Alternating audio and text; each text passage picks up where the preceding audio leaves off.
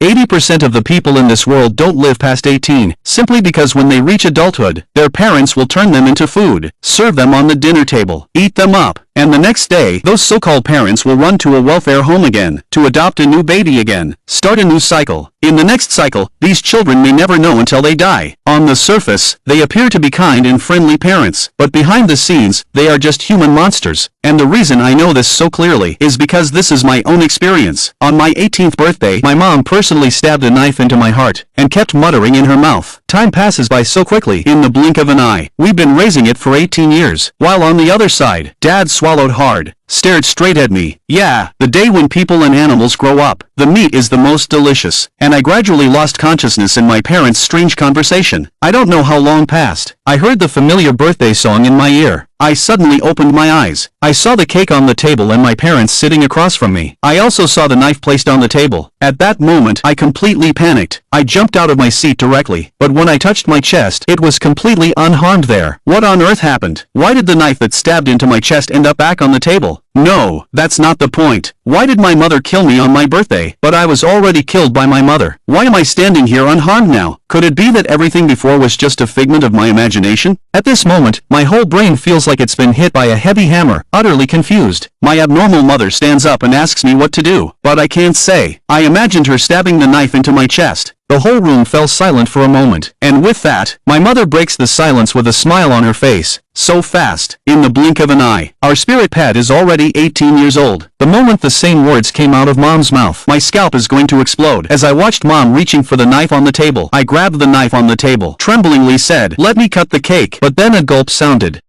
It was Dad sitting next to me, and at that moment, I could no longer stay calm. The same scene, the same words. I raised the knife in my hand. I shouted at the parents in front of me. "No, you are not my parents. Who are you?" The two of them also completely gave up their disguise, revealing their true selves. But it seems like my discovery has caused them trouble. Repeating emotions will affect the texture of the meat. Next, in my incredible gaze, I suddenly saw my own figure from another perspective, another new cycle. But this time, there was no familiar birthday song in my ears. Instead, there were the fading sounds of songs. This time I was reborn in Queen KTV. This was the day before my 18th birthday. Watching the laughter and chatter of my classmates around me, I felt extremely aggrieved at that time. But more than that, I felt uneasy. I pushed open the door of the KTV and walked out alone. The streets were still bustling with activity at night. I walked aimlessly on the road. My heart was in chaos. Going home was not an option. There are still two monsters at home ready to eat me. Calling the police won't work. The police won't believe it at all. What should I do? What am I supposed to do? Unknowingly, I had already arrived at school. Walking towards me on the campus was my homeroom teacher. At the moment I saw the adult, my anxious emotions were eased. In my heart, the homeroom teacher has always been a gentle and kind person. He is very good to the students. Whenever students encounter trouble, he will always do his best. I decided to tell the homeroom teacher about this matter. But after I finished speaking, the homeroom teacher looked around and then pulled me into a secluded corner, tore me into two pieces. The third rebirth. The alarm on my phone rang in my ears. I nervously looked around. This is my room. I immediately started to sort out my thoughts. Combining the fact that my parents always made a move when I was 18, I came to a conclusion. All the ones who turn 18 are monsters, and you can't let them know that you've already discovered their true face. Otherwise, they will immediately kill you. After confirming the thoughts in my heart, I opened my phone to create a chat group, avoiding the homeroom teacher and the only 11-19-year-olds in the class, Lu Linhai. Later, I immediately warned them. Absolutely do not tell anyone other than us. At 10 in the morning, we will meet at the abandoned factory building in the back hill. I will tell you the reason for the assembly. You need to be mentally prepared. After sending the message, I got up from the bed. I listened at the door for a while, until I confirmed that my parents were not there. I walked out of the room. However, at that moment, the phone suddenly rang. It was a call from an unknown number. After answering, a deep voice came from the phone. "Don't go." Before I could speak, the person on the other end quickly hung up. I was stunned in place for a moment. I wanted to call back and ask for clarification, but found that the number couldn't be reached. Seeing that it was almost 9 o'clock on the phone, I didn't pay attention to the call, and hurried to the back hill, in order to make my classmates believe me. Next, I have also come up with a plan. As it approaches 10 o'clock, classmates from the class gradually arrived at the agreed location. First, I counted the number of people, except for two classmates who went on a trip with their parents. Only the academic committee member Joe Kai hasn't arrived. However, it was at this moment a figure appeared in the nearby jungle. It was none other than Lu Linhai, one of the only 19-year-olds in the class. I quickly hid behind the factory door. Nervousness caused my body to tremble constantly. At the same time, I was holding a rope in my hand. This was the trap I had set in advance. I was very clear, but the description on hand made it hard for my classmates to believe in the existence of the monster. So presenting a monster to them was more effective than anything else.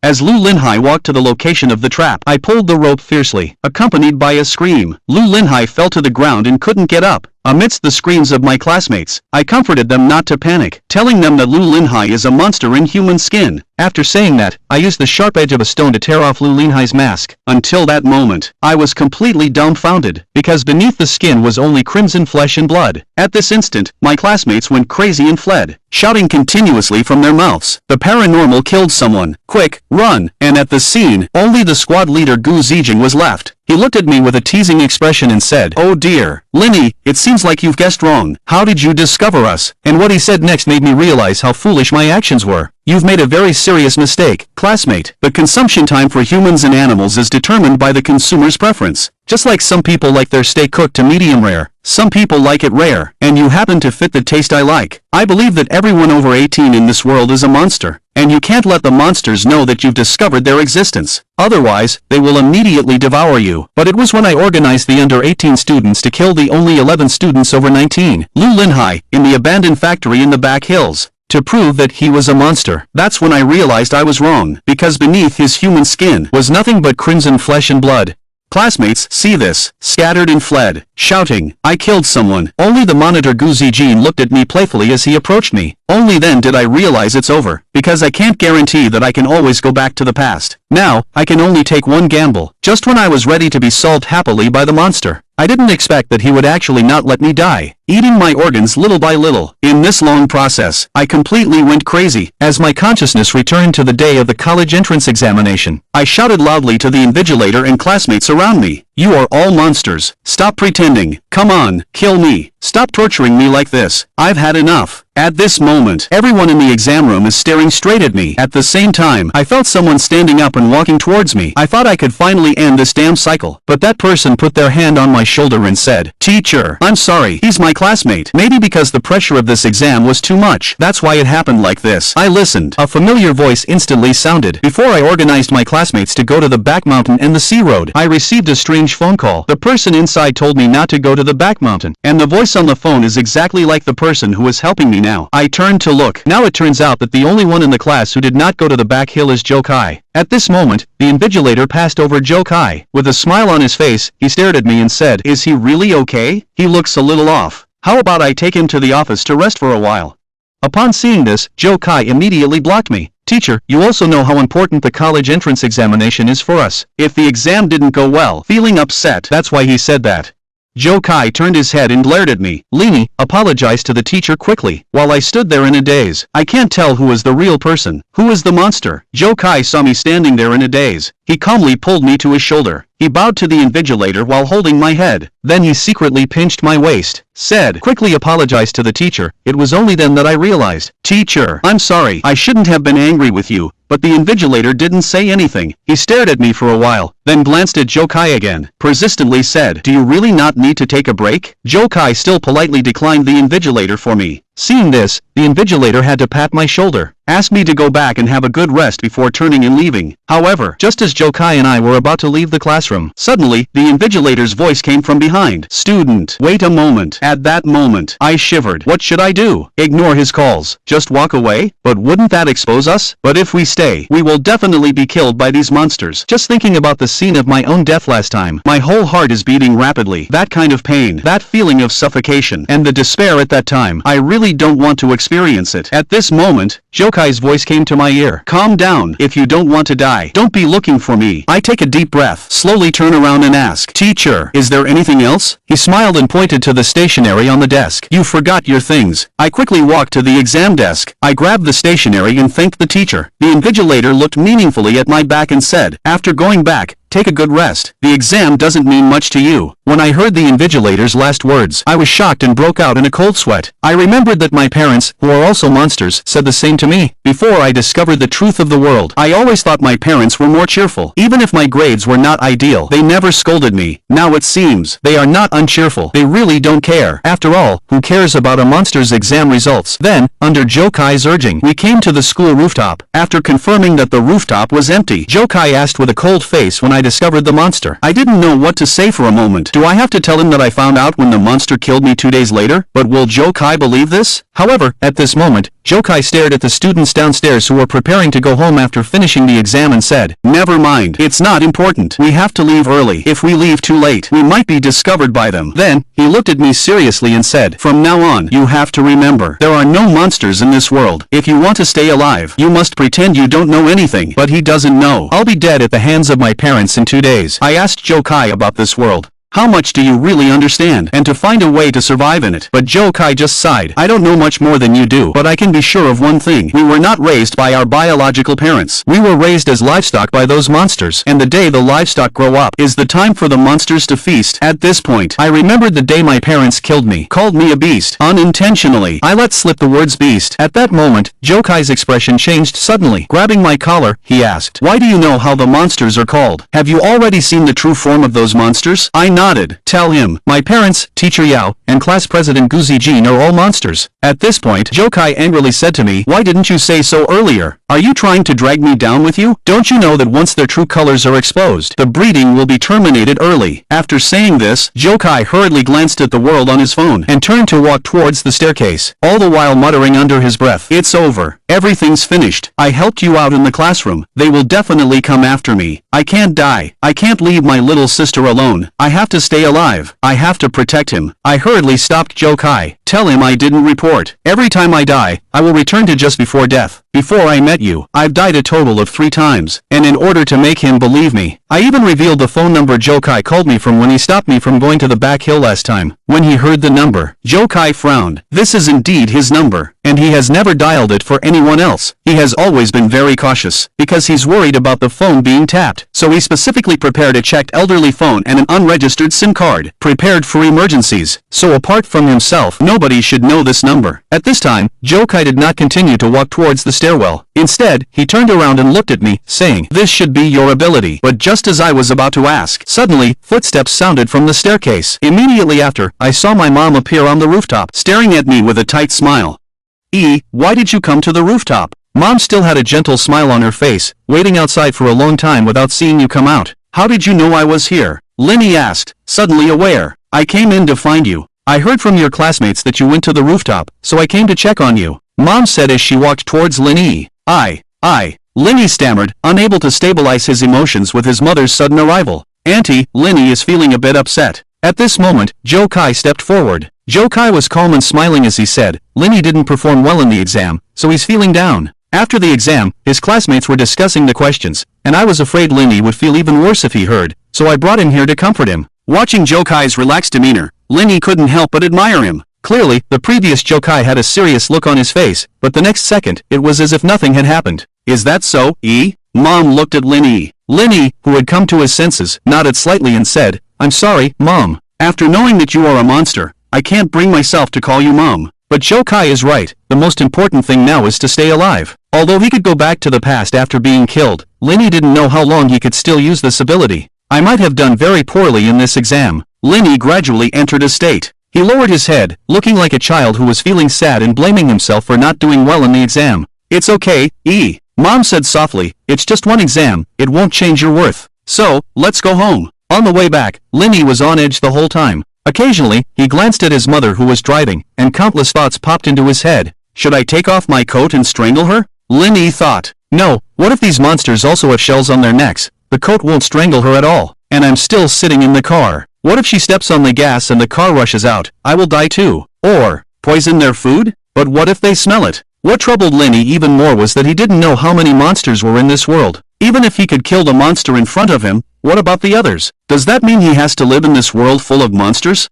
Why aren't you speaking? Mom's voice came from the driver's seat. Linny was startled and said, I didn't do well in the exam. I don't feel like talking. Mom has told you. The gentler mom's voice was, the more nauseous Linny felt. Grades are not important to you. Even if you didn't do well, Mom and Dad won't blame you. Linny sneered in his heart. Yes, of course you won't blame me. After all, you're going to eat me in 2 days. Grades really don't matter to you. I heard from your classmate that after the exam, you seem to have an argument with the invigilator. Is that true? Mom's words made Linny alert. In the exam room where Linny was, the only classmate was Joe Kai. Linny didn't know the other classmates at all, and logically, they couldn't have known Linny's mother. So, who told her about the exam room? Thinking back to how his mother knew that Linny was on the rooftop, Linny suddenly realized that he had probably been under surveillance all along. Yes. Linny nodded slightly. Since she already knew, if he lied now, he would likely be suspected. Mom also heard that you mentioned something about monsters. Is that true? When Linny heard this, he shivered. He inadvertently glanced out the window and saw that there were few pedestrians on the road, and only then did Linny realize that this was not the usual way home. This monster is testing me. Linny's breathing became rapid, and his mind kept thinking about how to deal with it. Why aren't you talking? Monster. Linny opened his mouth. I saw the monster. Sitting in the driver's seat, his mother suddenly stepped on the brakes, and the car stopped abruptly. The monster you mentioned. Just as his mother was about to turn around, Linny continued, I saw the exam paper turn into a monster, and the questions on it, every word on it. I clearly did those questions, but why can't I answer them in the exam? The mother in the driver's seat fell silent for a moment. The monster you mentioned, is it this? Linny nodded. The teacher said before that we should treat each question as a monster in a game. Answering a question correctly means you have defeated a monster. But, this exam, I really can't answer it. Don't be afraid. Mom said, even if you didn't do well this time, we won't blame you. The car started moving, and his mother didn't look back. So, don't put too much pressure on yourself. The exam is over, so just relax. You must maintain the best condition. If it were before, Linny would definitely be grateful for his mother's understanding. But now, Linny understands why she said that. After all, only by maintaining the best condition can one make their flesh more delicious. I might be too tired. Following his mother's words, Linny said, I should be fine after resting when I get back. That's right. His mother smiled. I'll make you something delicious tonight. Delicious? Linny frowned. He didn't want to eat, and he didn't dare to eat. Who knows what he has been eating all this time? Just thinking about it made Linny's stomach churn. There have been several recent incidents of bad people hurting others in the city, and the police have identified the suspect as In Chengdao, the owner of a meat shop on Shenzhen Road. The suspect is still on the run. Please be vigilant, and if you find any clues, please notify. A news bulletin suddenly interrupted the car radio, but before the news finished, his mother switched to music. It's so scary. His mother's tone sounded somewhat worried. It's been so long. Why hasn't this person been caught yet? It's not very safe outside recently. How about you stay at home these days? Linny felt it was ridiculous. Is it really safe at home just because it's not safe outside? After all, this place is full of monsters everywhere. Does it make a difference where you stay? It's just a matter of who gets eaten in the end. But, he had made plans with his classmates for a graduation dinner tomorrow. Linny gradually got used to talking to these monsters. It wouldn't be good if I'm the only one who doesn't go. Perhaps fearing that his mother would stop him from going out, Linny continued, actually, I don't want to go out either, especially since I didn't do well in the exam this time. But I've made plans with my classmates. How about this? I'll come back after dinner with my classmates tomorrow, and then I'll rest at home for a few days, not going anywhere, and adjust my mindset. Okay. His mother finally relented. When they arrived at the residential area and entered the elevator, Linny met Mrs. Liu from upstairs. Mrs. Liu, did you bring your grandson over again? His mother glanced at the child in Mrs. Liu's arms. Yes. Mrs. Liu nodded and smiled. You know, my old man just loves children. It's only been a few weeks, and he's been missing him so much. So, I brought this little guy back to keep us company for a couple of days. Linny turned away from them, not knowing what kind of mood to face the child in Mrs. Liu's arms. He remembered very clearly that Mrs. Liu was holding a girl of about 5 years old last year, and now, Mrs. Liu was holding a little boy. The child was not Grandma Liu's grandson at all, but their food. I'm sorry, Linny kept repeating in his mind. At this moment, Linny couldn't even guarantee his own safety, let alone save this poor child. Right, I remember Linny and your family will be 18 the day after tomorrow. Grandma Liu's words made Linny's scalp tingle. Yes, Mom nodded with a smile. You've been waiting for this for so long, and Linny has finally grown up. Grandma Liu also smiled. You must be looking forward to that day. Linny gritted his teeth. The scene of June 10th kept flashing through his mind. I won't let you kill me again. Linny secretly vowed, this time, I must survive. After returning home, Linny told his mom that he was tired and wanted to sleep.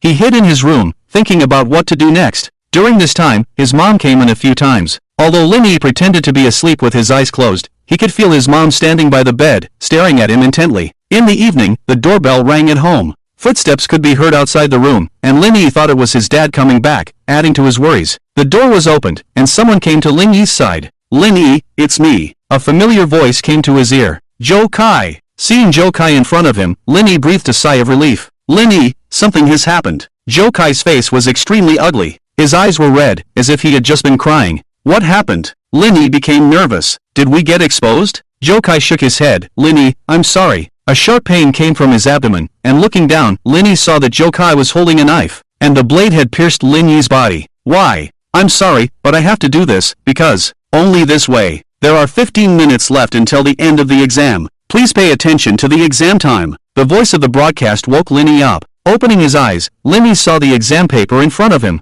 He remembered this exam paper. It was from the morning of June 8th. Lin Yi was filled with anger. After finally making up his mind to survive, he ended up dead. Not only that, this time he was killed not by a monster, but by Zhou Kai, a fellow human. "This examinee, please refrain from making loud noises in the examination room." The invigilator walked over, and the other students in the examination room also looked at Lin Yi. "Get lost!" Lin Yi shouted loudly, standing up from his chair. Looking back at the back row, Lin Yi saw a familiar figure. Zhou Kai. Lin Yi walked over and grabbed Zhou Kai's collar, lifting him up. "What are you doing?" Zhou Kai looked puzzled. "This examinee, please stop immediately." The invigilator tried to stop Lin Yi. "If you continue like this, I will have to disqualify you from the exam. I'm handing in my paper." Lin Yi glared at the invigilator. Even though Lin Yi knew that the invigilator in front of him was a monster, he was no longer afraid at this point. As long as he didn't expose the fact that he had discovered their true identities, the monsters wouldn't attack recklessly. At least not before June 10th. He also handed in his paper. Lin Yi pulled Zhou Kai's collar and walked out of the classroom. "Let go of me." Zhou Kai broke free from Lin Yi's grip. "Are you crazy?" Lin Yi leaned in and whispered in Zhou Kai's ear, "If you want to save your sister, just come with me honestly." Hearing this, Zhou Kai's face darkened. Without stopping, Lin Yi decisively turned and walked out of the classroom. "This examinee, have you encountered any trouble?" the invigilator asked. "Do you need any help?" Zhou Kai shook his head and said, "No need, teacher, I'm also handing in my paper." With that, Zhou Kai quickly caught up. On the rooftop of the teaching building, Lin Yi stared at the stairwell. When he saw Zhou Kai coming in, Lin Yi rushed over without hesitation and threw a punch. Unfortunately, this punch did not hit Zhou Kai. Zhou Kai's agility was much greater than Lin Yi had imagined. He just slightly dodged and easily avoided it. "Don't hide." Lin Yi steadied himself and said, "Stand there and let me punch you. You owe me this." "What did you want to say by calling me over?" Zhou Kai's face turned serious. "What happened to my sister? Tell me after I punch you." Lin Yi ignored Zhou Kai and charged at him again. His punch was caught by Zhou Kai, who then swept Lin Yi's legs, instantly pinning him to the ground. "Zhou Kai, you son of a bitch!" Lin Yi cursed. He tried to stand up but found himself unable to. "Is your sister's life more important than mine? Are you willing to kill me without hesitation to save your sister?" "Why? I finally mustered the courage to survive from the monster's hands, only to die by yours in the end." "What are you saying?" Zhou Kai's face darkened as he asked, "What do you know?" Gritting his teeth, Lin Yi recounted their previous conversation. "Can't we have a proper conversation? Suddenly stabbing me, do you know how painful it is to be stabbed? Try stabbing yourself." Lin Yi complained incessantly, feeling extremely wronged. Zhou Kai released his grip and looked at Lin Yi with half belief and half doubt. "Are you saying that my sister will be killed by a monster this afternoon?" "How would I know?" Lin Yi got up from the ground. "Anyway, that's what you said when you stabbed me. You said that after finishing the exam this afternoon, you went home and found that your sister had turned into a monster. You also said to tell you about this and to make sure you save your sister." "I'm puzzled. How did you know that your sister had turned into a monster? Did you see it with your own eyes?" Zhou Kai furrowed his brow and said, "Heartbeat. The heartbeat of a monster is different from that of a human. My ability is enhanced senses. I can judge whether someone is a monster by listening to their heartbeat." Lin Yi remembered that Zhou Kai had been on the rooftop with him before, yet he could detect their mom coming up the stairs and even smell Lin Yi's scent on her. The reason Zhou Kai called Lin Yi on June 9th, telling him not to go to the back mountain, was also because Zhou Kai knew Lin Yi was human, while the other classmates were monsters. In other words, this afternoon, after you went back, you judged from your sister's heartbeat that she was no longer your sister? That's not right. Lin Yi felt puzzled. When I was killed by Guzi Jin before, she told me that monsters have their own preferences for eating people. Some monsters like to eat children, and some like to eat adults. If your sister was killed by a monster, it means they like to eat people of her age. Then shouldn't you have been the first to be eaten? Zhou Kai shook his head and said, "My situation is different from yours. Monsters disguised as your parents raised you, but I grew up in an orphanage." Lin Yi was stunned, realizing that he indeed didn't know much about the current Zhou Kai. He didn't know his family background or his personality, only that he was reclusive. And now, he was also a sister Khan. It made sense. If Lin Yi had known enough about Zhou Kai, he wouldn't have been stabbed to death by him. If it's an orphanage. Linny thought for a moment and then asked, how do monsters in the orphanage eat people? For these monsters, the orphanage is their store, Jokai said. When I was very young, I discovered that I had special abilities. Through this ability, I found the existence of monsters and also found that the people who came to the orphanage to adopt children were monsters. Their purpose was not to adopt children, but to select food. Hearing this, Linny thought of the child that Grandma Lu had been holding before. Perhaps the child had also been brought back by Grandma Lu in this way. How did you manage to survive until now? Looking at Jokai in front of him, Linny couldn't help but admire him. Linny only had to face his parents, who were two monsters, but Jokai, who grew up in the welfare home, had to face batch after batch of monsters. Every time a monster came to the welfare home to select children, I would secretly take away the information of me and my sister, and then hide with my sister temporarily. Jokai explained, with my abilities, this is not difficult. After the monsters left, I would quietly put the information back to avoid being discovered by those monsters. Since you knew about the existence of monsters early on, why didn't you take action earlier? Linny puzzled. Action? Jokai asked with a bitter smile, how can I take action? Do you know how many monsters there are in this world? Let's not talk about other places for now, just our class. Except for you and me, everyone else is a monster. If a class is like this, let alone other places, after those monsters kill people, other monsters will come to take their place. Of course, not everyone will be replaced. Some people, once they die, they're gone. No one remembers them, and after being eaten by monsters, they disappear from this world forever. It's as if they never existed. Wait a minute. Linny frowned, that's not right. He thought for a moment and then said, apart from you and me, there should be one more person in our class who is not a monster. Impossible. Jokai shook his head. How is it impossible? It's Lu Linhai. Linny said. Lu Linhai? No, he's also a monster. I couldn't have misheard. Jokai's tone was certain. His heart rate is exactly the same as those monsters. He's definitely not human. Is your ability fake? Linny was extremely confident. I can guarantee that Lu Linhai is definitely human. After all, Linny didn't continue. Linny remembered very clearly that he had killed Lu Linhai with his own hands before. Under Lu Linhai's skin was blood and flesh, not a dark shell. This is not important.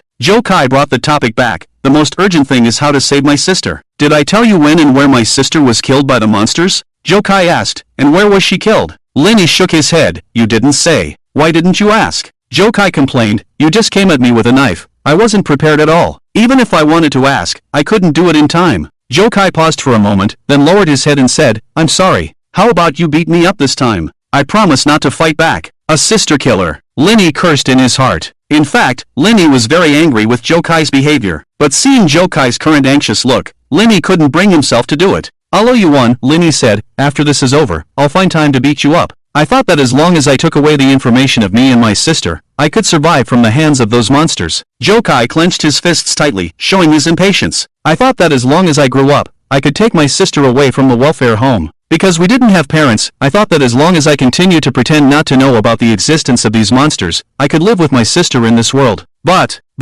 okay, let's not talk about this. Linny interrupted Jokai. As an older brother, you should know where your sister usually goes, right? Jokai thought for a moment and said, because of the college entrance examination, all schools are on vacation. My sister is a freshman this year, so she should be staying at the welfare home today. So, could the place where your sister had an accident be your welfare home? Jokai shook his head. It shouldn't be. Those monsters have never laid a hand on the welfare home. Usually, people only take action after they have adopted the child. Could it be that your sister was just adopted today? No, that's not it. Jokai shook his head. If there were monsters coming to adopt, the welfare monsters in charge of the orphanage would have notified us in advance so that the children there could tidy themselves up. Because of this step, I was able to steal mine and my sister's information in advance. But I didn't receive any notification about monsters coming to adopt children. What's going on? Linny really couldn't figure it out. If we can't guess. At this moment, Jokai looked particularly serious. I can only stay with my sister. You're not taking the afternoon exam? Linny asked. It's not that I'm not taking it, it's that we're not taking it together, Jokai explained. Besides, can the exam compare to my sister's safety? Me? Us? Linny was stunned. Are you saying that I have to go with you? Why? Don't you want to survive? Jokai said, if I remember correctly, you just said that you would be killed on June 10th. If you want to survive, there's only one way to escape. Where do we escape to? Linny asked. You also said that there are countless monsters in this world. Even if we escape from here, we will still encounter monsters. As long as we are not discovered by the monsters here, it's fine. Jokai said, we can escape to a place where no one knows us. As long as we continue to pretend that we haven't noticed these monsters, they won't harm us. After all, they don't know us, so they don't know if we have a master. Linny thought about it and felt that what Jokai said made sense. Don't but me. Before Linny could speak, Jokai interrupted, anyway, we're going to die one way or another, so we might as well give it a try. Are you willing to be eaten by those monsters like that? Unwilling. Linny shook her head. I want to live, and if possible, I want to find my biological parents. In that case, let's decide like this. Jokai said, I'll give you an address. Go back and pack up at noon, and come over in the afternoon. Don't bring clothes, it's troublesome. Bring money if you have any. The broadcast announcing the end of the exam sounded, and the examinees in the teaching building left the exam room one after another. Jokai quickened his pace and continued to explain, remember, don't let the monsters notice you. After the agreement, the two of them left the teaching building one after another. The noontime passed in a flash, and it was almost 4 o'clock in the afternoon when Linny finally arrived at the place where she had agreed to meet Jokai. Why are you so late? Jokai frowned and looked at Linny, who had arrived late. Linny didn't answer, her eyes were drawn to the girl standing next to Jokai. The girl had a twisted braid and a pair of big watery eyes, which were very beautiful. It seemed that the girl noticed Linny staring at her, and she smiled shyly, revealing dimples on her face. Big brother, is this our sister? Linny asked. Are you looking for trouble? Jokai scolded, I'm asking you, why are you so late? You make it sound easy. Linny pursed her lips, the monsters sent me to school and left after seeing me go in. I didn't dare to go out of the school gate, so I hid in the toilet and sneaked out from the back wall after the exam started. The afternoon exam started at 3 o'clock, and it's quite far from here, so I'm already early coming over now. Monster? What monster? Jo Yun asked curiously. A game, he's talking about a game. Jokai hurriedly said, then pulled Linny aside. Did you tell your sister about the monsters? Linny asked. Jokai shook his head and said, no, she's still young. I'm afraid she'll be scared if I tell her. And my sister is simple-minded. If she knows, she probably won't be able to pretend not to know anything and will be easily found out. She's in high school now, she's not that young anymore. Linny turned to look at Jo Yun. What are you looking at? Jokai angrily said, do you want me to dig out your eyeballs? I didn't see anything at all. Linny withdrew his gaze. Where are we going now? By train? We can't take the train, Jokai replied. Taking the train would attract too much attention and we could easily be found. If not by train, then how are we going? By walking. Walking? Linny was taken aback. Are you kidding? Are we going to leave here on foot? Jokai nodded and said, yes. Ever since we discovered the monsters, I've been looking for a safe route to leave whenever I have time. I've been to almost all the places nearby. We'll walk from Sifang Mountain, and it will take about 5 days to reach Ling City on foot. When we get to Ling City, where no one knows us, then we can take the train. At this point, Jokai suddenly looked up and turned to look not far away. He said softly, someone's coming. Have the monsters already found out that we're trying to escape? Hearing Jokai's words, Linny became nervous in an instant. However, Jokai shook his head and said, it's not the monsters, it's people. You scared me. If it's people, then we don't need to be afraid, right? No, Jokai's face became somewhat serious. This place is remote and not close to the road, so basically no one should come here. Brother. At this time, Jo Yun suddenly walked over. Jo Yun didn't know why her brother suddenly wanted to take her away, but even so, she was willing to unconditionally believe in her brother. However, Jo Yun suddenly remembered something. Brother, I suddenly remembered that I made an appointment with my classmates to go shopping together this afternoon. Jo Yun walked up to Jokai and said softly, because today is the end of my brother's college entrance examination, I want to buy a gift for you. Did you agree to meet here? Jokai asked softly. Jo Yun nodded. My classmate said she would come to pick me up on her electric bike. The location of the orphanage is hard to find, so my classmate and I agreed to meet here. Jo Yun said. Wait for me, I'll call her now, otherwise she might worry if she can't find me. Jokai, could the person coming now be your sister's classmate? Linny leaned over to Jokai and asked softly. Possibly. Jokai's voice fell, and his face suddenly became difficult to look at. What's wrong with you? Linny noticed the change in Jokai's complexion. There's a monster following that person. What? Linny was stunned for a moment. Why didn't you notice just now? My perception range is limited. Jokai's tone became urgent. I can only sense targets within 800 meters. 800 meters? Linny realized that something was wrong. So, that monster is very close to us now? No, it won't be. Linny shook his head and comforted. They may not necessarily be coming towards us. Strange, why isn't anyone answering the phone? Jo Yun muttered as she looked at her phone. Didn't she hear it while riding her bike? That monster is coming towards us. Jokai frowned. The person coming towards us. Her phone is ringing. It can't be a coincidence, can it? Linny glanced at Jo Yun. She called her classmate, and the person coming here's phone rang. In other words, the person coming is Jo Yun's classmate. Wait a minute. Linny seemed to have realized something and her face became somewhat unpleasant. Jokai, in the time I experienced before, you said that when you went back, you found that your sister had become one of those things. In other words, your sister was killed during our exam. At this point, Linny looked down at the time displayed on her phone. In theory, at this time we should be taking the college entrance examination in the exam room, so, could the time your sister was killed be now? The classmate who had agreed to go shopping with Jo-Yun was chasing after the monster that was chasing the student, and everything was coming together at this moment. When your sister's classmate came over, she saw the true face of the monster and was chased by it. The monster chased her here and happened to see your sister.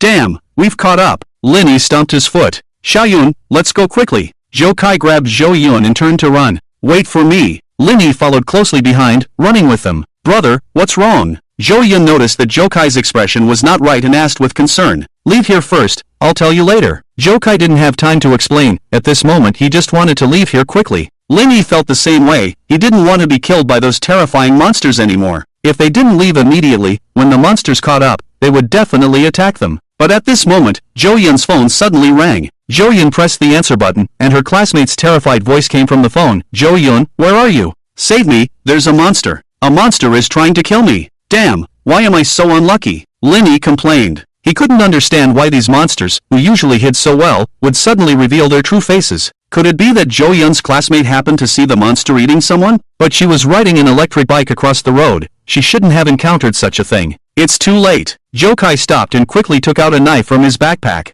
What do you mean? Linny asked. Just as he finished speaking, the sound of an electric bike came from not far behind. Then, a girl riding an electric bike broke into their line of sight. Xiao Ku. Zhou-Yun recognized the girl. Zhou-Yun. Zhou-Yun, there's a monster. A monster is chasing me. Linny vaguely heard heavy breathing, and a completely black, shell-covered monster appeared in front of them. This was the first time Linny had seen the complete appearance of a monster. The monster had 6 long insect legs, and its original 2 hands had become scythe-shaped forearms. Its abdomen had several long spiky tentacles that swung constantly as the monster ran. A pair of huge compound eyes, as well as serrated mouthparts, made its appearance particularly frightening. Brother. Zhou-Yun was frightened by the appearance of the monster. Don't be afraid, brother is here. Zhou Kai's face was solemn as he stood in front of Zhou-Yun. Zhou Kai, there's something wrong with the appearance of this monster. Although this was the first time Linny had seen the complete appearance of a monster, he had been killed by these monsters several times, so he had some understanding of them. Even if these monsters took off their disguises, they could still speak.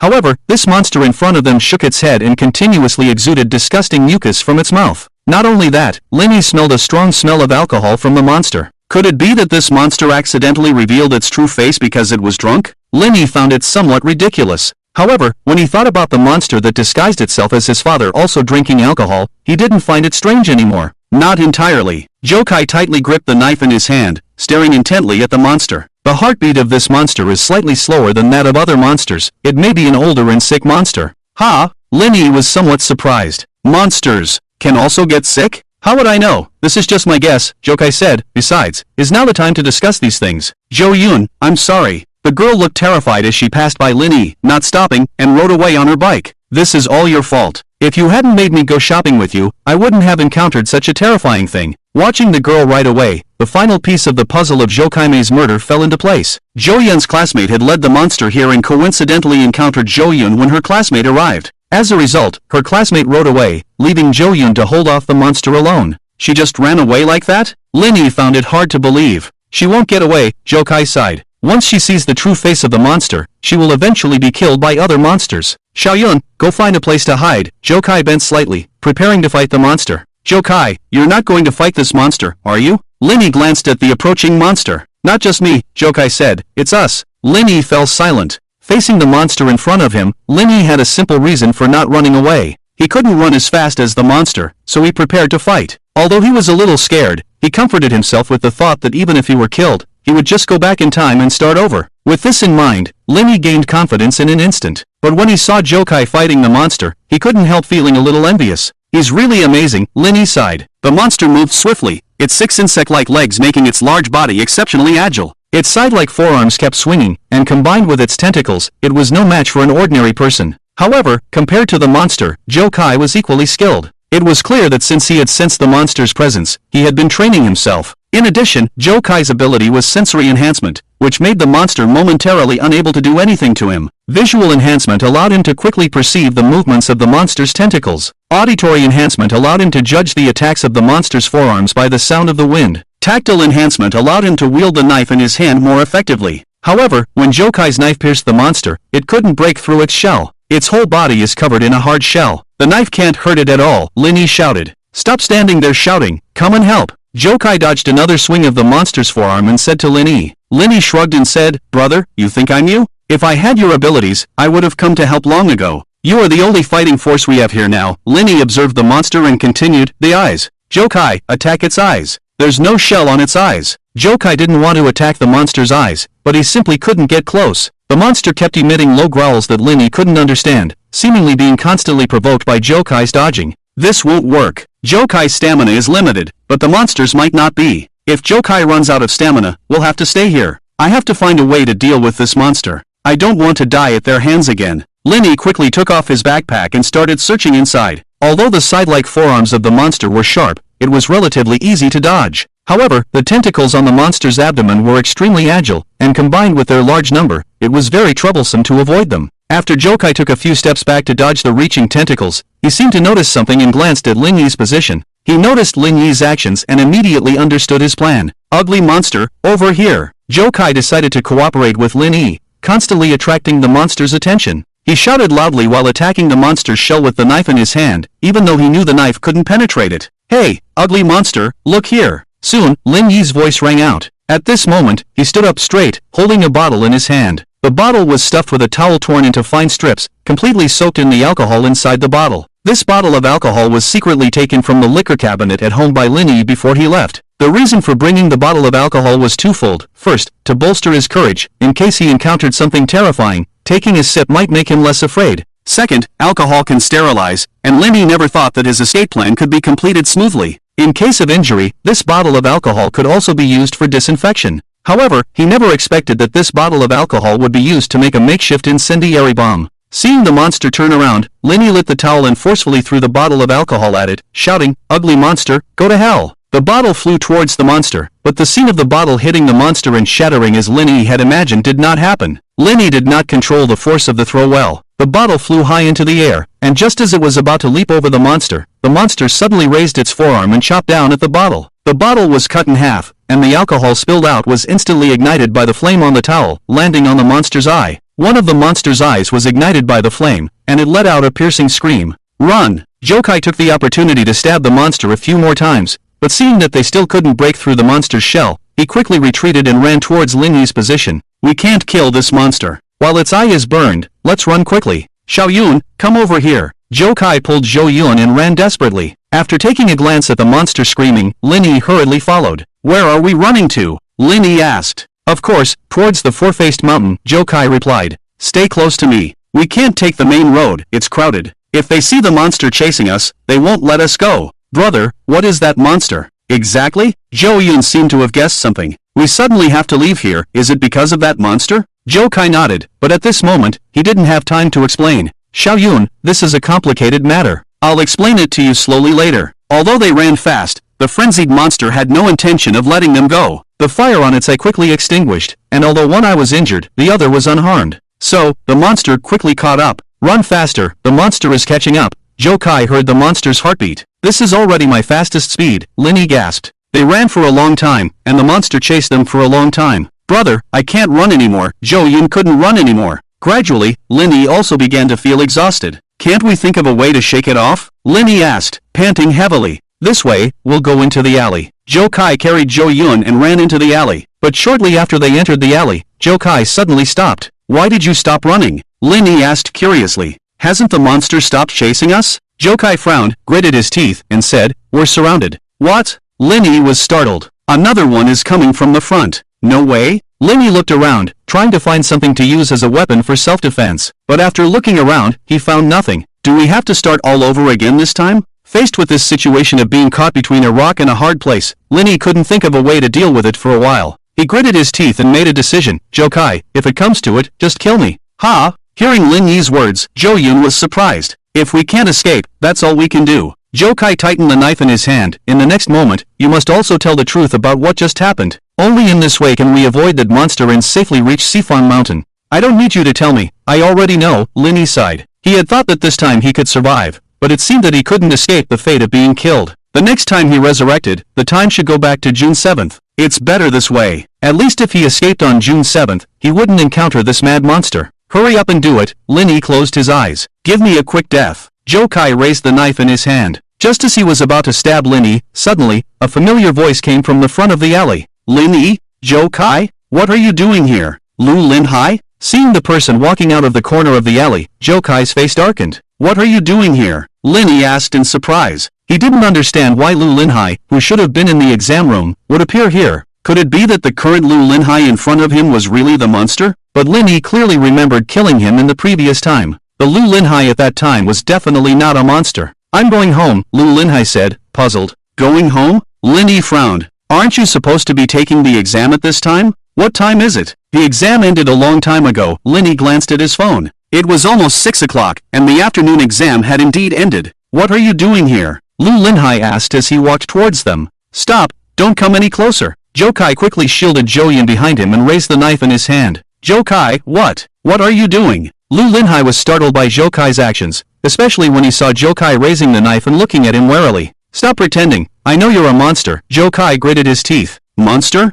Lu Linhai looked puzzled. What monster? Joe Kai, when you mentioned the monsters surrounding us earlier, were you referring to Lu Linhai? Linny suddenly realized. Joe Kai didn't speak, but he stared firmly at the nearby Lu Linhai and nodded in response. You scared me. Linny breathed a sigh of relief. He's not a monster. Are you guys playing role-playing games? Seeing Lu Linhai raising his leg again, Joe Kai shouted loudly, I told you not to come closer. Although I don't know how you fooled Linny, you can't fool me. Joe Kai, what's wrong with you? Lu Linhai asked. As they spoke, the sound from the alley entrance grew closer. Although Linny didn't see anything, he knew that the monster was catching up. Joe Kai, trust me, Linny urged. Lu Linhai really isn't a monster. Let's run, or it will be too late. I only trust my abilities. Joe Kai's expression was unusually serious. His heartbeat is exactly the same as the monster's. You're being silly. If he really is a monster, does he need to pretend to be human and approach us? If he really is a monster, showing his true form and teaming up with the monster behind us, we're doomed. Joe Kai frowned. Although he didn't speak, he also felt that what Linny said made sense. Just as Joe Kai was wavering, Lu Linhai's expression suddenly changed.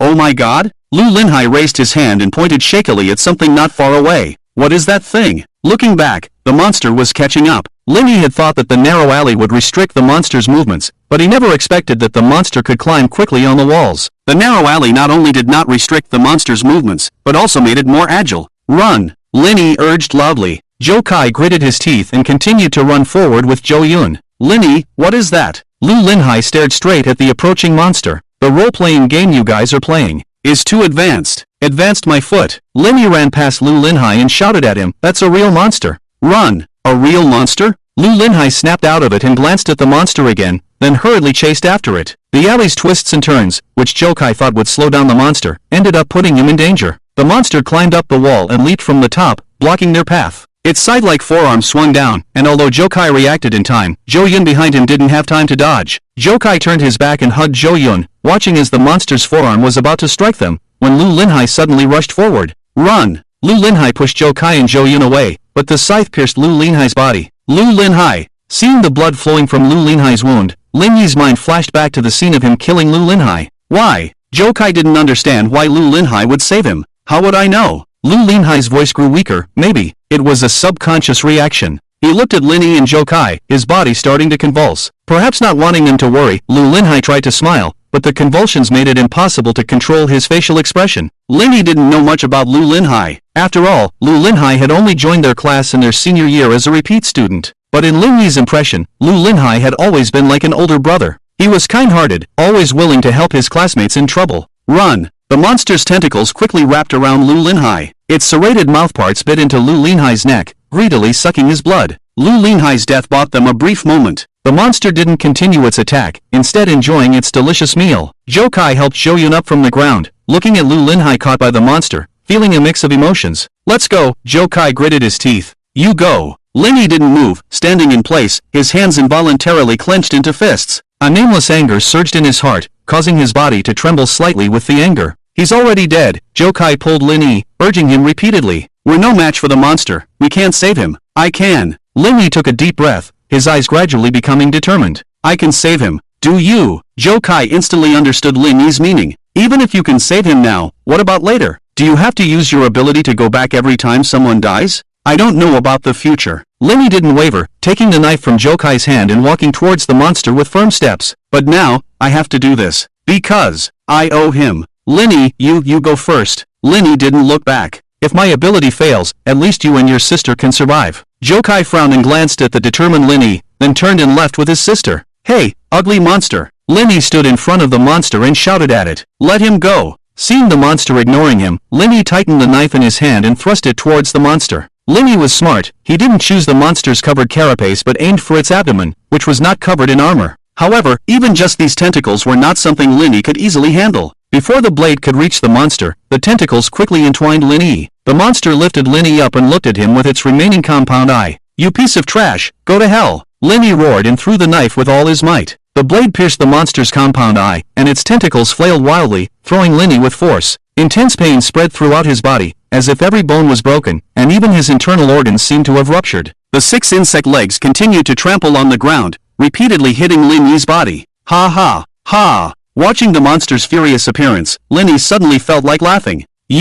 One day, I will kill all of you. His consciousness gradually blurred, and everything in front of him gradually dimmed. Dang, now, let's start the test. The familiar broadcast prompt sounded in his ear, and Linny opened his eyes. Looking at the exam paper in front of him, Linny knew he was back. This time, he had returned to the afternoon of June 7th. Linny felt frustrated. It was like playing a game for 3 days and nights, thinking he could clear it smoothly, only to find out that he hadn't even left the beginner's village. Glancing at the invigilator sitting at the lectern, he wished he could rush up and kill them right now. Linny was angry, and he exerted force, tearing the exam paper with the pen tip. He took a deep breath, quickly adjusted his emotions, and began planning how to escape from there. Jokai's sister would encounter the monster on June 8th. Although he knew about it in advance, Linny wasn't sure if he could avoid it. He didn't know the true identity of the monster before it revealed itself, and if he escaped tomorrow, he might still encounter it. Therefore, the best time to escape was today. His mother would come to pick him up after the exam. If he escaped at this time and his mother didn't see him leaving the school gate, she would immediately notice, and the escape plan would be exposed. So, after dinner?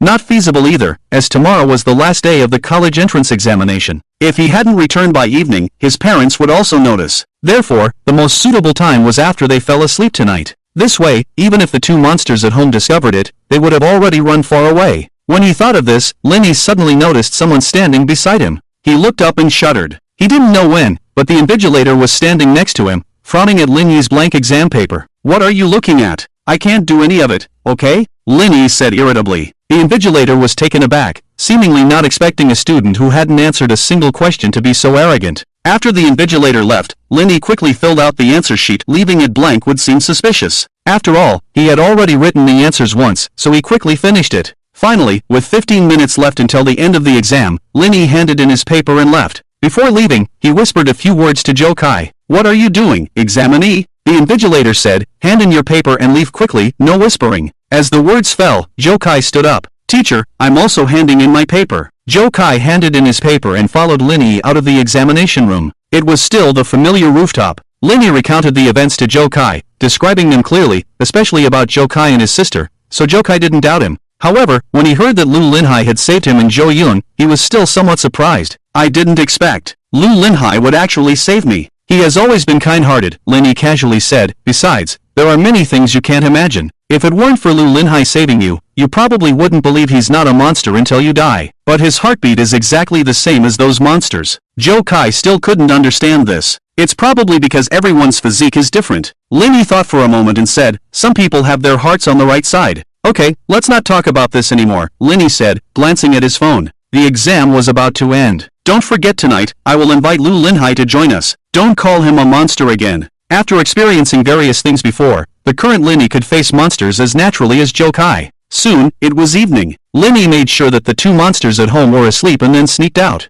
He arrived at the agreed location with Jokai, who had arrived early. Linny, Jokai just told me that the people around us are all monsters. Is that true? Lu Linhai hurried over when he saw Linny. Jokai had mentioned the monsters. Jo Yun had always believed in his brother, so he was just scared when he heard about it. Lu Linhai, on the other hand, looked incredulous. Do we really have to leave here? Lu Linhai hesitated. Jokai also said that you died once to save me. Is that true? Lu Linhai had a lot of questions and couldn't wait to ask them all. Linny, after you die, will you really go back in time? All of this is true, Linny nodded, and we have no reason to lie to you. Linny knew that Lu Linhai wouldn't believe it immediately. If he hadn't been killed by monsters several times in a row, he might not have believed that there were monsters in this world. Let's talk on the way, Jokai said, leading Jo Yun by the hand. After you told me what would happen tomorrow, I deliberately paid attention on the way back and indeed saw a monster near the welfare home. It's an old beggar who seems a bit confused and asks for alcohol everywhere. The monster we will encounter tomorrow may be him." Although Lu Linhai still had doubts, he followed Linny and Zhou Kai to Sifang Mountain.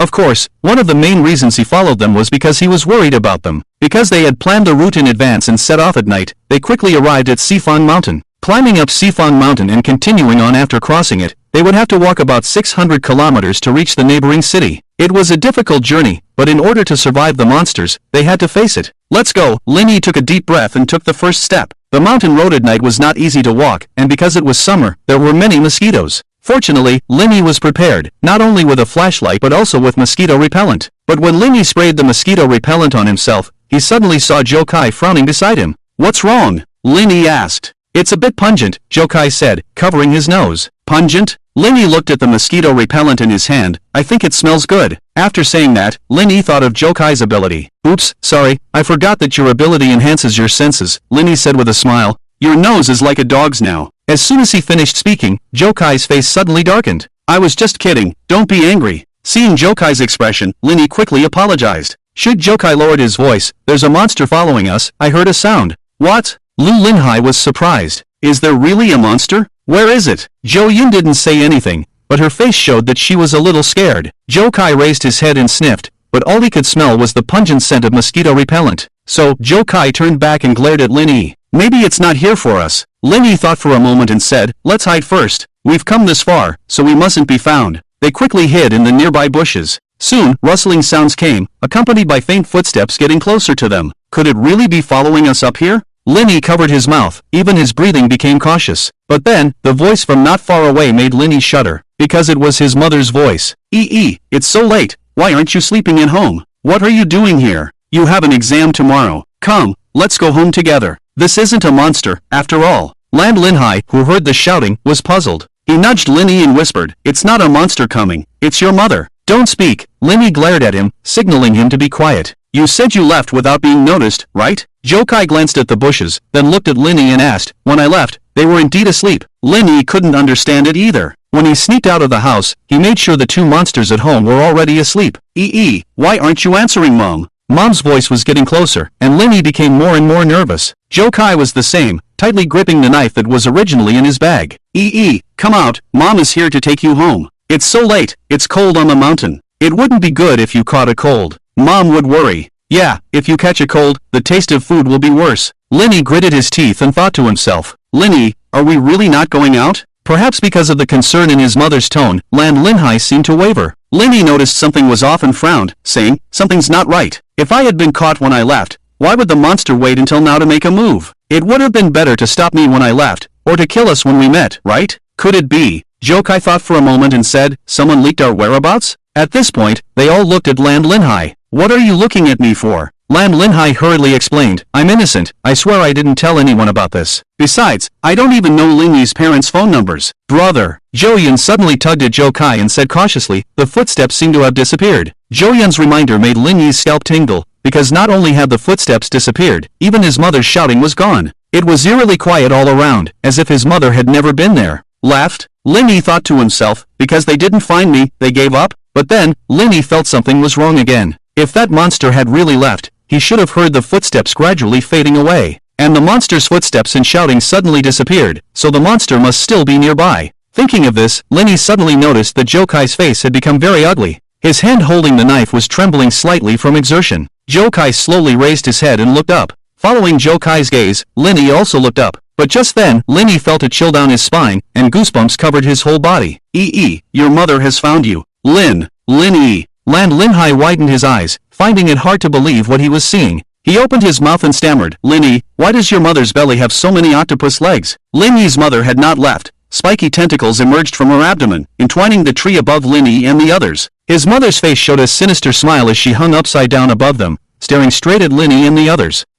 Disobedient child, that's not a good child. Mom's body began to swell, 6 insect legs constantly tearing through the skin, slowly stretching out. Fresh red blood dripped from the ruptured skin, and the sickle-like forearms instantly emerged. "Run!" Linny shouted as he came to his senses, without time to think. With a swoosh, he dashed out of the bushes. Zhou Kai followed closely, pulling Zhou Yun along, but when he turned around, he found Lu Linhai still standing there. This was Lu Linhai's first time seeing a monster, and for a moment, she was at a loss. However, the monster's movements in the mountains were unusually agile. She released her tentacles, and the 6 insect legs forcefully kicked on the tree trunk, landing in front of Lin Yi in an instant. However, the monster did not attack Lin Yi. Her gaze passed over Lin Yi and looked at Zhou Kai and the others behind him. Mom knows, it must be these people who have led you astray, right?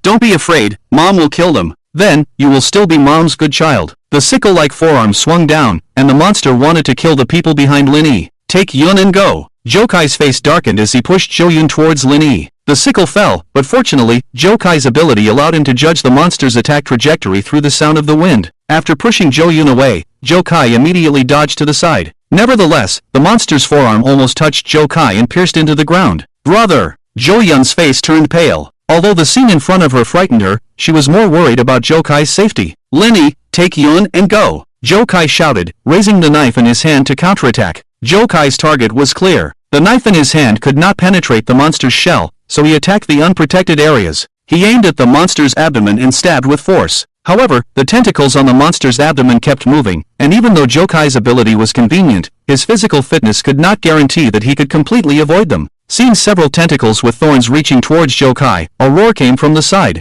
Ah! Lu Linhai roared, seemingly intimidating the monster and bolstering his own courage. He quickly rushed up and leaped onto the monster's back. He reached out and grabbed the monster's neck with his arms, shouting loudly, "You guys, run!" Zhou Kai wanted to take the opportunity to attack the monster's abdomen, but the tentacles kept moving, and Zhou Kai couldn't get close at all. One of the tentacles reached his back and quickly entwined around Lu Linhai. The monster's strength was terrifying, and Lu Linhai was powerless to resist, instantly being pulled down by the monster. The tentacles tightened more and more, and Lu Linhai's face turned red, letting out a painful roar. Let him go! Lin Yi took off his backpack and took out something he had prepared in advance. It was a bottle of alcohol, a makeshift incendiary bomb that Lin Yi had prepared early on. He lit the cloth soaked in alcohol with a lighter and held the flame to the bottle's opening. Let him go! Otherwise, don't blame me for being rude to you. Through the events that had occurred in the previous timeline, Lin Yi knew that the weakness of these monsters was fire. So, when he escaped from home this time, Lin Yi made a lot of preparations. His backpack was filled with bottles of alcohol, all made into makeshift incendiary bombs. A child playing with fire is not a good child.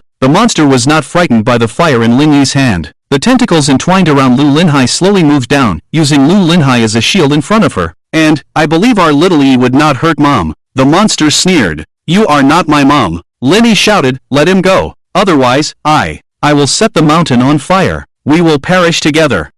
When you say that, Mom is really sad. The tentacles entwined around Lu Linhai tightened continuously. Lu Linhai opened his mouth, but at this moment, he had no strength to shout, only blood flowing down from the corner of his mouth. Lin Yi gritted his teeth, lit the cloth at the bottle's mouth, and said, I'll fight you. As Lin Yi raised his hand, preparing to throw the bottle, Zhou Kai suddenly looked at him and urgently shouted, Lin Yi, get down! Hearing the shout, Lin Yi instinctively crouched down, and at that moment, something flew over his head straight towards the monster. Looking closely, he saw that the sharp object flying towards the monster was actually a skinning knife. A knife? Where did it come from? Watching the skinning knife flying towards the monster, Lin Yi felt a wave of fear. If it weren't for Zhou Kai noticing the knife flying towards him, or if he hadn't crouched down in time, the knife might have taken his life. Without further thought, the monster nearby let out a roar. Looking up, Lin Yi saw that the tentacles entwining Lu Linhai had been cut off by the skinning knife. What surprised Lin Yi even more was that the skinning knife didn't fall after hitting the monster. Instead, it remained suspended in the air, as if it had a life of its own and continued to attack. Taking advantage of the monster being entangled by the skinning knife, Zhou Kai quickly pulled Lu Linhai over. How is Lu Linhai? Lin Yi ran over and helped Zhou Kai drag Lu Linhai away from the monster. I don't know, Zhou Kai shook his head, but he's still breathing. Brother, are you okay? Zhou Yun also ran over, looking at Zhou Kai with concern. Don't worry, I'm fine. After saying this, Zhou Kai looked in the direction from which the skinning knife had flown. His expression was somewhat serious as he slowly said, someone is coming. Is it a person or a monster? Lin Yi asked. A person. Following Zhou Kai's gaze, under the moonlight, a man slowly approached. The man was bare-chested, muscular, and had bandages wrapped around his waist, with faint traces of blood seeping through. The man had a fierce and menacing look, with a stern face and a gaze full of hatred fixed on the monster. That person. Lin Yi felt that the man's appearance was somewhat familiar, as if he had seen him somewhere before. After thinking for a moment, he exclaimed, I remember. He's in Changdao. In Changdao? Zhou Kai looked puzzled. The wanted fugitive from the Qianjian Road butcher shop, in Changdao. Lin Yi explained, I saw news reports about him on TV. So, to evade capture, he's been hiding in Sifang Mountain? Zhou Kai furrowed his brow. That knife. When he looked at the skinning knife again, Linny suddenly understood. The skinning knife was a butcher's knife. Brother, look!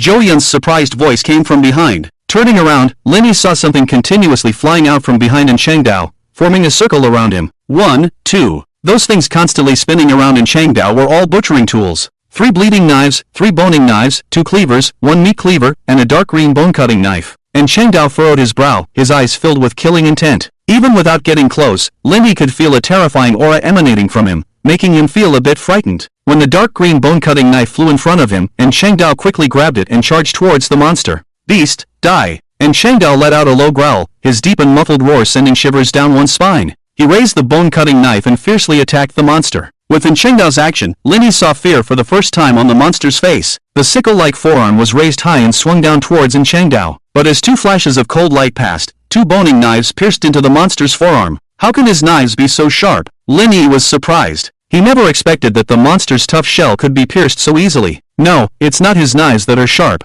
Zhou Kai's enhanced vision allowed him to see more details. His knife struck the monster's joint perfectly. Joint? Linny was momentarily puzzled, then immediately understood. Yes, why didn't we think of that before? The monster's shell is indeed strong, but no matter how strong it is, the joint positions cannot be covered by the shell in order to ensure the movement of its limbs. Even if we had thought of it, it might not have been achievable. Zhou Kai shook his head. The monster's strength is greater than ours, and it is exceptionally agile. In addition to its tentacles on the abdomen, even attacking the monster's eyes and abdomen is very difficult, let alone the joints. In order to cleanly attack the joint position, and precisely pierce through the seams of the shell, it is almost impossible for us. And Changdao's attack was not over yet. As the bone-cutting knife restricted the monster's forearm, several other knives also quickly went into action. These knives seemed to have a consciousness of their own, beginning to attack different parts of the monster's body. 3 bloodletting knives aimed at the monster's 3 insect legs, piercing from the joints. 2 bone-splitting knives followed the bloodletting knives, instantly cutting off the 2 insect legs. At this point, Changdao had already come to the front of the monster. He raised the bone-cutting knife in his hand, and as he swung it down, he cleaved the other insect leg that had been pierced by the bloodletting knife. Ah! The monster let out a piercing scream, and its tentacles on the abdomen quickly surged towards Changdao. The skinning knife and the meat-cutting knife moved in unison, along with the other knives, continuously severing the swinging tentacles. I'll kill you! I'll kill you! Repeatedly frustrated, the monster was completely provoked by Changdao. Oh no! Get out of the way! Sensing the monster's next move, the keen-sensed Zhou Kai quickly shouted at Changdao. The monster charged madly towards Changdao, seemingly trying to crush him with its body.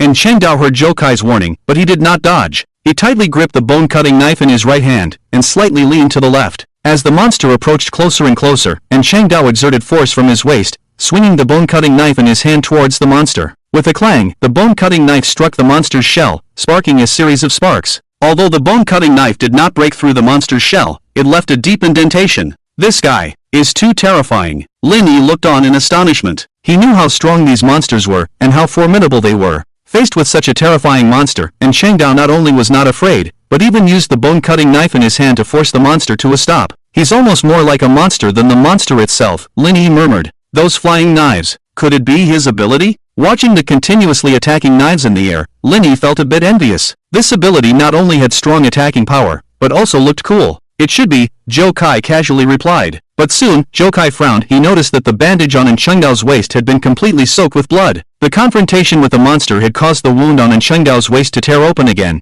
and as he continued to exert force, blood continued to seep out from his waist. Ha ha ha! The monster seemed to smell the scent of blood in the air, becoming even more excited. She also noticed the wound on Changdao's waist, and the few remaining tentacles on her abdomen quickly stabbed towards the wound. Changdao and the monster were now almost in close contact, and if those flying knives were to come, although they could injure the monster, they would also injure Changdao himself. So, Changdao wanted to retreat, but the monster seemed to sense his intention, and now it was too late to retreat. Butcher uncle, above! Seeing the unfavorable situation, Linny had a sudden inspiration and rushed over. He threw the bottle of alcohol in his hand towards the monster's head, and with a shout, Changdao saw the makeshift Molotov cocktail ignited above the monster's head. A bone-splitting knife flew upwards, and with a bang, the bottle shattered, and the alcohol inside was instantly ignited by the flames, falling onto the monster's head. A bottle of wine was not enough to burn this monster to death, so Linny threw bottle after bottle of wine from his bag at the monster. Butcher, there's more here! Linny shouted. Perhaps feeling that Linny was too slow, Zhou Kai also came over to help.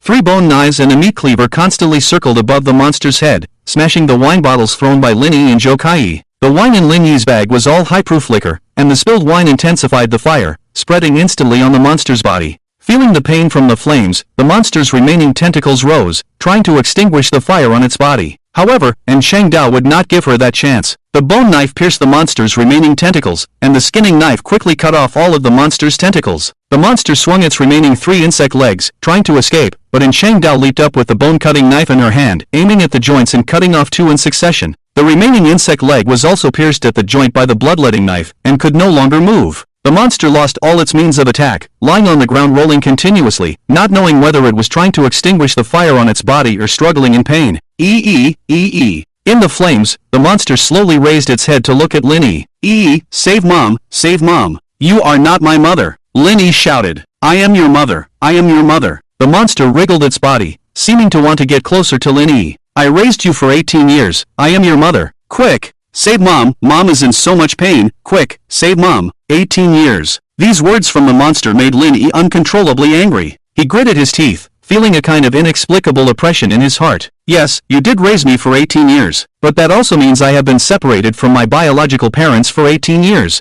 It's you monsters, who have kept me separated from my biological parents for a whole 18 years. I don't know who my biological parents are, I don't even know what they look like. Jokai patted Lin Yi's shoulder and looked at the monster on the ground. Speaking for Lin Yi, stop pretending to be pitiful here, you know very well why you raised Lin Yi. Do you know who my biological parents are, right? Lin Yi hysterically shouted. Tell me, who are my biological parents? Where are they? Are they still alive? Lin Yi, don't go over there. Jokai held back Lin Yi, who wanted to approach the monster. The monster's voice became weaker and weaker, and soon it lay motionless on the ground. Is she dead? Zhou Yan turned her head to the side, not daring to look at the charred body of the monster. She's dead. Jokai nodded. The monster's heartbeat had stopped. Ah! Lin Yi roared, as if wanting to vent the grievances and unwillingness that had been accumulating in his heart. I'm alive. Lin Yi took a deep breath, feeling a bit excited after venting. This time, we finally survived from the monster's hands. Yes, for Lin Yi, who had experienced death time and time again, this time he had finally defeated the monster. Although it was only one, it was still a good start.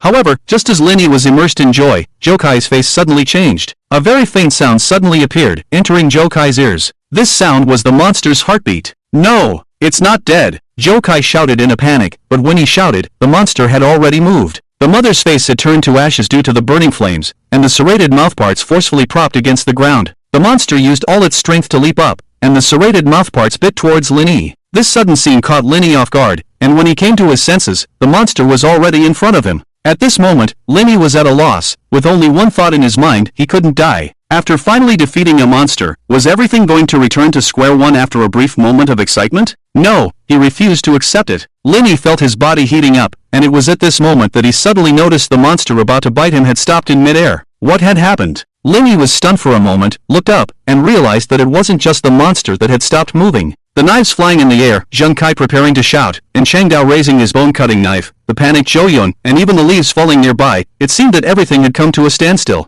At this moment, the whole world became incredibly quiet, and everything was frozen in this moment, except for Lin Yi. Before he could figure out what had happened, Lin Yi's body began to tremble uncontrollably. He felt very uncomfortable, and his heartbeat seemed to accelerate at this moment. Lin Yi felt like he couldn't breathe, and the sudden feeling of suffocation made his consciousness start to blur. His legs gave way, and Lin Yi fell to the ground, and it was at this moment that everything that had been still returned to normal. Lin Yi! Zheng Kai's voice came from behind, but Lin Yi's sudden collapse left the monster's dying counterattack in vain. Beast! And Chang Dao roared, raising his bone-cutting knife and chopping off the monster's head. Lin Yi, are you okay? Are you hurt? Zheng Kai hurried to Lin Yi's side. Lin Yi didn't speak, feeling like his head was about to explode, gasping for breath. It's okay, no injuries, Zheng Kai sighed in relief after checking Lin Yi's neck. How did you react so quickly just now? Recalling the scene just now, even Zheng Kai, with enhanced senses, didn't know what had happened. He clearly remembered the monster pouncing, about to bite Lin Yi's neck, but the next second, Lin Yi suddenly fell to the ground. Zheng Kai had been watching Lin Yi all along, but even he hadn't seen how Lin Yi had dodged the monster's attack. Monster! Monster! Lu Linhai, who had fallen to the side, woke up, seeming to remember what had happened before he passed out, and jumped up from the ground. Monster! Lin Yi, Zheng Kai, run! Lu Linhai shouted, but when he looked closely, he only saw the maimed body of the monster and its head rolling to the side. The monster is dead? Lu Linhai was stunned for a moment, only then noticing Chang Dao walking towards them. Are you okay? Zheng Kai was somewhat surprised. I'm fine, Lu Linhai shook his head. He saw Chang Dao not far away and asked, who is this uncle? Lu Linhai didn't know Chang Dao, but he noticed the bandage around his waist stained red with blood. "Uncle, you're injured." Lu Linhai was about to go over and take a look, but before he could lift his leg, a bone-cutting knife suddenly appeared in front of him. Not only him, but Linny on the ground, Zhang Kai beside him, and even a knife flew in front of Zhou Yun. The blades were aimed at them, as if any movement would immediately kill them. "What are you going to do?" Zhang Kai asked with a frown, and Chang Dao didn't speak, staring at them with a cold face full of hostility. Linny gradually recovered, and his consciousness became much clearer. Seeing the floating knife in front of him, Linny realized that the man who had killed the monster was a fugitive. At this moment, the stone that had just been put down in Linny's heart was lifted again, and Chang Dao, who was approaching with a stern face, still had a murderous look in his eyes. The blood seeping from his waist had completely soaked the bandage, flowing down his leg, making him look like a demon crawling out of the abyss. "What's your relationship with this aberration?" And Chang Dao stared fiercely at Linny, his low voice sending shivers down the spine. "An anomaly? This monster?" Linny furrowed his brow, carefully considering that although this monster was indeed killed by Chang Dao, it didn't mean that Chang Dao wouldn't kill them. For a fugitive who had killed before, there wasn't much difference between killing a person and killing a monster. "This monster," Linny gritted his teeth, unwilling but forced to say, "is my master. They have been raising me, just like raising a pig. When I am fattened up, they will eat me immediately. I don't want to be eaten by these monsters. I had planned to escape tonight while they were asleep, but this monster found me and chased after me." And Chang Dao remained silent, staring straight into Linny's eyes, seemingly trying to determine if he was lying. Linny didn't look away, meeting in Chang Dao's gaze. Linny didn't want to die. After finally defeating a monster, he felt unwilling to return to the past because of being killed by Chang Dao. Just as he was about to speak, Chang Dao suddenly staggered and fell to the ground. As Chang Dao collapsed, the knife that had been suspended in front of Linny and the others fell to the ground. He's dead? Lu Linhai was startled. No, Zhou Kai shook his head. He could still hear Chang Dao's heartbeat. He had just fainted due to excessive blood loss. Zhou Kai pulled up Zhou Yun, preparing to leave. "While he's still unconscious, let's go." "Go?" Lu Linhai was surprised. "Are we just going to leave like this?" He looked at Chang Dao on the ground and said, "If we leave like this, he will die here. What does his life or death have to do with us?" Zhou Kai furrowed his brow. "Lu Linhai, you need to understand that we can't even guarantee our own safety, so how can we care about his life or death? And do you know who he is? He's a fugitive who was killed before. You saw what happened just now. If he hadn't fainted, it would have been us who died." Lu Linhai opened his mouth to retort, but before he could speak, Linny spoke first. "We can't just leave like this." Linny looked at Chang Dao on the ground. "Are you crazy?" Zhou Kai frowned and said, "Linny, don't forget, if I hadn't noticed in time, it wouldn't have been that monster who died first, but you." "I know," Linny nodded. "But, isn't there something strange? During this time, there have been messages all over the city about capturing Chang Dao. But if most of the people in the city are monsters in disguise, then could the people killed by him have been monsters disguised as humans from the beginning?" Linny remembered clearly that when Chang Dao saw the monster, there was no surprise in his eyes, only hatred. In addition, Chang Dao's control over his abilities indicated that he had long known about the existence of these monsters. "I always feel that he knows more about these monsters than we do, so perhaps we can learn more about the monsters from him." "So what?" Zhou Kai was unimpressed. "Why do we need to understand these monsters? Even if you understand these monsters, what can you do? Kill them? Do you know how many monsters there are in this world? Can you kill them all? All we need to do is escape from here and live in a city where no one knows us." "Zhou Kai," Linny shook his head, "we can't hide forever." "That's right, when facing these monsters, you can indeed pretend to be nonchalant. But what about your sister?" Zhou Kai paused, only then realizing that his sister, Zhou Yun, was trembling behind him. Zhou Yun was frightened by the monsters, not only by their terrifying appearance, but also by their almost frantic behavior and their cannibalistic actions. "Bro, I'm fine." Zhou Yun didn't want Zhou Kai to worry. When she saw Zhou Kai turn around, she tried her best to act as if nothing was wrong, but her trembling voice betrayed her. "The important thing is not Chang Dao, but what he might know," Linny continued. "That's why I decided to help him. The information Chang Dao holds might help us better face these monsters." Zhou Kai gritted his teeth, thinking that Linny's words made sense. "First, let's stop the bleeding for him." Zhou Kai looked at the wound on Chang Dao's waist. Lu Linhai immediately took action, using his own clothes because there were no bandages. Carefully, he removed the bandage from Chang Dao's waist, and when Linny saw the wound, he couldn't help but feel a tingling sensation. The wound on Chang Dao's waist was deep, and although it had been stitched, it was clear that Chang Dao had done it himself. "He's very hot, like he has a fever." Lu Linhai pressed the wound with his clothes. "If he's been hiding here these days and the wound hasn't been treated in time, it's likely to be infected," Zhou Kai said. "Do you have any antibiotics with you?"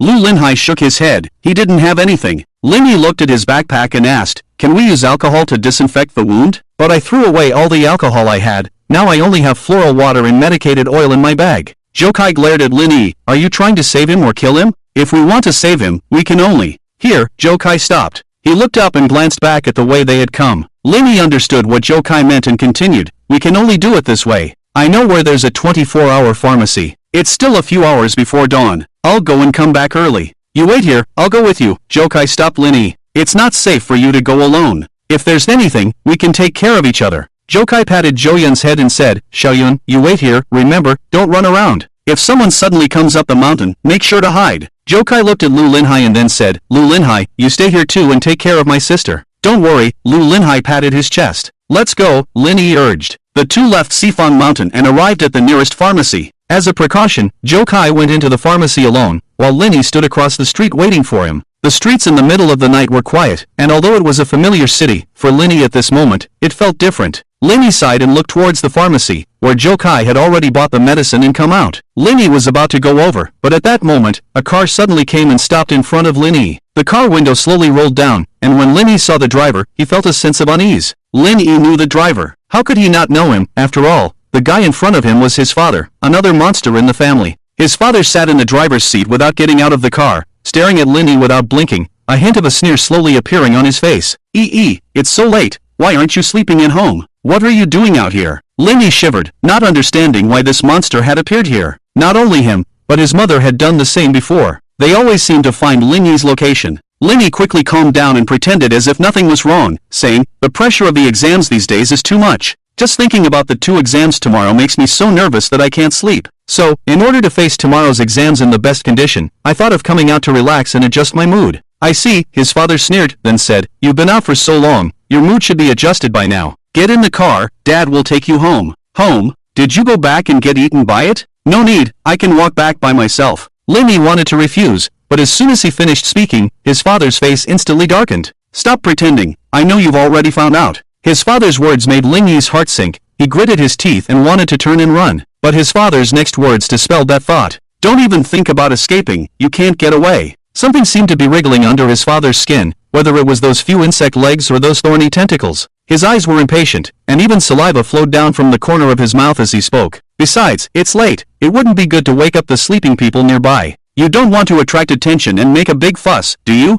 His father didn't say it explicitly, but Linny understood. Jokai had told Linny that once humans discovered the true face of a monster, that human would no longer be exclusive food for a certain monster. At that point, any monster in the city could attack that human. So, his father's meaning was clear. If Linny wanted to escape, he would not face just one monster, but a group. Being eaten by one monster, or being eaten by a group? Linny frowned, thought for a moment, and then got into the car. "Very good," his father said with a smile, "truly my child." He stole a glance at the car window, and Jokai, who had left the pharmacy, was nowhere to be seen. Linny breathed a sigh of relief. The reason he got into the car was because he was worried that his escape would endanger Jokai. Besides, as long as Jokai wasn't discovered, he still had a chance of being rescued. There were not many cars on the streets at night, and Linny was quickly taken home. "Now, no one will disturb us." His father closed the door, and the wriggling under his skin became more intense. Faint sounds came from his body, like the sound of joints stretching and the sound of skin tearing. His father opened his mouth, and the saw-toothed mouthparts seemed as if they were about to emerge from inside at any moment. "Hold on!" Linny shouted, "I know you're in a hurry, but don't be in such a rush." Linny knew what he would face when he came back. This monster was different from the previous one. It was more powerful and more greedy. He didn't care when Linny had discovered it. He didn't even care why the other monster hadn't come back. In his eyes, there was only appetite. "I'll be 18 the day after tomorrow," Linny hurriedly said. All he had to do now was to stall for time. Only by not being immediately eaten by this monster could he wait for Jokai to come and save him. "How about, you wait until after my 18th birthday to eat me?" Linny knew this monster would agree. After all, the events of that day were still fresh in his memory. His father didn't answer immediately, but the wriggling under his skin gradually stopped. "I've been looking forward to my 18th birthday. I want to have a big cake and have a happy birthday." Linny pretended to be very sad. The monster frowned and muttered under his breath, "Indeed, the meat of a human on the day they come of age is the most delicious. Even if it's just a day late, the taste will be much worse. And I heard that emotions also affect the taste." Linny heard the monster's words and quickly followed up. He remembered what had happened before. On June 10th, the monster had said before killing him that it was afraid that fear would make the meat sour.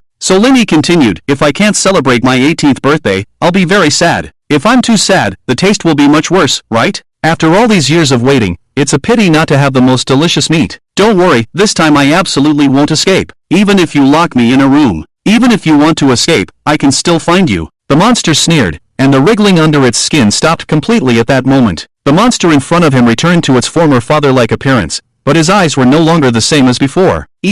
Go to bed early, Dad licked his lips. Lenny was full of disgust in his heart, but he couldn't show it. He couldn't anger the monster at this time, otherwise everything he had done before would be ruined. Back in his room, Lenny walked quickly to the window. He looked downstairs and didn't see Joe Kai's figure. Joe Kai wouldn't have missed that I was taken away, would he? Lenny was a little worried. But thinking carefully, Joe Kai's ability made his sense of smell sharper than a dog's, so he must have noticed when Lenny followed the monster away. And when Lenny got into the car, he stole a glance outside and didn't see Joe Kai, who had originally walked out of the pharmacy, indicating that he had already hidden. Don't worry, Lenny comforted himself in his heart. It's still early. Even if Joe Kai wants to save me, he has to come up with a foolproof plan. If he acts rashly, not only will he not be able to save me, but he will also have to explain to the monster himself. Joe Kai has always been cautious, so he must be planning a way to save me in some hidden place. Despite this, the worry in his heart did not diminish at all. In addition to this, there was one thing that Lenny could never understand. For some reason, these two monsters at home always seemed to be able to accurately find Lenny's location. Mom went to Sifang Mountain, and Dad drove to the pharmacy. If it weren't for Lu Linhai risking his life to save him, Lenny really suspected whether he had secretly leaked his whereabouts. Lenny touched himself, wondering if these monsters had implanted a tracker on him. Thinking of this, Lenny thought of his phone. If there really was a tracker on him, it was highly likely to be hidden in his phone. With this thought in mind, Lenny dared not use his phone to contact Joe Kai. If there really was a tracker in his phone, there might be other things as well, such as listening devices. No wonder Joe Kai prepared an old-fashioned phone and even found a SIM card without real name registration. It had to be said that Joe Kai's caution was indeed effective. That night, Lenny tossed and turned in bed, unable to sleep at all. The next day, Dad didn't go out. He stayed outside all the time. His behavior was already very obvious. He would not leave until he had eaten Lenny. Lenny thought that Joe Kai would definitely take action that day, but until night fell again, Lenny still did not wait for Joe Kai to appear. Time passed by every second, and soon it was the evening of June 9th. At 11:54 p.m., the door of Lin Yi's room was pushed open. Dad walked in rubbing his hands. It's almost midnight. Once it's past midnight, it will be your 18th birthday. Do you know how much Dad has been looking forward to this day? Watching the monster getting closer and closer, Lenny became more and more anxious.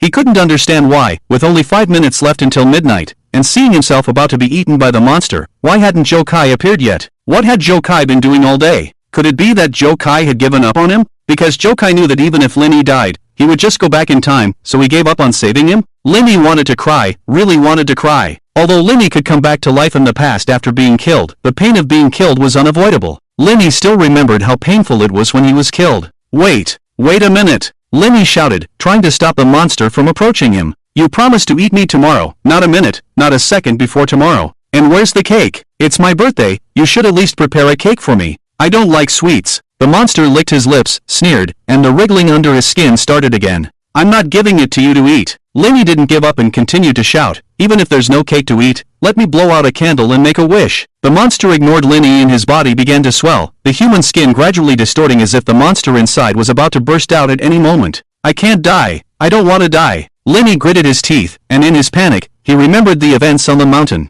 Lenny remembered clearly that at the moment when the monster disguised as his mother was about to bite him, time seemed to stand still. Could it be that this was also his ability? If he could stop time, he could escape from the clutches of this monster. Thinking this, Lenny shouted in his mind, stop time. The monster didn't stop, and even quickened its pace. Why isn't it working? Perhaps shouting in his mind wasn't effective. He had to shout out loud, so Lenny opened his mouth and shouted, stop, halt, stop, abracadabra. Lenny, don't be afraid. His father's smile became more sinister. His mouth widened, and Lenny even vaguely saw the serrated mouthparts inside. His abdomen bulged high, and the tentacles inside wriggled continuously, about to emerge from under the skin. As a livestock, being eaten by the master is something to be happy about. It's your good fortune. Good fortune? What good fortune? Do you want this good fortune? Lenny cursed in his mind. Lenny, it's midnight. The final 5 minutes were up. It's midnight. It's now June 10th. Happy birthday, Lenny. The monster's saliva flowed from the corner of its mouth, and it opened its hands, its whole body swelling up completely, the human skin seeming like it would burst at any moment. Lenny gritted his teeth and decided to confront this monster. Although he knew he wasn't a match for this monster, he would rather fight to the death than be eaten by the monster. Even if he couldn't escape being eaten in the end, at least he would discuss this monster before dying. Lenny retreated towards the desk, grabbing the chair in front of the desk. As long as the monster pounced, he would grab the chair and smash it. Ding dong! Suddenly, the doorbell rang outside the room. Someone's here. Lenny saw Hope and shouted eagerly. Don't worry about it, the monster dismissed. Nothing is more important than eating you. The doorbell continued to ring. Perhaps seeing that ringing the doorbell was ineffective, the person outside the door began to knock forcefully. You should go check it out. Linny cooperated with the knocking and said, if the person knocking doesn't leave, this commotion might wake the neighbors. If it attracts the other monsters in this building, you won't be able to eat alone. Ugh! The monster growled impatiently and quickly reverted to his father's usual appearance. You stay here obediently, I'll be back soon. His father glared at Linny, turned and left the room, heading towards the front door. Taking advantage of this moment, Linny quickly thought about how to escape. With a monster guarding outside the door, he definitely couldn't leave through the main entrance. But their home was on the 13th floor, so jumping out of the window wasn't an option either. In fact, Linny had already considered all these methods, and if they could really help him escape, he wouldn't still be here. Linny gritted his teeth and looked up at the window. If it doesn't work, I might as well lure all the monsters in this building here, Linny said in his mind. After all the monsters come over, I'll jump down and die. Either way, I'll die, but before I die, I want to discuss this monster. Linny walked towards the window, ready to open it, when a familiar voice came from outside the room. Hello, Uncle, I'm Linny's classmate. My name is Joe Kai. Joe Kai? Hearing Joe Kai's voice, Linny breathed a sigh of relief. Can you not be late next time you save me? If you were any later, you might not have seen me. It's so late. What are you doing here? Outside the room came the voice of Dad. His tone was unfriendly, but thinking about it, it was understandable. Just as he was about to enjoy his meal, he was suddenly interrupted. Anyone would be unhappy in that situation. However, Joe Kai didn't care about this. He spoke calmly and slowly, saying, Uncle, it's like this. Linny didn't go to the exam the day before yesterday, and he didn't come to the graduation dinner yesterday. His classmates are very worried about him, wondering if he's sick, so they sent me as a representative to come and check on him. Uncle, is Linny okay? Is he really sick? Did he go to the hospital? Linny has always been at the top of our class in terms of grades. The college entrance examination is so important, but he gave up. It's really a pity. Joe Kai kept talking outside the door, while Linny in the room was a bit confused. Wasn't Joe Kai here to save him? Why did he suddenly start chatting with this monster? What are you here for? Dad was getting impatient, and you could hear the suppressed anger in his voice. Uncle, is there something wrong with your ears? Joe Kai continued to speak slowly, even slowing down his speech. It must be tiring to take care of Linny. Okay, Uncle, I'll say it again. Because Linny didn't go to the exam the day before yesterday. Joe Kai repeated what he had said before. What does Joe Kai want? Linny in the room frowned. He couldn't understand. According to Joe Kai's cautious nature, he wouldn't appear in front of the monster without being completely sure. But Joe Kai kept talking about irrelevant things, and Linny couldn't figure out what Joe Kai's plan was. As he thought about this, there was suddenly a muffled sound in the room, followed by footsteps slowly approaching Linny's room. Linny was stunned, and his back suddenly felt cold. Did Joe Kai die? Did the monster kill Joe Kai out of annoyance? No, Joe Kai's ability is enhanced senses. Even if Joe Kai couldn't kill the monster wouldn't be able to kill Joe Kai so easily. But why did Joe Kai's voice disappear? If Joe Kai was still alive, why did he suddenly stop talking? Linny gritted his teeth, feeling full of self-blame. Joe Kai died trying to save him, and he had to do something for Joe Kai. Ugly monster, I'll fight you. Linny grabbed a chair and rushed outside, but just as he reached the door, a familiar figure appeared outside the room. What are you doing? Joe Kai outside the room was puzzled, looking at Linny holding the chair. Do you want to fight the monster? Why didn't you do it earlier? Joe Kai pursed his lips. You're not dead?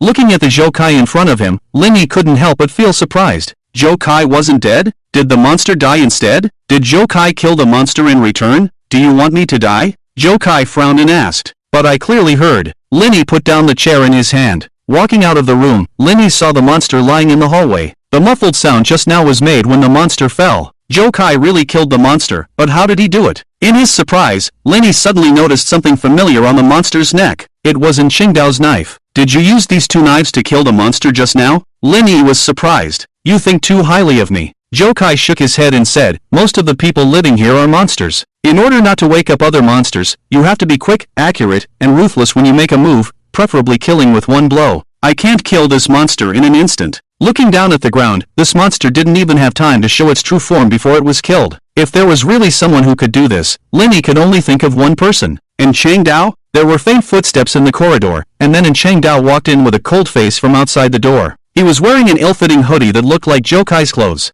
He had a bag on his back specifically for holding knives. He glanced at the monster on the ground, and two bone-splitting knives flew out from the monster's neck, returning to the bag on Qingdao's back. Why did you bring him here? Linny asked quietly. If I didn't bring him, do you think I could have saved you from the monster alone? Joe Kai replied. To kill a monster in an instant, you must have a deep understanding of its structure. He has killed many monsters and is a butcher himself. He's the only person I can think of. Zhou Kai shrugged. After seeing Linny being taken away by the monster, Zhou Kai knew that he couldn't save Linny with his own strength. After much thought, he remembered in Changdao on Sifan Mountain. So he hurried back to Sifan Mountain, helped in Changdao rebandage his wounds, and fed him medicine. You were right before, Zhou Kai said to Linny, leaning in close. He really looks more like a monster than the monster itself. With such serious injuries, he shouldn't be able to move for at least 3 to 5 days. At first, I was just trying my luck, but the next day he woke up as if nothing had happened. Zhou Kai thought he would have to persuade In Changdao to help, but to his surprise, In Changdao agreed immediately after hearing the plan.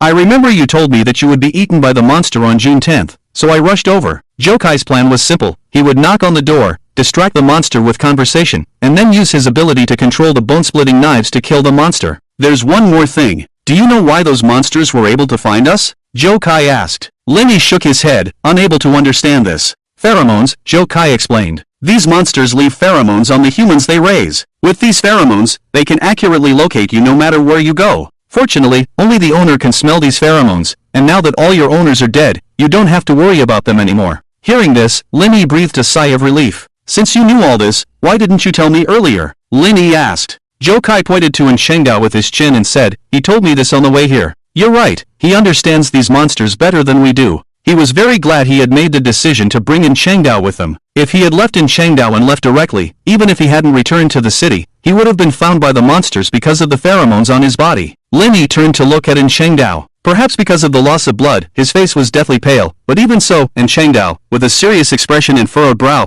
still looked fierce and menacing. Linny felt he should thank him. But before he could speak, In Changdao casually picked up the car keys from the shoe cabinet and said, the person has been rescued. Now come with me to the butcher shop. The butcher shop? Linny was puzzled. What are we going to do at the butcher shop? Are we going to escape with half a pig? Linny glanced at Zhou Kai, who also looked puzzled. This is not what we agreed on, Zhou Kai said. We agreed that after saving the person, we would immediately return to Sifan Mountain and then escape from this city. Without the keys, you can't go anywhere, In Changdao said coldly. Keys? Linny asked in confusion. What keys? The keys to leave this city, and Changdao continued. This city is much more complicated than you think. Do you think you can escape from here just by going along Sifan Mountain? Ridiculous. This city is like a breeding ground. Without the keys, even if you climb over Sifan Mountain, the end result will be a dead end. Breeding ground? Linny was shocked. What do you mean? If you know this, do you know what these monsters are all about? Why are there monsters where we live? What exactly happened in this city? And Changdao did not answer. He looked outside the corridor and walked straight out. Talk on the way.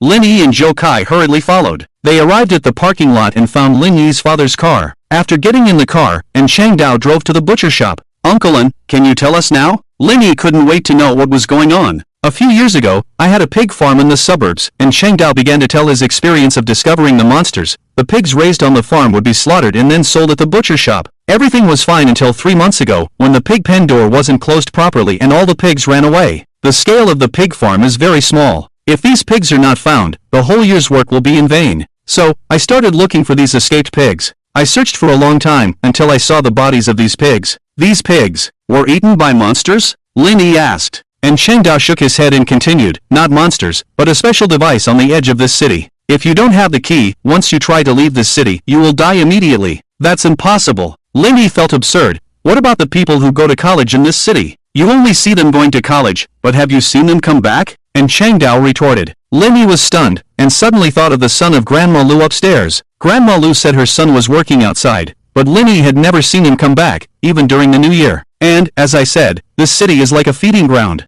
Humans are the livestock being raised, and the monsters are the feeders of humans. In order to keep the livestock and the feeding ground continuous, this city has special routes for entry and exit, which allows the monsters to trade the livestock. But these places are inaccessible to humans. Linny understood that the special device at the edge of the city was like an electric fence surrounding a feeding ground. Once the livestock approached, they would be electrocuted. To leave, one must go through the main gate. The monsters can distinguish who is human, so without a monster accompanying them, humans cannot leave through the main gate. How do you know all this? Linny asked. Because, when I was looking for the pigs, I found a skeleton. Next to that skeleton, before he could finish, Zhou Kai's face suddenly turned very ugly. He interrupted in Changdao and said anxiously, "Oh no, we've been tricked." As the butcher's shop was just ahead, Zhou Kai suddenly became nervous. "Quick, turn around!" Zhou Kai shouted excitedly, urging in Changdao to leave quickly. "What's wrong?" And Changdao frowned and asked. Although Linny didn't know why Jokai suddenly became so nervous, he knew Jokai's abilities, so he must have sensed something, which is why he was so agitated. Monsters, Jokai gritted his teeth. Many monsters are coming towards us. Monsters? And Chang Dao glanced out the car window. The street outside was quiet, and it didn't look like there were any monsters. Uncle Lin, please believe us, Linny hurriedly said. It's almost too late to leave. Linny remembered that Jokai's ability could only sense objects within 800 meters, which means the monsters Jokai mentioned were already very close to them. It's too late, Jokai frowned, quickly grabbing the handrail in the car. Hold on tight, Jokai shouted. Then, the sound of a car came from behind. A car came at a very fast speed and crashed into them. With a bang, Linny felt a violent jolt. The impact did not stop, and the car behind continued to collide, seemingly trying to flip their car. And Chang Dao cursed under his breath and quickly opened the car window, and a bone-cutting knife flew out. There were successive sounds from the back of the car, and the bone-cutting knife pierced the tire of the car behind. There's more, Jokai reminded loudly, on the left, on the right, and in front too. Several more cars appeared, surrounding Lin and the others. Why did this monster find us? Lin couldn't understand. The two monsters that raised him were already dead, and only those two monsters could smell the pheromones on him. Why did so many monsters suddenly appear? They are coming for me, and Chang Dao said with a serious face. There are police cars in these cars. They are here to arrest me. They may have guessed that I would return to the butcher shop, so they have been lurking nearby these days. When we drove over, they saw me, so they appeared. And Chang Dao's gaze kept darting back and forth between the front and rear view mirrors. These suddenly appearing cars were getting closer and they had to get out of the car. Otherwise, if these cars continue to collide, their situation would be very dangerous. Hold on tight, and Chang Dao shouted and stepped on the gas pedal. With a loud bang and a violent jolt, and Chang Dao pushed the car in front out of the way. He drove the car towards the butcher shop, smashing through the shop's door and bringing the car to a stop. Get out of the car, and Chang Dao quickly opened the car door. As soon as he got out of the car, all the knives in his bag flew out, and Chang Dao grabbed the dark green bone-cutting knife, and the rest of the knives kept spinning around him. The key is hidden under the tile in the left corner of the second-floor bathroom. Smash it open and you will find everything you need to know, and Chang Dao said angrily, his eyes full of killing intent. At this moment, he was ready to fight to the death. After you get what you need, get out of here quickly and don't get in the way. The area outside the butcher shop was full of cars, and the people in the cars quickly got out. Although they still looked human, Lin knew very well that all these guys were monsters. And Chang Dao, you are surrounded, give up resistance. The monsters outside did not immediately come in. They knew how formidable and Chang Dao was and were somewhat wary. If you want to fight, then fight. And Chang Dao cursed. Where did all this nonsense come from?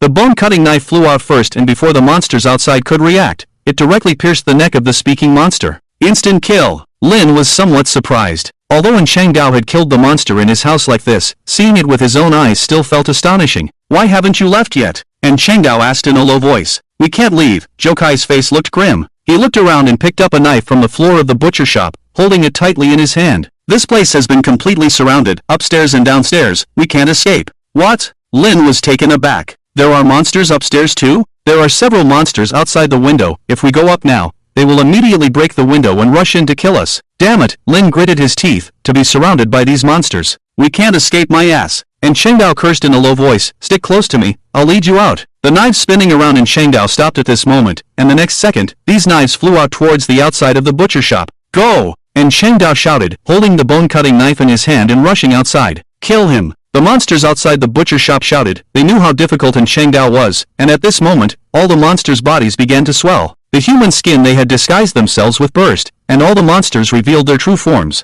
Go to hell! The monster near the butcher shop raised its sickle-like forearm and swung it at Chang Dao rushing out of the shop. A cold light flashed, and a bloodletting knife pierced the joint of the forearm, restricting the monster's movement. And Chang Dao leaped forward with all his might, wielding his bone-cutting knife to swiftly decapitate the monster. Impressive, Lin Yisan couldn't help but marvel. He knew how formidable these monsters were, yet Chang Dao was able to effortlessly kill them. No wonder these monsters had gathered to confront Chang Dao. Clear the way! And Chang Dao shouted, as all the knives gathered in front of him. The bloodletting knife continuously pierced the monsters' joints to restrict their movements, as did the bone-picking and bone-cutting knives. The skinning and meat-cutting knives severed the monster's tentacles, and with Chang Dao's bone-cutting knife, they seemed to be able to break through. Just as this thought crossed Lin Yisan's mind, a monster suddenly emerged, its tentacle piercing Chang Dao's left shoulder before quickly retracting. The barb on the tentacle pierced into his flesh, leaving a bloody hole as it retracted. Uncle Lin Yisan wanted to help, but with only a knife he had picked up from the butcher shop, he was no match for these monsters. You bastard! And Chang Dao, seemingly impervious to pain, swung his bone-cutting knife at the monster, but this time, he missed. With his old wounds still unhealed and having lost too much blood earlier, he was now at his last gasp.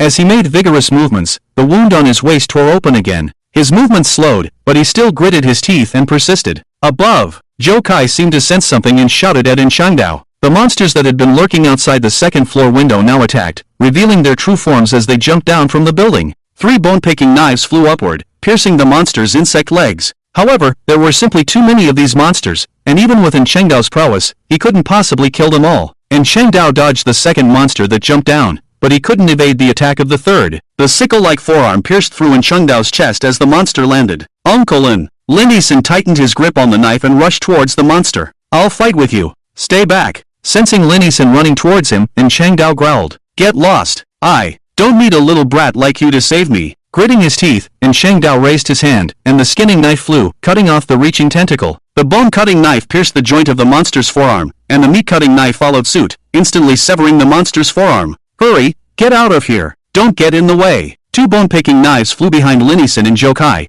piercing their clothes and dragging them forward. The other knives protected them, constantly attacking the approaching monsters to clear a path for them. You bastards! Come at me if you dare! Chengdao's voice came from behind, and at that moment, he laughed recklessly. You've always wanted to kill me, right? Come on then. I'm telling you, if you can't kill me today, I will definitely kill every single one of you. As long as I and Chengdao live, you won't have it easy. One day, I will slaughter all of you damn beasts. Chengdao's words completely infuriated the monsters, and they no longer paid attention to Lin Yixin and Zhou Kai, rushing towards Chengdao one after another. After about 500 meters, the dragging force disappeared, and the knives that had been protecting Lin Yixin and Zhou Kai fell one after another.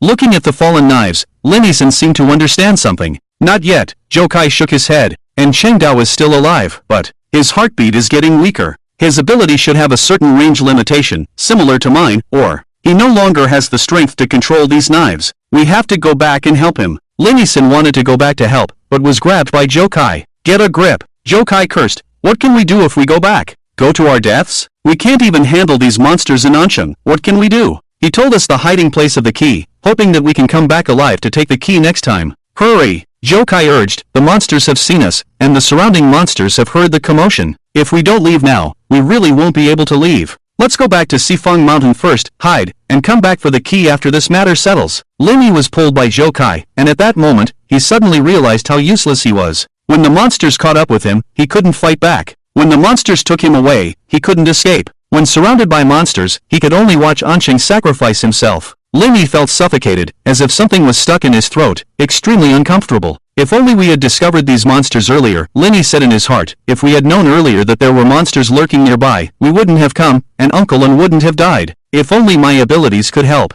Thinking of this, Lin Yi suddenly felt dizzy. The scenery in front of him seemed to be distorting, the sky flickering, and the whole world seemed to be spinning. Lin Yi, what's wrong with you? Zhou Kai's voice came from his ear, but Lin Yi couldn't hear clearly. Lin Yi, Lin Yi, Lin Yi, Lin Yi, what's wrong with you? The dizziness gradually dissipated, and Lin Yi, who came to his senses, saw Zhou Kai standing in front of him. Did you hear what I just said? Zhou Kai looked at Lin Yi with a puzzled expression. Pheromones, because of the pheromones left by the monsters on your body. So, is this my home? Seeing where he was, Lin Yi was stunned. The familiar place, familiar furnishings, and the dead monster's body on the ground. Are you going crazy? Zhou Kai looked Lin Yi up and down. Has that monster already eaten your brain? If this isn't your home, then where is it? I came to save you. I'm back? Lin Yi couldn't understand. This time, he clearly didn't die, so why did he go back in time? And this time, he didn't go back to June 6th according to the previous pattern, but 2 hours earlier. Nonsense, you haven't forgotten that you were brought back by that monster, have you? Zhou Kai said. As he said this, footsteps could be heard outside the door. Lin Yi turned to look, and sure enough, Ansheng walked in. He glanced at the monster on the ground, and the bone knife on the monster's neck flew back. Then he saw the car keys on the shoe cabinet and grabbed them. The person has been rescued. Now come with me to the butcher shop. We can't go to the butcher shop. Lin Yi shouted in a panic. Speak more quietly. Zhou Kai, who was beside him, was startled, wishing he could come up and cover Lin Yi's mouth. Do you want to wake up all the monsters in the building? Zhou Kai glared at Lin Yi, then turned to Ansheng. This is not what we agreed on. Before he could finish his sentence, Lin Yi interrupted. I know there's a key hidden in the butcher shop, but you can't go. Key? Zhou Kai looked at Lin Yi in confusion. Before he could continue asking, Ansheng's face darkened, and the bloodletting knife in his bag flew out and stopped in front of Lin Yi. How do you know there's a key hidden in the butcher shop? Ansheng asked coldly. Who are you? Zhou Kai was very clever, and Ansheng's reaction meant that Lin Yi was right. So, he quickly guessed why Lin Yi said that. Lin Yi, does that mean you died again? Died? Now it was Ansheng's turn to be puzzled. Isn't he alive and well? This time I didn't die, but I don't know what's going on. Lin didn't know how to explain it. He really didn't know why he had returned to the past without dying. But if we go to the butcher's now, it will be Uncle Lin who dies. What do you mean? And Chengdao asked with a frown. Lin, what happened after that? Zhou Kai continued. What happened after that? And Chengdao thought for a moment and asked, can you predict the future? More or less, Lin replied casually, and then recounted what would happen in the future. After listening, Zhou Kai and Chengdao's faces were obviously not good. These monsters will not let me off easily, and Chengdao gritted his teeth. His emotions were very agitated, even the knife in his bag started to tremble. According to what you said, we can't leave this city without the key, Zhou Kai said with his head down. The key is hidden in the butcher's shop, and there are a large number of monsters lurking nearby. Once we approach the butcher's shop, these monsters will surround us. In that case, aren't we doomed? Not necessarily. Lin seemed to have figured out a solution. He looked at Chengdao and then said, I have thought of a way. If it goes smoothly, we should be able to get the ticket. The people those monsters want to catch are Uncle Lin, so as long as Uncle Lin doesn't go to the butcher's shop, it's fine. After saying this, Zhou Kai looked at him as if he were an idiot. Do you want to hear what you just said? Zhou Kai gave Lin a blank look. Even if Uncle Lin doesn't go to the butcher's shop, will the monsters lurking there leave? Those monsters will still be there. Even if Uncle Lin doesn't go, if we go to the butcher's shop to find the key, they will still find us. Do you think they won't suspect us? Two students going to the butcher's shop late at night, do you think they won't catch us? Lin lowered his voice and said mysteriously, but what if Uncle Lin appears elsewhere? Hearing this, Zhou Kai immediately reacted. Are you saying, we lure these monsters away? Lin nodded, that's what I mean. Those monsters are lying in wait, and we lure them away. Let these monsters see what human intelligence is. Zhou Kai thought for a moment and seemed to feel something was not right. But even if Uncle Lin appears elsewhere, the monsters guarding the butcher's shop may not all leave. Even if one or two monsters are left, we are no match for them. It's simple, we'll fight a guerrilla war. Zhou Kai's concerns, Lin had already thought of. In response to this, Lin also came up with a countermeasure. Tonight, we'll make a scene. Lin continued, Uncle Lin will drive around the city, and at each location, he will use his abilities to attack a few monsters. Remember not to linger in battle. As long as we wake up these monsters, Uncle Lin will immediately drive away. During this time, I will constantly send messages to the class group. Class group? Zhou Kai was stunned for a moment. What are you sending messages to the class group for? To cause confusion. Lin explained, those monsters in our class must also know about Uncle Lin's situation. I will tell them false information in the group, and I believe these monsters in our class will pass the message on to others. At the same time, I will keep calling emergency services to create more chaos. But, won't this cause all the monsters in the city to come out? Zhou Kai was worried. If all the monsters in the city swarmed out, they would not only have no way to escape, but they would also die miserably. It won't. And Chengdao shook his head. This city is like a breeding ground. Unless necessary, the monsters here will not swarm out. Otherwise, I wouldn't have survived until now. Speaking of this, I have a digression. Lin glanced at Chengdao and said, I've always found it strange that since most of the people living here are monsters in disguise, why don't they reveal their true forms and insist on appearing in human form? Zhou Kai was also curious and looked at Chengdao. I don't know, Chengdao shook his head, but if we can escape from this city, maybe we can find the answer elsewhere. Let's talk about this later. Zhou Kai brought the topic back. The urgent matter is to solve the trouble at hand. Without the key, everything is just talk. Lin nodded and continued, Uncle Lin and I will attract the attention of the monsters. In order to catch Uncle Lin, I think the monsters near the butcher's shop will definitely rush over. At this time, Zhou Kai, it's your turn to shine. Me? Zhou Kai was stunned for a moment, then understood Lin's meaning. Right, my ability can sense the location of the monsters, Zhou Kai said. I'm probably the only one who can enter the butcher shop without being noticed by the monsters. In that case, what are we waiting for? Lin seemed to see hope. With a hint of excitement in her tone, let's act quickly. Uncle Lin, take care of yourself. After all, you are still injured. Don't confront these monsters head-on. If too many monsters are attracted, just run. We each complete our assigned tasks and meet at Sifan Mountain in the end. Let's go. With the plan decided, the three quickly went downstairs, and Chengdao drove away in the opposite direction of the butcher shop. Zhou Kai immediately rushed to the butcher shop, waiting for the right moment to act. Lin's task was relatively flexible, mainly to distract the monsters' attention, create false information, and prevent the monsters from immediately finding Chengdao. Seeing Chengdao and Zhou Kai leave one after another, Lin quickly sent a message in the class group and mentioned everyone, surprise. Latest breaking news. Men silent, women in tears, don't regret it for a lifetime. Lin's message was quickly responded to. This was not surprising to Lin. In the timelines he had experienced, the monsters in the class had said that they slept very late after the college entrance examination. Now thinking about it, it was pitiful that the monsters still had to take the college entrance examination. Murderer spotted, boasting, planning to massacre the city tonight. Lin continued to send messages. More and more messages appeared in the group, and the monsters in the class started chatting. Lin did not immediately send out the wrong location. He had to wait for Changdao to take action first. As for the two messages just now, they were also to arouse the curiosity of these monsters. Lin temporarily exited the chat interface and made an emergency call. Hello? Help! Murderer! I saw the murderer. Yes, it's the one reported in the news these days. I just saw him riding a motorcycle towards the city center. I don't know what he's up to, but he looks very scary. Ah, right, Mincheng Hospital is near the city center. Could the murderer be planning to go to the hospital to kill people? So scary. While saying this, Lin ran towards the nearby park. Before leaving, Lin deliberately took the last few bottles of wine from home. When he arrived at the park, he poured the wine into the trash cans and flower beds, then lit them with a lighter. Under normal circumstances, Lin would never do such a dangerous and illegal thing. But now, he had to face monsters. Reasoning with them was a ridiculous thing in itself. After doing all this, Lin quickly left. After waiting for a while, Lin made another emergency call. Something's wrong. I saw the murderer setting fire in Tianfu Park. It's too scary. Come quickly, the fire is starting. During this time, the class group was extremely lively, with everyone frantically mentioning Lin, wanting to know the next message. So, Lin casually gave an address, telling them that the murderer seemed to be heading there, and warned classmates living nearby to be careful. That night, the city was destined to be restless. But what did Lin have to do with all this? He just wanted to survive from these monsters. Lin closed his phone, checked the time, and felt that he could head towards the four-faced mountain. But as he turned to leave, he suddenly heard an unexpected voice behind him. Lin, what are you doing here so late? The sudden voice made Lin frown. Looking back, not far away, Gu Zijin was slowly walking towards Lin. Monitor, it's late. Aren't you here too? Lin quickly adjusted his state and calmly replied. I couldn't sleep, so I came out for a walk, Gu Zijin said with a smile. Me too. Watching Gu Zijin getting closer, Lin resisted the urge to avoid her. If there was any hint of resistance in Lin's expression, Gu Zijin would surely suspect something. Thinking that the person he once liked was actually a monster in human skin, Lin wanted to slap himself. Lin, I heard that you didn't take the exam the day before yesterday, and you didn't come to the graduation dinner yesterday, Gu Zijin asked with concern. Is something wrong at home?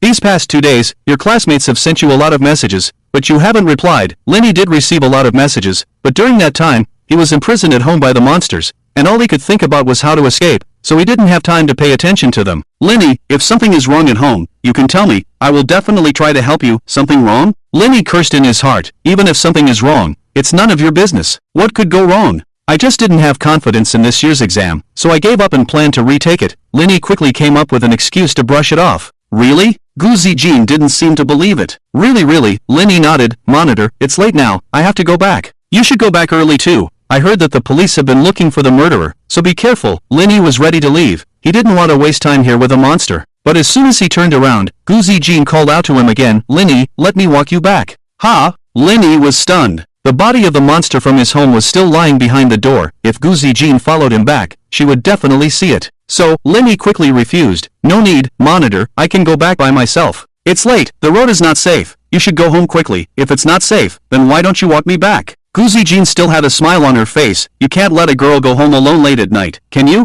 Girl? Lin sneered in his heart. Do you even know what you're saying? You're nothing but a female monster at best. Let's forget it. Lin shook his head. He didn't want to stroll in the night with a monster. If you feel it's dangerous, then call a taxi yourself. Lin waved his hand. I really have to go back, otherwise my parents will scold me. Monitor, I'm leaving, bye. After speaking, Lin turned and ran. He ran fast, occasionally looking back to make sure Gu Zijin didn't catch up, and only then did he breathe a sigh of relief. Occasionally, a police car passed by, and Lin quickly hid in a nearby alley. It looks like the plan was successful. Lin glanced outside. All these monsters have been attracted by Uncle Lin, and by this time, Joe Kai should have gotten the keys. I don't know why I encountered Gu Zijin's monster in the middle of the night. It's really unlucky. I have to hurry back. It would be troublesome if I encounter other monsters. You have indeed discovered it. Just as Lin was about to leave, Gu Zijin's low voice came from above. Lin froze in place. He widened his eyes and slowly looked up. On the wall above, Gu Zijin's lower body was gone, replaced by 6 slender insect legs. She was clinging to the wall, staring straight at Lin. Lin was already very cautious, but he forgot that these monsters could climb walls, and he never expected Gu Zijin to have been following him all along.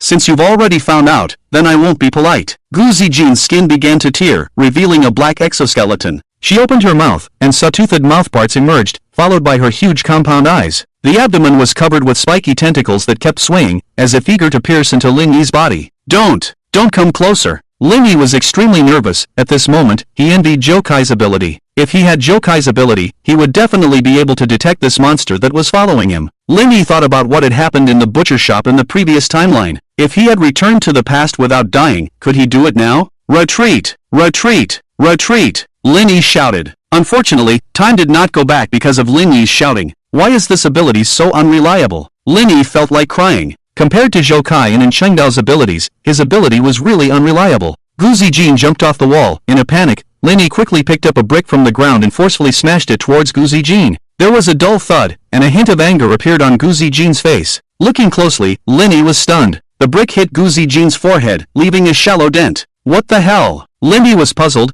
Weren't these monsters' exoskeletons quite hard? Why was a brick able to dent it, when even a knife couldn't pierce it before? Looking at Guzi Jin, who had turned into a monster in front of him, Linny suddenly felt that something was wrong. Linny had seen many monsters, especially in the timeline where the butcher shop was surrounded. However, compared to those monsters, the current Guzi Jin's physique was obviously much smaller, and the tentacles on her abdomen, compared to those monsters, Guzi Jin's tentacles and 6 insect legs were much thinner. After a little thought, Linny seemed to understand. When Guzi Jin killed him before, Linny did not see her complete form. Now it seemed that Guzi Jin was probably still an undeveloped monster. Only when these monsters fully develop, will their physique become larger, their tentacles thicker, and their exoskeletons become impenetrable. If his opponent was the current undeveloped monster in front of him, Linny might have a chance to fight back. Thinking of this, Linny gained a little confidence. So, Linny had a plan in mind. Guzi Jin didn't know what Linny was thinking, and she was quite angry after being hit by Linny. Her 6 insect legs kicked the ground, and Guzi Jin quickly pounced towards Linny. Wait! Seeing the monster approaching, Linny shouted.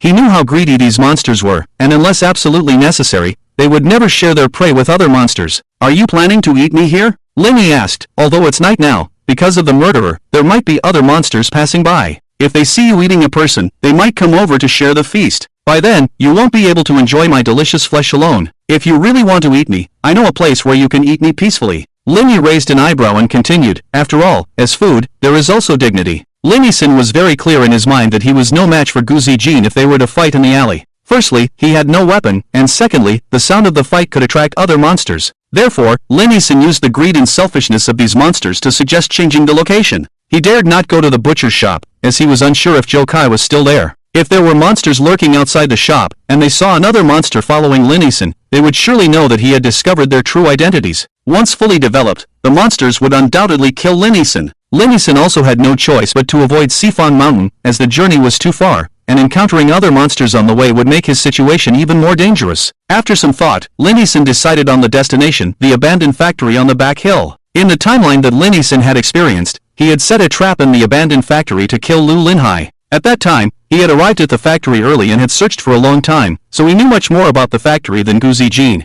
Moreover, few people would go there at night, so for Linny-san, the abandoned factory on the back hill was the best place to deal with the monsters. This was the first time Linny-san had decided to face a monster alone, so on the way to the back hill, he felt both scared and excited. Back hill? Guzi Jin realized as they were about to arrive at the back hill. Yes, the back hill, Linny-san nodded and calmly said, there are few people on the back hill, so you don't have to worry about other monsters coming to compete for food with you. He was worried that Guzi Jin might suddenly change her mind, so he added, and after you finish eating, you don't have to clean up, just wipe your mouth and leave, clean and hygienic, isn't that great? Guzi Jin did not speak, but she also seemed to think that the back hill was a good place. The back hill in the late night was quiet, occasionally the wind blew, and the rustling of the leaves carried a strange and eerie feeling. As they walked into the abandoned factory one after the other, Guzi Jin raised her forearms, and the tentacles on her abdomen swung violently, eager to eat Linny-san. But she never expected that just as she was about to make a move, Linny-san acted first. Linny-san bent down to pick up a stone from the ground and then turned around to throw it at Guzi Jin with force. Compared to the alley, the abandoned factory was full of rocks, and for Linny-san, these were all weapons. He could resist desperately without worrying that the sound would attract other monsters. You beast! Linny-san cursed, if you want to eat me, you'll have to see if you have the ability. While cursing, he continued to pick up the stones from the ground and throw them at Guzi Jin. Although these stones could not break the shell on Guzi Jin's body, they successfully enraged her. A harsh low growl came from her serrated mouthparts, and her 6 insect legs suddenly kicked the ground as she pounced towards Linny-san. Having seen too many monsters, Linny-san was not flustered when facing a monster that was only slightly larger than himself and had not fully developed. Seeing Guzi Jin pouncing towards him, Linny-san quickly felt around on the ground. In a previous timeline, he had searched for a long time here to set a trap, and he remembered that there was something here that could be used as a weapon. Soon, a cold touch came from his palm, and Linnison found it. It was a steel bar connecting broken cement blocks, perfect for use as a hammer. Linnison raised the steel bar, gripping it tightly with both hands in the manner that in Chengdao had used to deal with monsters, and swung it at the pouncing Gu Zijin. He had thought that the process would be smooth, but when the cement block on the other end of the steel bar hit Gu Zijin, Linnison realized how powerful in Chengdao was. The cement block hit Gu Zijin's waist, leaving a shallow pit on the shell around her waist, but it did not push her back. On the contrary, Linnison's hands went numb, and he fell to the ground due to the force's interaction, while the tentacles on the monster's abdomen wrapped around the steel bar. Linnison immediately let go of the bar to prevent himself from being pulled over by the monster. "Is this the purpose you brought me here for?" Tossing the steel bars aside, Gu Zijin disdainfully said, "It's a pity, this low-level method won't protect you." Ignoring his trembling hands, Linny quickly got up from the ground and ran towards the building. "You can't escape." The enraged Gu Zijin changed her mind and decided to torture Linny before devouring him. "But since you want to play, I'll play with you." Running fast, Linny picked up stones from the ground and threw them at Gu Zijin behind him. Gu Zijin didn't hurry. Perhaps it thought the rooftop was a dead end, so in its eyes, Linny's actions were just a struggle before death. But when it caught up to the rooftop, Linny suddenly turned and charged towards it. Gu Zijin was momentarily caught off guard by Linny's sudden move, and when it came to its senses, Linny had already grabbed it. "You scum, go to hell." The abandoned factory rooftop had no protection. With all his strength, Linny held Gu Zijin and jumped off. "You want to die with me?" Gu Zijin still sneered. Although its carapace had not yet reached the hardness of an adult monster, falling from the rooftop would not hurt it at all. "You're mistaken," Linny coldly snorted. It was at this moment that Gu Zijin suddenly saw something moving behind Linny. It was a rope tied to Linny. In a previous timeline, Linny had used this rope to set a trap to kill Lu Linhai. And now, this rope became Linny's lifeline. Linny knew where the rope was. After all, he had found it before. The reason he ran and picked up stones to attack Gu Zijin was not his final struggle. He used this method to cover up his actions, so that Gu Zijin did not notice that while picking up stones, Linny also picked up a rope. The reason he ran fast was because Linny needed time. While running, he tied one end of the rope to himself, and quickly tied the other end to a pillar on the rooftop. This way, even if Linny jumped from the rooftop, he wouldn't fall to the ground. "Only you will die." The rope suddenly tightened, and Linny felt a sharp pain in his waist, as if it was about to break. Fortunately, the rope held Linny, and only Gu Zijin fell. As she landed, Gu Zijin's face showed an incredulous expression. She heard a clang and saw a rusty steel bar piercing her abdomen. The reason Linny jumped from this position holding Gu Zijin was because he clearly remembered that there was a protruding steel bar at this location. Falling from a height, the still developing carapace on Gu Zijin's body would definitely be pierced. Looking at the monster on the ground, Linny smiled. "I told you, only you will die." The injured Gu Zijin let out a painful roar, its 6 insect legs struggling incessantly, desperately trying to get up. But because it was pierced with its back to the ground, it couldn't free itself for a while. As it struggled, the steel bar stirred inside its body, and Gu Zijin's tentacles quickly entwined around it. She tried to pull out the steel bar, but when she found that it didn't work, she slowly moved her body upwards, trying to climb out from the steel bar. Linny guessed its intention, so he wouldn't give this monster a chance to escape.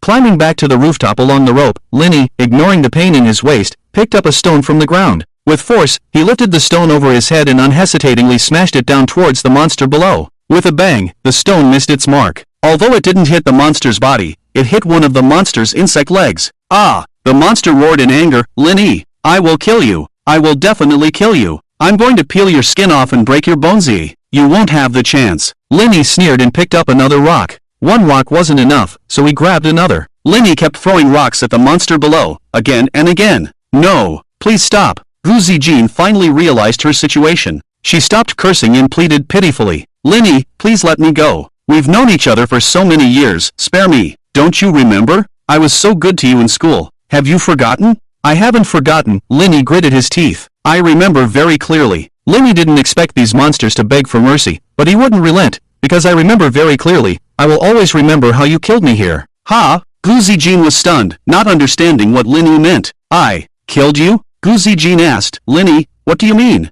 I never wanted to hurt you." "You don't need to know," Linny said coldly. "As long as I remember." He continued to throw rocks at the monster below, until it stopped struggling, until it died, until the sky gradually turned pale. Linny slumped to the ground, as if he had exhausted all his strength. He looked up and laughed at the sky. The former Gu Zijin had killed Linny here, and now Linny had avenged himself. At this moment, all the pent-up emotions in his heart were released. Although he had only killed a monster that had not fully developed, for Linny, this was a good start. "Just wait," Linny shouted. "One day, I will kill all of you freaks." The sudden ringing of his phone startled Linny, and he looked at the screen. It was an old man's number. Hello? Linny answered the call. Where are you? Came the worried voice of Jokai. In the back mountain. Back mountain? Jokai's voice on the phone sounded puzzled. What are you doing in the back mountain? Do you know what time it is now? Uncle Lin has already come back. Why haven't you come back? I thought you were caught by those monsters again. Jokai's series of questions moved Linny. Although he didn't know who his biological parents were, at least he had a few friends.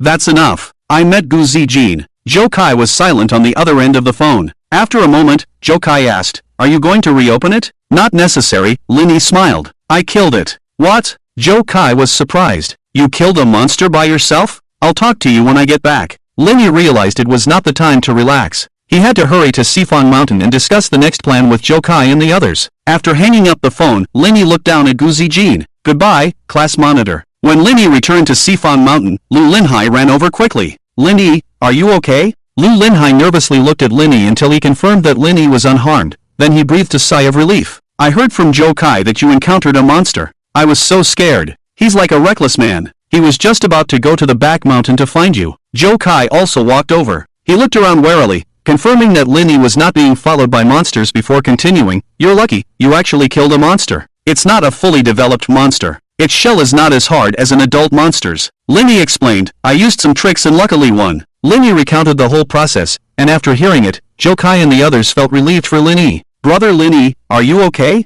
There was a hint of concern in Zhou Yun's eyes. I'm fine, Linny smiled and asked Jokai, where is Uncle Lin? Up ahead, Jokai pointed in the direction they had come from. Uncle Lin's injuries haven't healed, and he ran all night. When we arrived, he fell asleep. Did you get the key? Linny asked. Jokai nodded, we got the key, and some other things too. Let's go, I'll show you. Near the cliff, Linny saw Changdao lying on the ground. Perhaps hearing the commotion, Changdao suddenly sat up from the ground. Uncle and Linny greeted, but Changdao didn't respond and lay back down. There was an iron box and a file bag beside him. The key is in the box. Jokai picked up the box and handed it to Linny. Linny opened the box and was surprised to see what was inside. He rubbed his eyes, doubting if he was seeing it correctly. Is this the key? In the palm-sized iron box was a diamond-shaped crystal. Seeing Jokai nod, Linny felt his understanding being challenged. I know what you're thinking, Jokai said. When I first saw it, I was just as surprised as you. After all, this thing is completely different from the keys we know. Yeah, when I saw it, I thought I was mistaken, and thought this thing looked like a crystal, Lu Linhai agreed. Rather than calling this thing a key, I think it's more like a jammer or something, Jokai explained. Didn't Uncle Lin say there are invisible devices around the city's perimeter?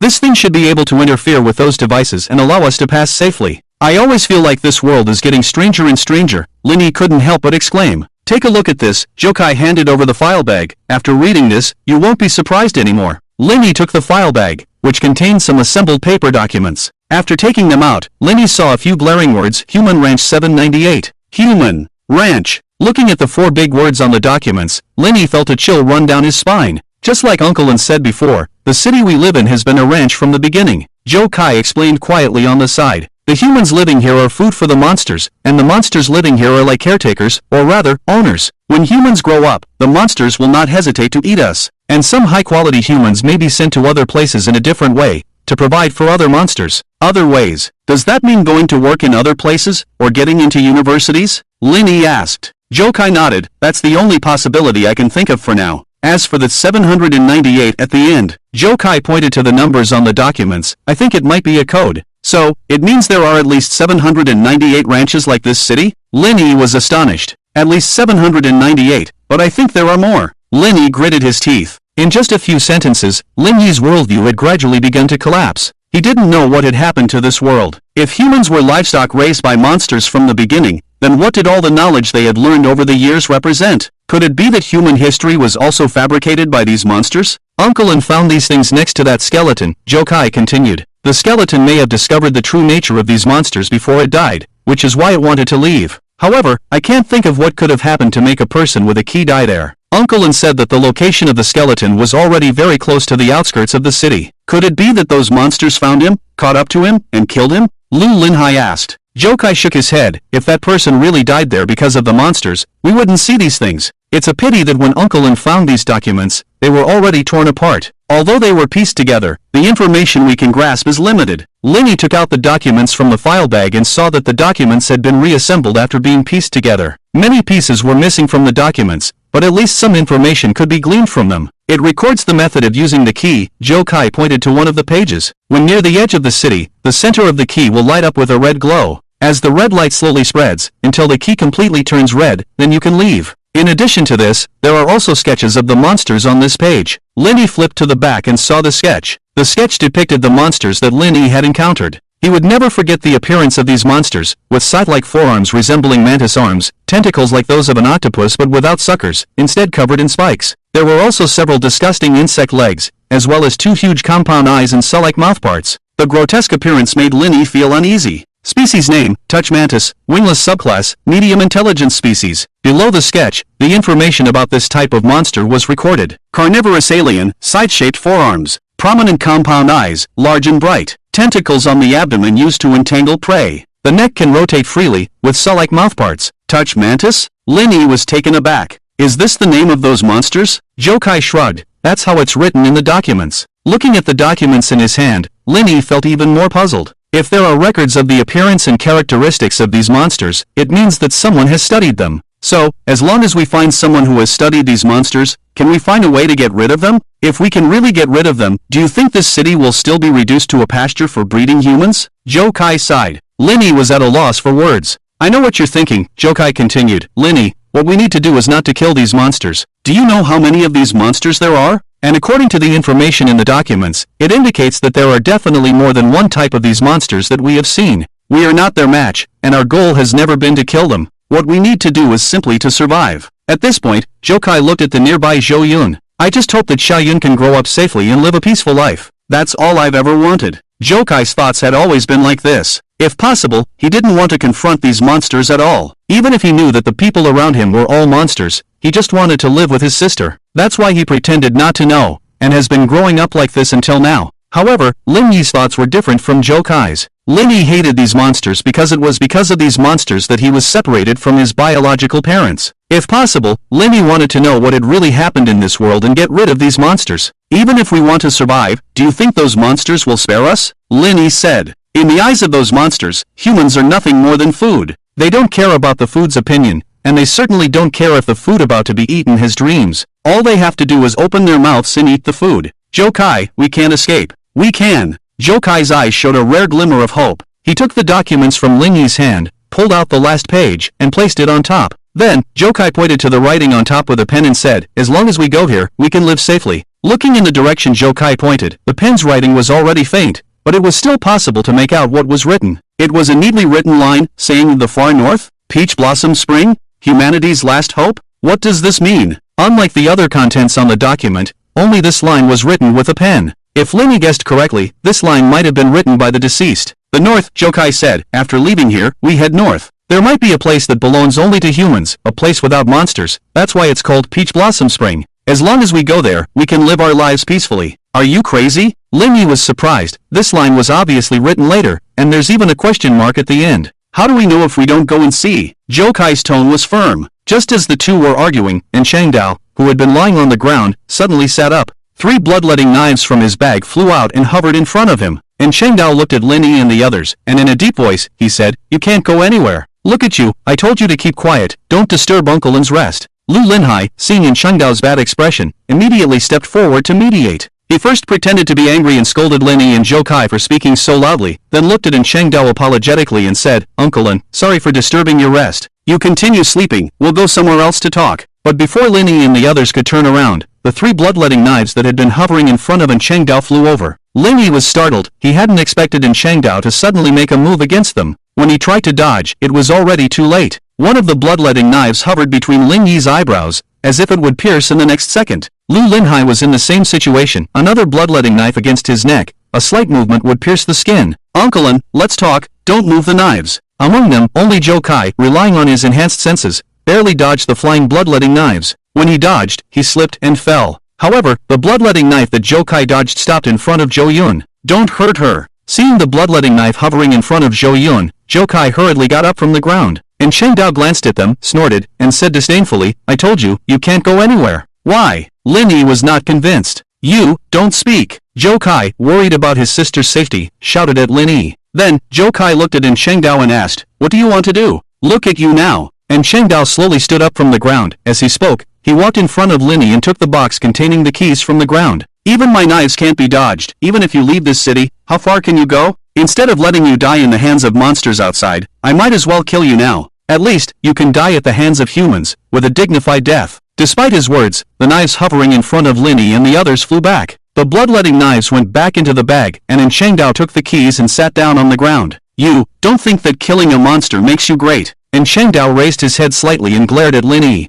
Who doesn't know how to talk big? You think you can get rid of them? A little rabbit like you, who hasn't even grown a full coat of fur, thinks he can get rid of anyone. Do you think that all the humans in this world are not as formidable or intelligent as you? And Cheng Dao spoke without leaving any room for argument. Linny frowned, although he felt indignant, and Cheng Dao was right. Linny wanted to get rid of these monsters, but was he the only one with such thoughts? If these monsters were really so easy to get rid of, this city would not have become a pasture for breeding humans. You and Cheng Dao looked at Lu Linhai, with underdeveloped limbs and a simple mind. If you didn't know about the existence of these monsters, you might have lived a few more years. But now that you know, you won't survive 3 days if you leave here. Lu Linhai pursed his lips and nodded on the side. And you, and Cheng Dao glanced at Zhou Kai, who was standing in front of Zhou Yun. Your ability is indeed very convenient, allowing you to discern monsters and evade most attacks. But what about your sister? Can you always stay by your sister's side? Besides, with your own limited strength, even if you can stay with your sister, the end result will be watching your sister being killed by those monsters. With your limited abilities, what are you talking about leaving here for? What difference does it make if you leave? It's just dying in a different place. If you want to die, you can tell me. There's no need for those monsters to do it. And Cheng Dao's words were harsh, but each one left Linny and the others unable to refute. Uncle Lin, we were wrong. After a while, Lu Linhai said softly, and Cheng Dao ignored them, closing his eyes as if falling asleep. Linny looked at Cheng Dao sitting on the ground and felt his mind in turmoil. He sat down under a nearby tree, thinking a lot that night. The next morning, as soon as it was light, Linny got up from the ground. He came to Cheng Dao, seeming to have something to say. Before Linny could speak, Cheng Dao opened his eyes. What's up? Cheng Dao didn't look up. Uncle Lin, I want to ask you something. Linny squatted down and looked at Cheng Dao. Uncle Lin, you are so powerful, even those monsters are no match for you. So, I want to ask you to teach me. Cheng Dao raised his head and asked, what, not leaving? I will leave, but not now, Linny said firmly. Uncle Lin, you're right. I'm no match for these monsters right now. Even if I leave this city, the result waiting for me is death. So, I want to become stronger, so that when facing monsters, I won't think about running away, but about how to kill them. Linny spoke earnestly. Unlike Zhou Kai, he couldn't sense monsters, so he had a much greater chance of encountering them. Linny didn't want to spend the rest of his days fleeing from monsters. If the world outside this city was also full of monsters, where else could he escape to? He remembered a scene from a previous timeline where Cheng Dao faced a group of monsters. If it weren't for Cheng Dao's injuries and the burden of Linny and Zhou Kai, perhaps the group of monsters wouldn't have been a match for Cheng Dao. Linny also wanted to become like Cheng Dao. Me too. Lu Linhai's voice came from the side. He quickly got up from the ground and walked to Linny's side, saying, Uncle Lin, teach me too. I haven't been of any help in these past few days, and I don't want to be powerless when my friends are in danger. Cheng Dao didn't answer, turning to look at Zhou Kai not far away. And you? What do you think? Cheng Dao asked. Zhou Kai looked at Zhou Yun, who was still unconscious beside him. Although he didn't speak, he stood by Linny with a determined stride. Very well. Cheng Dao stood up, a rare smile appearing on his face. Yesterday's Cheng Dao suddenly took action in order to make Linny and the others aware. Seeing the determined look in the eyes of the three teenagers, Cheng Dao began training them. In the following time, Cheng Dao formulated a series of special training plans. Lu Linhai, unlike Linny and Zhou Kai, did not have special abilities and could only start with physical fitness. Therefore, Lu Linhai's daily task was to climb mountains and run. Fortunately, Lu Linhai had perseverance and persisted through the hardships. Not only that, Lu Linhai seemed to have a strong recovery ability. No matter how tired he was the day before, as long as he slept, he would still be full of energy the next day. Zhou Kai's training plan was relatively simple. He was cautious and careful, and combined with his abilities, under normal circumstances, Zhou Kai would hardly get injured. Therefore, Zhou Kai's task was to maximize his body's reaction speed to keep up with his perception speed. For example, when facing a sudden attack from a monster, even if Zhou Kai saw it, if his body couldn't react in time, he would still be unable to dodge it. In addition, Zhou Kai had other tasks, such as purchasing supplies and guarding against monsters entering the mountain. As for Lin Yi's training plan, Cheng Dao was momentarily at a loss. Considering the different characteristics of Linny, Zhou Kai, and Lu Linhai,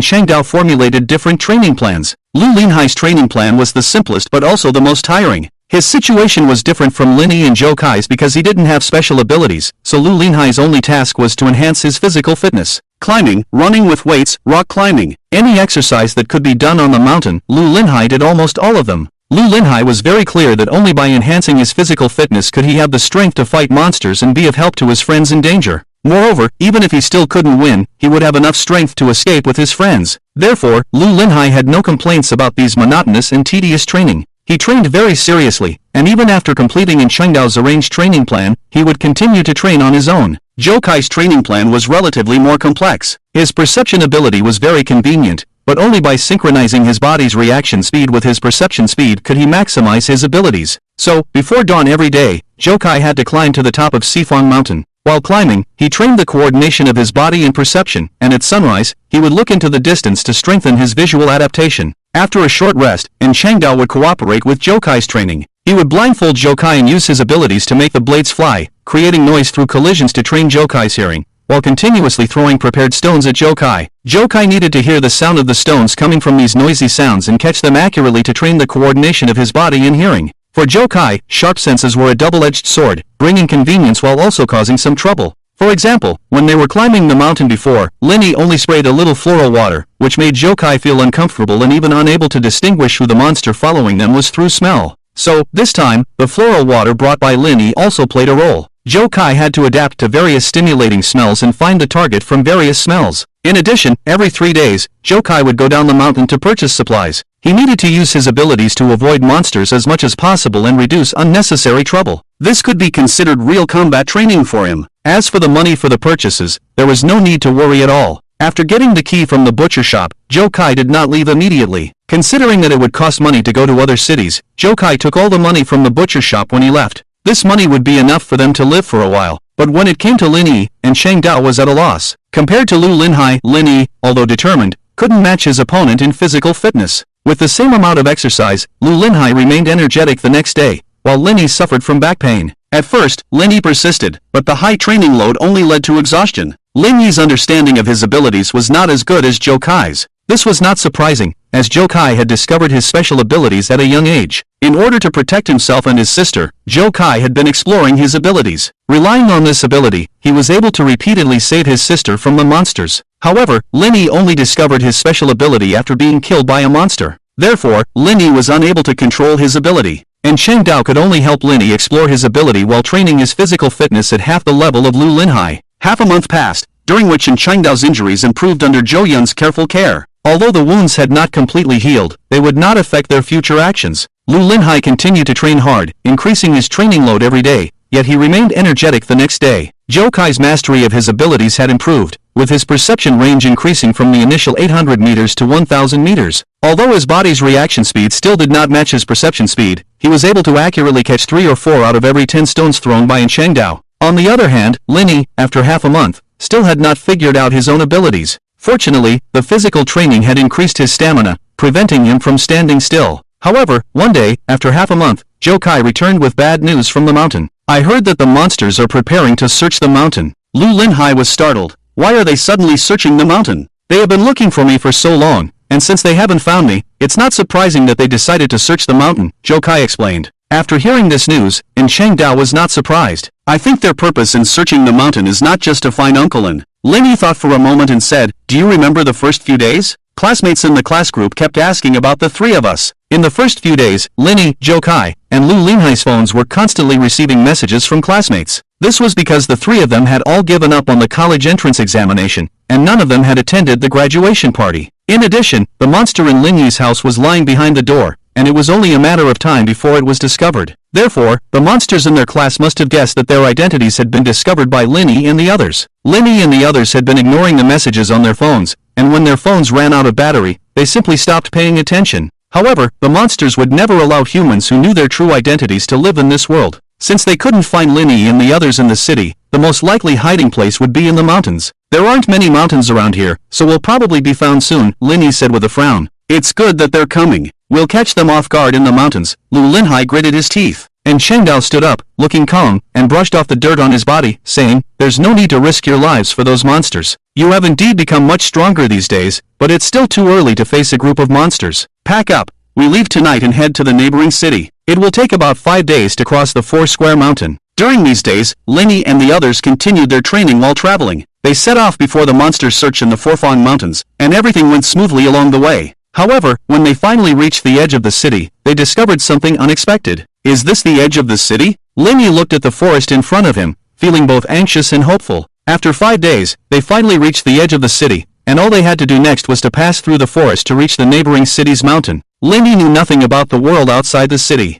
However, because of the existence of those anomalies, the outside world was likely to be different from what was seen on TV. The outside world might be filled with various monsters, which could be even more terrifying and brutal. Are you ready? Lu Linhai suddenly shouted, seemingly to boost his own courage and to encourage everyone. Zhou Yun tightly held onto Zhou Kai's sleeve, looking nervous but without any hesitation in her eyes. Zhou Kai's eyes also showed determination as he patted Zhou Yun's head, telling her not to worry. Linny looked back at the road they had come from. Although the city's buildings were no longer visible from their current position, for Linny, the events that had happened before seemed like just yesterday. Goodbye, Linny silently said in his heart. He was bidding farewell to the city where he had lived for 18 years and to his past self. Let's go, and Chengdao took out a key. As they entered the forest, the crystal in Chengdao's hand emitted a faint red light. It's changing color. Lu Linhai exclaimed excitedly, pointing at the key and shouting, the key is reacting. As they continued forward, the red light inside the crystal grew stronger. This thing is really the same as described in the records. When the red light fills the entire key, we can leave this ghostly place, Linny thought to himself.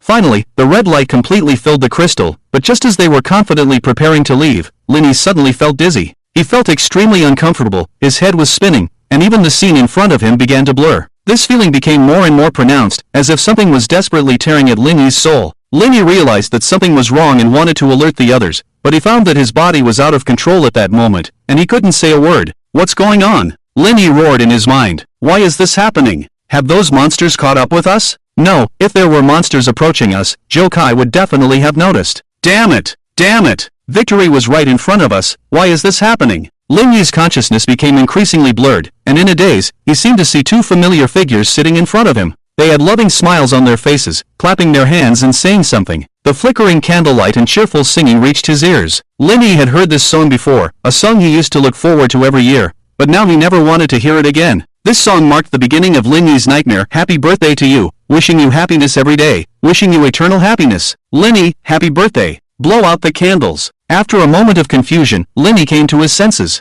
He saw clearly the two people sitting opposite him, and instantly felt his scalp tingle. Linny? Linny, what's wrong with you? The two people sitting opposite Linny were his father and mother, who had long been killed by Chengdao. My birthday? Linny realized that he had once again returned to the past. This time, he had gone back to his 18th birthday on June 10th. Yes, Linny, today is your birthday. His father's voice made Linny jump up from his chair, and he quickly backed away, almost tripping over the chair behind him. Linny, be careful. His mother was startled by Linny's sudden movement. Why are you still alive? Lin couldn't believe it. Why did time go back to my birthday? The memories flooded back, and Lin remembered that he and Zhou Kai had come to the edge of the city. He was about to leave the city, so why did he suddenly find himself back on June 10th? Could it be I died again? Lin shook his head, feeling that something was off. He didn't remember any monsters appearing at the time, nor did he remember how he died. So, could it be that his ability had been activated, just like when Chengdao faced a group of monsters alone in the butcher shop? A sense of frustration welled up within him. He had spent over half a month in the mountains, and just when he thought he could finally leave, he found himself back at square one in the blink of an eye. If all of this couldn't be changed, then what did all his efforts amount to? What's wrong with you? When his mother stood up, Lin saw the knife on the table. He grabbed the knife, looking warily at his parents in front of him. Don't come any closer, Lin shouted. Are you okay? His mother seemed very worried. Are you alright? His father was equally concerned. They kept looking at Lin, but their eyes didn't have the same greed as before. Instead, they showed a kind of nervousness and concern. Stop pretending. Lin quickly calmed himself down. After over half a month of training, although Lin wasn't confident that he could defeat two adult monsters, he felt that he could try to escape from them. I know you are monsters, Lin said without hesitation. Today was June 10th, Lin's birthday, the day he was eaten. So, instead of beating around the bush, he might as well just say it. However, his parents' reaction surprised Lin. Monsters? His mother was stunned for a moment and looked blankly at his father. What monsters? I don't know. His father shook his head and said, could he be talking about the video games he plays? What's wrong with you? His father continued with a puzzled look. Is it because the exam pressure has been too much these days, and after the exams, you suddenly relaxed and your mind went wrong? Hospital. His father thought for a moment and said, Come, let's go to the hospital for a checkup. Yes, the hospital. His mother echoed, It's okay, both Dad and Mom are here, you will be fine. Lin was stunned. Why was the scene in front of him different from what he had experienced before? Lin had already exposed the fact that he had discovered the monsters, so why did they tear off their disguise? Why didn't they pounce on Lin to eat him? Where are the car keys? Where did I put the car keys? His father seemed a little anxious. They are on the shoe cabinet. You always put them there when you come back, his mother reminded him. Right, on the shoe cabinet. His father went to the entrance, grabbed the car keys, and opened the door to go out. I'll go drive first, and when you come down, we'll go to the hospital right away. Mom will take you to see the doctor. His mother walked towards Lin. Don't come any closer. Lin raised the knife in his hand, looking warily at the people in front of him. Don't scare Mom. His mother's eyes gradually became moist, and her concern didn't seem fake. For a moment, Lin was at a loss. What's happening? Lin couldn't understand. Don't be afraid, Mom is here. His mother slowly approached. Even though Lin was holding a knife, she still came to Lin without hesitation. Mom is here, no matter what happens, Mom will be by your side. His mother took the knife from Lin's hand and hugged him, gently patting his back. Mom will take you to see the doctor. His mother took Lin's hand. Don't worry, you will be fine. No.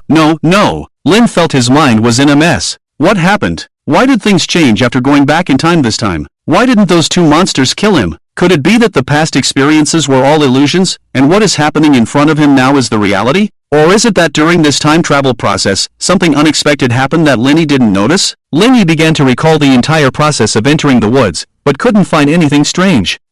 Let's go, Mom will take you to the hospital. It seemed that Mom noticed Linny's pale face and spoke with a cautious tone. She supported Linny and quickly arrived at the parking lot. Linny remained vigilant of his mother, but she never turned into a monster or tried to eat him. Dad drove the car over and comforted, it's okay. No matter how you do on this exam, Mom and Dad won't blame you. Even if you don't do well this year, we can always try again next year. Yes, don't feel burdened. No matter how you do, you are still our child. Next year? Linny was stunned. Weren't those two monsters supposed to eat him today? Could it be that he was mistaken? Perhaps all the previous experiences were just illusions caused by exam pressure, and what was happening now was the true reality? Get in the car quickly, Dad urged. Whether there's something wrong or not, let's go to the hospital first. I'll feel better after a checkup, Dad said. The worry on Mom and Dad's faces warmed Linny's heart. Thinking carefully, if his parents in front of him were really monsters, they would have attacked him as soon as he revealed the truth. But until now, Linny still didn't see any greed in their eyes. Perhaps, he really was mistaken. At that moment, Linny wavered. Mom opened the back door of the car for Linny, and he got in. What's the deal with the monsters you mentioned earlier? Mom, sitting in the passenger seat, asked in a low voice, perhaps out of curiosity. It's nothing, Linny didn't know how to tell them, as even he felt that all of this was too absurd. With a click, the car door locked. However, Dad didn't start the car. The monsters you mentioned. Mom and Dad's tone suddenly changed. The previously worried tone instantly turned cold. The lights in the parking lot went out, leaving only the car's light shining on Mom and Dad sitting in the front. They slowly turned their heads, and their skin began to peel off. Then, that familiar face appeared in front of Linny, unmistakably the face of a monster. The sudden turn of events caught Linny off guard. He wanted to open the car door and run out, but then remembered that the door was locked. The transformed monster parents didn't attack him, but suddenly started laughing, a piercing sound that kept stimulating Linny's nerves. The laughter made Linny's head ache, and then it felt like something was tearing at his body. The intense pain spread throughout his body, and Linny passed out. Are you ready? Linny suddenly came to his senses at the sound of Lu Linhai's shout, realizing that he was outside the woods on the edge of the city. Let's go, and Cheng Dao took out the keys and was about to enter the woods when Linny hurriedly stopped them.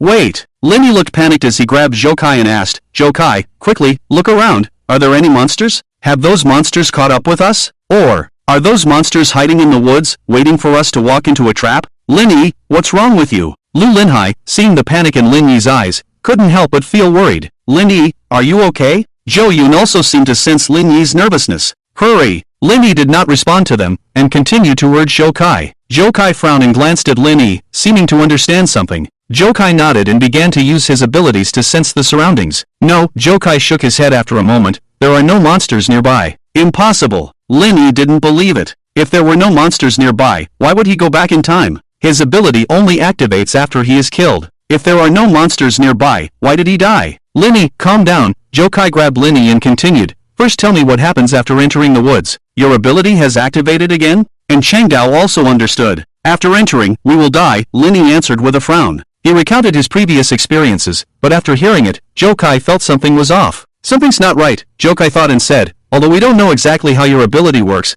based on what happened before, the time you go back to after dying is different each time. If we are killed by monsters after entering the woods, then you shouldn't go back to June 10th. Linny was initially stunned, but after thinking for a moment, he felt that Jokai's analysis made sense. Before, I always thought that the time I go back to after dying would gradually be delayed, starting with June 10th, then June 9th, and then June 8th. Jokai continued to analyze. But during the butcher shop incident, you only went back a few hours. So, even if we are killed by monsters after entering the woods, you should go back to either June 7th, or just a few hours before like now. But I did go back to June 10th this time, Linny remembered clearly. The cake and knife on the table, his parents sitting across from him, the same birthday song, and, thinking of this, a hint of confusion appeared on Linny's face. Yes, the events of June 10th this time are different from before. Linny didn't know what this meant, but one thing he was sure of was that he did die. Just to be safe, I'll go in and take a look, and Chengdao looked at the woods in front of him. His knife flew out from his backpack and spun around him continuously, and Chengdao held the cleaver in his hand and said seriously, we have limited knowledge of these anomalies. Maybe there are monsters here that we don't know about. In any case, it's always better to be careful. Jokai nodded, I'll keep an eye on the surroundings. After that, and Chengdao walked into the woods. Linny and the others nervously surveyed the surroundings, forming a triangle with Jokai and Lu Linhai, protecting Zhou Yun in the middle. Time passed, but the monsters never appeared, and Jokai didn't feel anything unusual. After a while, footsteps came from the woods. And D has returned, Jokai reminded. And Chengdao came out of the woods, and the knife that had been circling him returned to his backpack. It's safe inside, and Chengdao's message left Linny puzzled. The woods were safe, and no monsters appeared around them, so how did he die? Let's go, and Chengdao took out the key again. Don't worry, Jokai patted Linny's shoulder, if there's anything wrong, I'll let you know immediately. This time, they were even more cautious as they entered the woods. However, when the red light filled the key again, that inexplicable dizziness and the tearing sensation of the soul struck again. A cacophony suddenly rang in Linny's ears, accompanied by intense headaches, and the scenery in front of him gradually distorted. Linny's consciousness became increasingly blurred, and when he shook his head hard, he came to his senses and found himself sitting in a KTV private room. He came back, once again returning to the night of June 9th. What on earth is going on? Linny gritted his teeth, not understanding why this was happening. They had been so careful, so why did they still die after entering the woods on the edge of the city? And last time, they had only gone back a few hours, but this time, why did they return to June 9th again? The singing echoing in the private room annoyed Linny, but then he suddenly realized something was wrong. He had gone back to June 9th before, and that time, when he opened his eyes, his classmate was passionately singing into the microphone. But this time, he heard the original singer's voice in his ear, not his classmate's. Looking up, Linny saw that everyone in the private room was sitting neatly on the sofa, all of them looking at the screen with serious expressions, as if they were bewitched. Linny didn't see Jokai and Lu Linhai. He remembered that Jokai had claimed to have something to do that day, so he didn't come. But where was Lu Linhai, who should have been here? The singing on the screen suddenly stopped, and at that moment, everyone slowly turned their heads and looked at Linny. What? What are you all looking at me for? The scene in front of him was inexplicably eerie.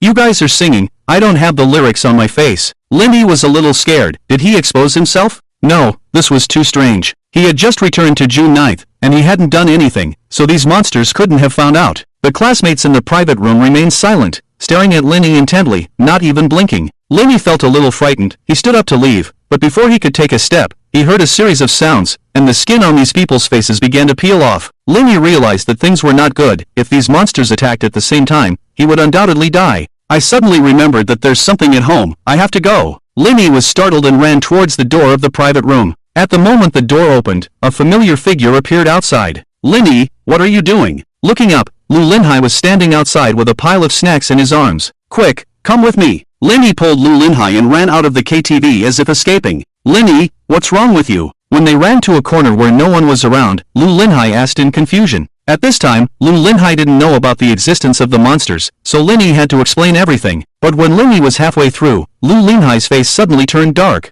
Monsters? Lu Linhai stared motionlessly at Linny. I know what I'm saying sounds ridiculous, but you have to believe me. Linny was cautious, not noticing the change in Lu Linhai's expression. I believe you. Lu Linhai's voice became somewhat grating. When Linny looked up, he suddenly saw Lu Linhai smiling. What? Why are you laughing? Linny frowned. Linny, the monsters you mentioned. The skin on Lu Linhai's face began to peel off, like damp wall paint, falling off in pieces. Linny was stunned. He saw the familiar serrated mouthparts and the huge compound eyes on Lu Linhai's face. Lu Linhai was a monster? Is this what it looks like? The grating laughter came out of Lu Linhai's throat. In an instant, Linny felt a splitting headache. There was nothing around, but it felt as if countless invisible hands were pulling him, tearing his body apart. Ah! Linny shouted in terror. He suddenly sat up from the ground, waking up the person next to him. Linny, what's wrong with you? Lu Linhai's voice came from beside him, startling Linny. He groped the ground with both hands, grabbed a stone, and smashed it towards Lu Linhai. Monster! Linny shouted, so you're a monster too? Lu Linhai did not expect Linny to suddenly attack him, but after more than half a month of training, Lu Linhai immediately reacted. He rolled on the ground and dodged the stone thrown by Linny. When Linny picked up another stone and was about to continue attacking Lu Linhai, a strong hand grabbed him. What are you doing? A familiar voice sounded in his ear. It was in Chengdao's voice. Uncle Lin, quickly, kill him. Linny shouted anxiously, he's a monster. He's been deceiving us, he's also a monster. Linny, what are you talking about? Zhou Kai shielded Zhou Yan behind him and asked in confusion. I understand, I finally know why we died after entering the woods. Linny stared at Lu Linhai and gritted his teeth. It's you killed us. Because you, this monster, have been lurking around us, so Zhou Kai didn't notice any monsters around. When we entered the woods, you took the opportunity to kill us when we weren't paying attention. Linny, what's wrong with you? Lu Linhai looked puzzled, his eyes full of worry. I didn't understand anything you said. Zhou Kai furrowed his brows and thought for a moment, seeming to understand something. Linny, have you returned to the past again? Zhou Kai asked. The past? Linny was first stunned, then looked around, and then realized. This time, Linny had returned to the night before they arrived at the woods. Why is this happening? Linny felt confused. Clearly, he had returned to June 9th before, so why did he now come back to the night before they arrived at the woods? Don't worry for now, Zhou Kai walked over, calm down, and then tell us what happened. Linny breathed heavily, and after a moment, he began to recount his experience. After listening, everyone's faces showed a solemn expression. I really am not a monster, Lu Linhai said helplessly. If Lu Linhai was a monster, there would have been no need to save us before. Zhou Kai thought for a moment and continued. And we have lived together for more than half a month. He had many chances to kill us. But if Lu Linhai is not a monster, then what did you see? It's fake. Lu Linhai said loudly. It must be those monsters impersonating me. No, on June 9th, Linny had not been exposed yet. The monsters couldn't have impersonated you for no reason to deceive Linny. Zhou Kai shook his head. Linny remained silent. These frequent returns to the past had made his mind very confused. He tried hard to recall what had happened after these returns to the past, and as he thought, Linny seemed to realize something. Linny appearing on the night before they arrived at the woods now meant that the last time he returned to June 9th, he was killed. However, the transformed monster Lu Linhai only revealed his monstrous appearance, and it seemed that he did not attack Linny. If the transformed monster Lu Linhai did not kill Linny, then why did his ability suddenly activate? Could there be other types of monsters hiding in the woods? Lu Linhai was somewhat anxious. After all, at this moment, he was the prime suspect. Zhou Kai shook his head and said, even if it's another type of monster, I can sense it. It's not possible for this kind of monster to have no scent, not need to breathe, and not even have a heartbeat. Maybe it's this kind of monster, Lu Linhai continued.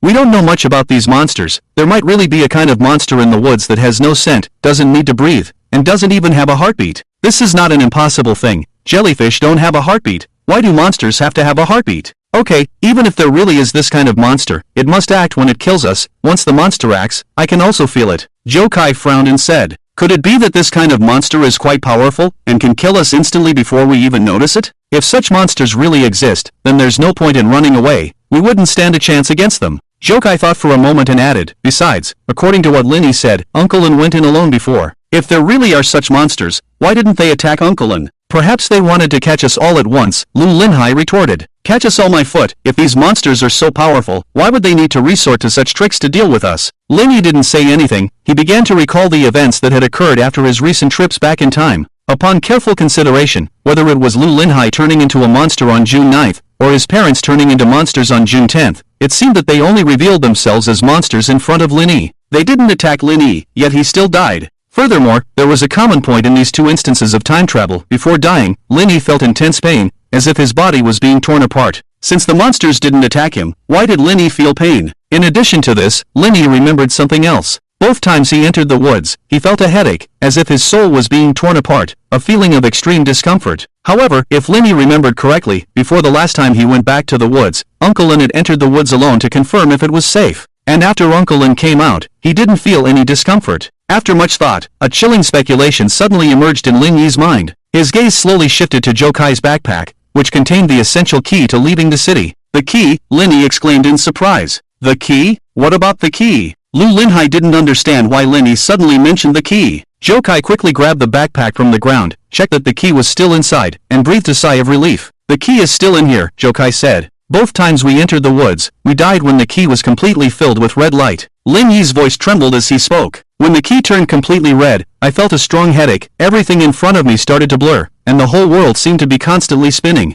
And my body was out of control, my consciousness became increasingly blurred, and then I went back to the past. So, when you reached this point, Lin Yi paused. This speculation was an extremely bad news for them. Could it be that this thing is not the key to leaving here at all, but the reason for our deaths? Impossible. Zhou Kai was somewhat agitated. The information Uncle Lin found clearly states that this thing is the key. If we don't have the key, we will die as soon as we approach the edge of the city. But we died while holding the key, didn't we? Lu Linhai said softly. Lin Yi only returned to the present after dying, and he died several times. But that doesn't mean there's a problem with the key, Zhou Kai argued. Lin Yi also said that red light did indeed come out of the key, which means the information in the documents is correct. What if the information Uncle Lin found was a trap from the beginning? Lin Yi voiced his speculation. The skeleton Uncle Lin found clearly had the key, but didn't leave here, and instead died at the edge of the city. Now thinking about it, isn't it extremely similar to the situation we encountered? Zhou Kai opened his mouth, but for a moment didn't know what to say. For them in this time, Lin Yi was the only one who had entered the woods. If there were monsters in the woods, or if they were being chased by monsters, Lin Yi couldn't possibly forget. And there's one more thing. Perhaps it was because of the calmness that Lin Yi's thoughts began to become clearer. The future will change because of what I did after returning to the past,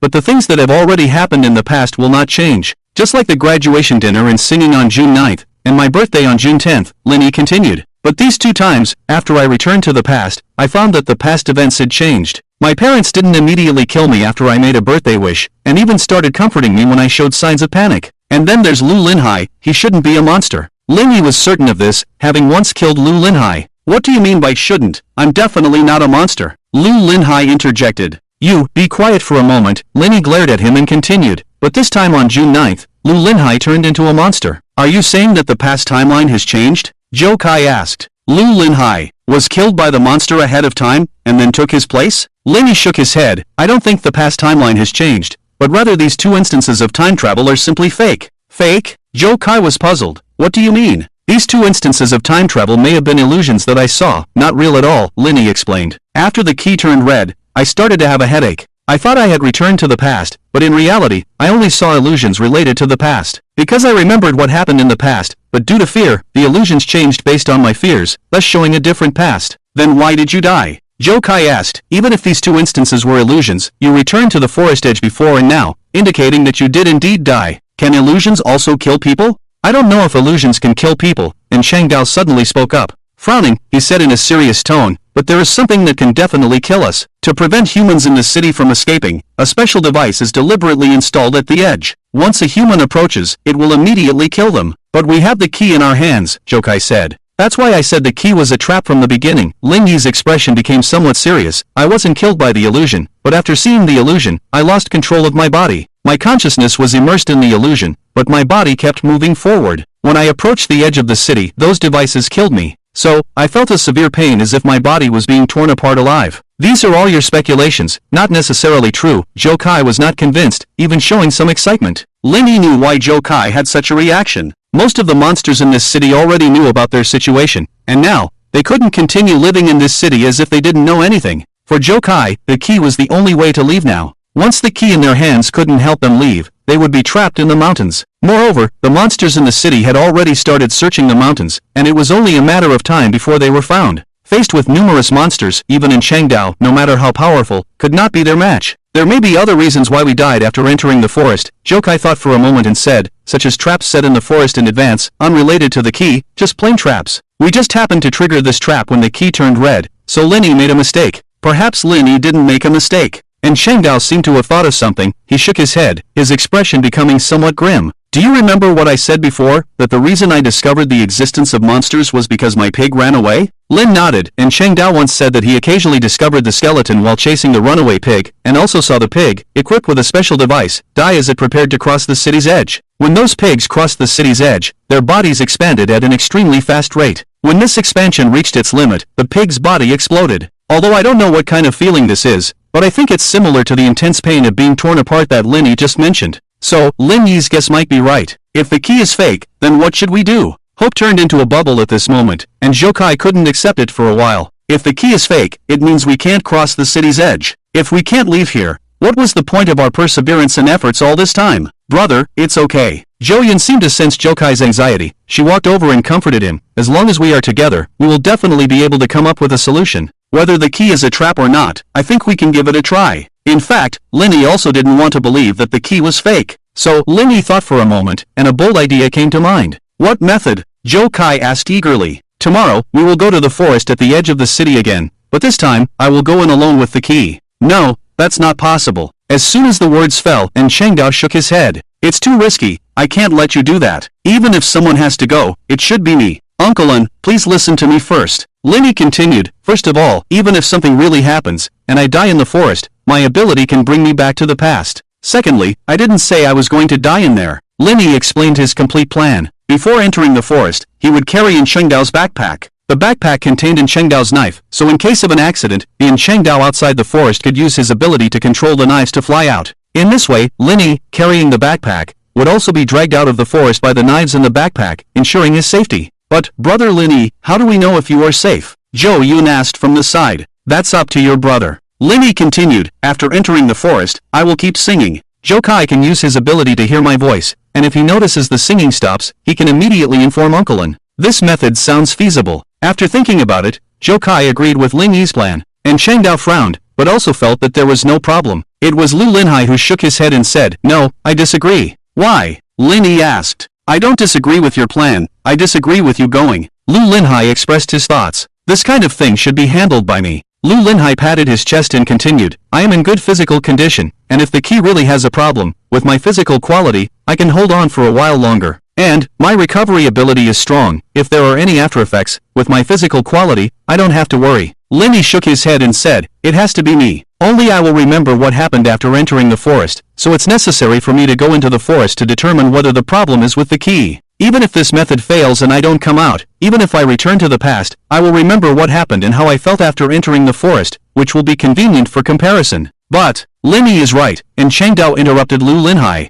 It's most appropriate for him to complete this matter. After the discussion, everyone agreed to Linny's plan. Soon, the time came to the next day. They arrived at the forest, and Linny held the key tightly in his hand. With Chengdao's backpack on his back, Linny walked into the forest. Brother Linny, be careful, Jo-Yun shouted with concern. Although my ability can control the knives I have used, the control distance will decrease with my state, and Chengdao reminded. With my current state, the range does not exceed 1,500 meters. Once it exceeds this range, I will not be able to control the knife. So, no matter what you find, as soon as I feel that the distance is about to exceed 1,500 meters, I will immediately stop and pull you back. Jo-Kai continued in Chengdao's words. And me, Jo-Kai continued in Chengdao's words, my current perception range is 1,000 meters, and after that, I can't feel anything. Linny, you must be careful. Lu Linhai was worried about Linny going alone. If anything seems wrong, stop singing immediately. Linny nodded, don't worry. Linny turned around, took a deep breath, and walked into the forest. As he walked, he sang a song.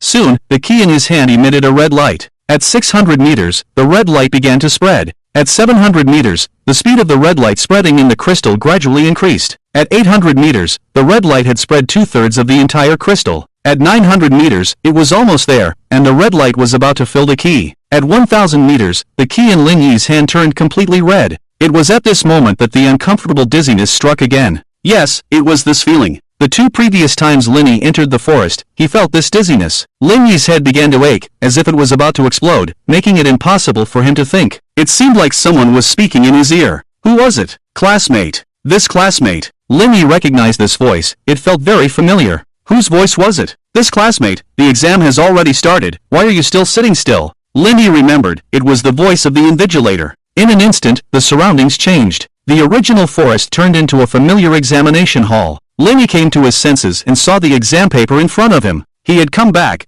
to the day of the exam on June 8th. No, this is an illusion. It must be an illusion, the awakened Linny kept telling himself in his mind. He blinked hard, but when he looked up, he found himself still in the examination hall. There was no sound around, it was eerily quiet. It seemed that the students in the examination hall all slowly turned their heads to look at Linny at this moment, motionless, staring at him. Their eyes were vacant, devoid of any emotion, like puppets placed on chairs, staring straight at Linny. This feeling made Linny shudder, and he became more and more anxious. Wake up quickly, come on, wake up, Linny repeated in his mind. Classmate, are you having any trouble? The invigilator beside him not only did not leave, but even leaned in. His voice became somewhat strange, sounding neither male nor female, somewhat hoarse, like a faulty recording. With a pat, something fell on the exam paper. Lenny glanced at it and instantly felt his scalp tingle. What fell on the exam paper was a piece of human skin. If you are having any trouble, you can tell me. Oh, the invigilator's throat emitted a low and piercing laughter. Along with this eerie laughter, the skin on his face kept peeling off. If you are having any trouble, you can tell us. The others in the examination hall repeated the invigilator's words, and as they opened their mouths, the skin on their faces also began to peel off, one piece after another, constantly falling off. The scene before him was completely different from the June 8th experience Lenny had gone through.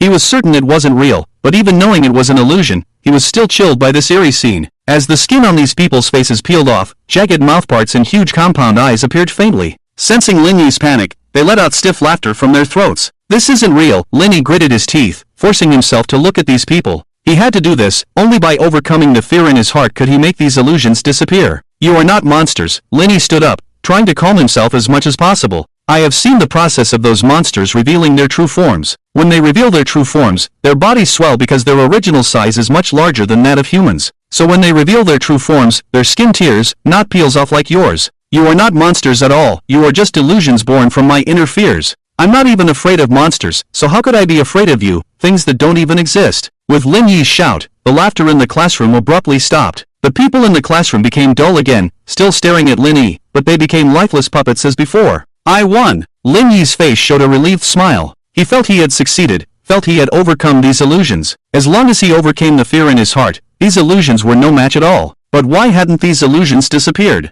At this moment, a familiar voice appeared behind Lin Yi. So what? Turning around, Zhou Kaimai, who was in the same examination room as Lin Yi, walked over with a stiff gait. Whether we are monsters or not is not important at all, Zhou Kai said as he walked up to Lin Yi. Even if we are not monsters, you cannot escape from here. Since you cannot escape, why not stay with us forever? At this moment, everyone in the classroom stood up. The laughter that had disappeared before once again emerged from their throats. The laughter spread in the classroom, even more ear-piercing and disturbing than before, making Lin Yi feel agitated. Then, the sensation of tearing in his body reappeared, and intense pain spread throughout Lin Yi's body in an instant. You cannot escape, stay here with us forever. Zhou Kai approached closer. Lin Yi gritted his teeth, and with the corner of his eye, he saw a pen on the table. He was unwilling to lose to the monsters, and now he had to lose to these damn illusions. Lin Yi! Lin Yi! Zhou Kai's voice came again, different from before, this time full of concern. However, Lin Yi, who was restless, did not notice this and, looking at Zhou Kai walking towards him, looking at his mocking smile, Lin Yi couldn't hold back his anger. Lin Yi cursed and grabbed the pen on the table. He raised his hand, wanting to stab the pen into Zhou Kai's neck, but before his right hand could come down, something invisible suddenly grabbed him. Lin Yi struggled hard but couldn't break free. Lin Yi! Wake up, Lin Yi! Surprised, Lin Yi suddenly heard Lu Linhai's voice, but he hadn't seen Lu Linhai appear in this examination room at all. Brother Lin Yi! This time, even Zhou Yun's voice came out. Lin Yi was stunned, only then did he notice that the sensation of tearing in his body had disappeared. You can't escape, Zhou Kai leaned in. As the skin on his face continued to peel off, jagged mouthparts emerged. The mouthparts opened, and a tongue covered in mucus slowly licked Lin Yi's face. I understand. Although the feeling made Lin Yi feel nauseous, when the intense pain disappeared, Lin Yi understood. My plan succeeded. Lin Yi smiled. I have been pulled out of the woods by Uncle Lin. You know I can't die, so you want to destroy my will with this method. For you, my negative emotions are your nourishment, whether it's fear, anger, or tension. As long as I still have negative emotions, you damn illusions will never disappear. Thinking of this, Lin Yi simply closed his eyes. He let his brain empty, and then the laughter around him began to dissipate. What should we do? Lin Yi hasn't woken up yet. Along with the laughter, this time, Lin Yi clearly heard Lu Linhai's worried voice. Brother, think of a way quickly. This was Zhou Yun's voice. If it doesn't work, just give him a slap. Zhou Kai's voice, tinged with excitement in his worry. Maybe slapping him twice will wake him up. I'll do it, I'm strong. Lu Linhai said. No, let me do it. Zhou Kai stopped Lu Linhai. No, this kind of strength work should be left to me. Lu Linhai retorted. Lin Yi opened his eyes, the exam room around him disappeared, and he was standing outside the woods on the edge of the city. Do you all just want to hit me? Looking at Zhou Kai and Lu Linhai vying to slap him, Lin Yi looked helpless. Lin Yi, are you awake? Zhou Yun asked. Lin Yi nodded and looked back at his right hand, which was tightly held by Changdao. It seemed that what happened in the illusion was also happening in reality. Uncle Lin, I'm fine. And Changdao didn't let go, frowning and staring at Lin Yi, making Lin Yi feel uneasy. And Changdao stared at Lin Yi's eyes without blinking, until he confirmed through his eyes that Lin Yi was really awake, then he let go. That's good. And Changdao breathed a sigh of relief. Tell us, what did you find? And Qingdao's words drew everyone's attention to Lin Yi. Lin Yi frowned inside, although I don't want to admit it, but this thing is indeed a trap. Lin Yi held up the key in his hand and continued, it was fine at first, but when the red light inside this thing completely filled up, the dizziness I felt twice before reappeared. Then, I saw the exam room on June 8th. But this time, I was very clear, because what I saw was completely different from my past. This thing can create illusions based on our negative emotions, causing us to lose control of our bodies until we hit a special device on the edge of the city and die. If Uncle Lin hadn't pulled me out in time, and your shouts, even if I hadn't died because of those special devices, I would never have been able to wake up because my will was destroyed. This thing is actually fake. Lu Linhai gritted his teeth in anger. Zhou Kai was the same. He took the key from Lin Yi's hand and smashed it forcefully on the ground. With a bang, a crack appeared on the surface of the crystal, but Zhou Kai didn't stop, as if he wanted to vent all his anger on this thing. He cursed as he picked up the key and smashed it on the ground again. With his continuous venting, the crystal finally shattered into pieces. But when Lin Yi and the others saw what was inside the crystal, they were stunned. The inside of this thing is not transparent? Lu Linhai exclaimed. Lying inside the crystal, what appeared transparent on the surface was just an illusion. When the crystal was smashed by Zhou Kai, Lin Yi and the others saw the densely packed metal parts inside. I always thought it was a crystal-like substance. Lin Yi picked up a piece from the ground and muttered, after all this trouble, this thing is a machine. Lin Yi roughly understood. The reason this thing could create illusions for them was probably because it was a mechanical device itself. It could sense the special device at the edge of the city. Once someone approached it, it would be activated, causing nearby people to have illusions. But as he looked at it, Lin Yi felt something was not right. Both the structure and the components inside were much more sophisticated than the machines they knew. Not only that, all these components were ones Lin Yi had never seen before. Looking at the instrument in his hand, Lin Yi couldn't help but feel surprised. Could the technological level of these monsters have far surpassed human civilization? If that's really the case, do they really have hope of victory? If the key is fake, then the information Uncle Lin found. Lin Linhai, who was beside him, didn't know what Lin Yi was thinking, and he frowned and said softly, that information is half true and half false. Lin Yi picked up all the broken instruments from the ground and put them in his bag. He felt that these things still needed to be studied. For example, the page that records the monsters. Because we have seen the monsters, we believe the contents of the information. Lin Yi continued, but we never thought that these real contents would be mixed with traps. The peach blossoms spring in the extreme north on the information. When he said this, Lu Linhai glanced at Zhou Kai. Could it also be fake? Zhou Kai didn't speak, but from his eyes, it was clear that he also had some doubts. This matter is temporarily not mentioned. Lin Yi shook his head and said, whether it's true or false is no longer important to our current situation. The urgent matter is what we should do next. The monsters in the city already know about us, so we definitely can't stay in this city. Lin Yi turned to look at the woods behind him and then said, the special devices at the edge of the city will kill us, so this route is also not feasible. What if we dig out these special devices? Lu Linhai asked. These devices should be buried underground. After all, it's too obvious to put them on the ground. If we dig out the devices and destroy them, can we pass through? Can't dig them out. And Cheng Dao said with a cold face, after knowing the existence of these special devices, I tried to find them. But because I'm not sure of the specific location of these devices, and I don't know how deep they are buried, I can't find them for a while. We can't stay in Sifan Mountain either. Zhou Kai added. The monsters in the city have already started searching the mountains, and it's only a matter of time before they find us. If we continue to hide here, we will be found sooner or later. By that time, what we will face is not just one or two monsters, but a group of monsters. This won't work, that won't work. Are we just waiting for a dead end? Lu Linhai thought for a moment, gritted his teeth and said, if it really doesn't work, we'll fight those monsters. Even if we die, we have to kill a few. There is also a way to leave here. Lin Yi seemed to have thought of something. Have you figured out a way? Zhou Kai asked. Uncle Lin said, didn't he, that high-quality humans will be sent to other places by the monsters in the city. Lin Yi said. In other words, these routes do not have special devices, and we can leave from these routes. No. And Cheng Dao shook his head. These routes do have special devices, but these devices will open a gap at a specific time for those monsters to come and go. I have investigated these routes. One is the route where the long-distance bus leaves the bus station, and the other is the high-speed rail. And Cheng Dao picked up a stick from the ground and drew two lines on the ground. One more thing to note is that even if we want to leave these two routes, we must take the bus and the high-speed train. Only by taking the transportation can we avoid being killed by the special devices. I experimented with pigs. Once the bus left, I drove the pigs along the route of the bus. When the pigs approached the edge of the city, they died as well. So, only by taking the designated transportation of these monsters and moving along these two routes can we leave here. But these two conditions are even more difficult for us than reaching the sky.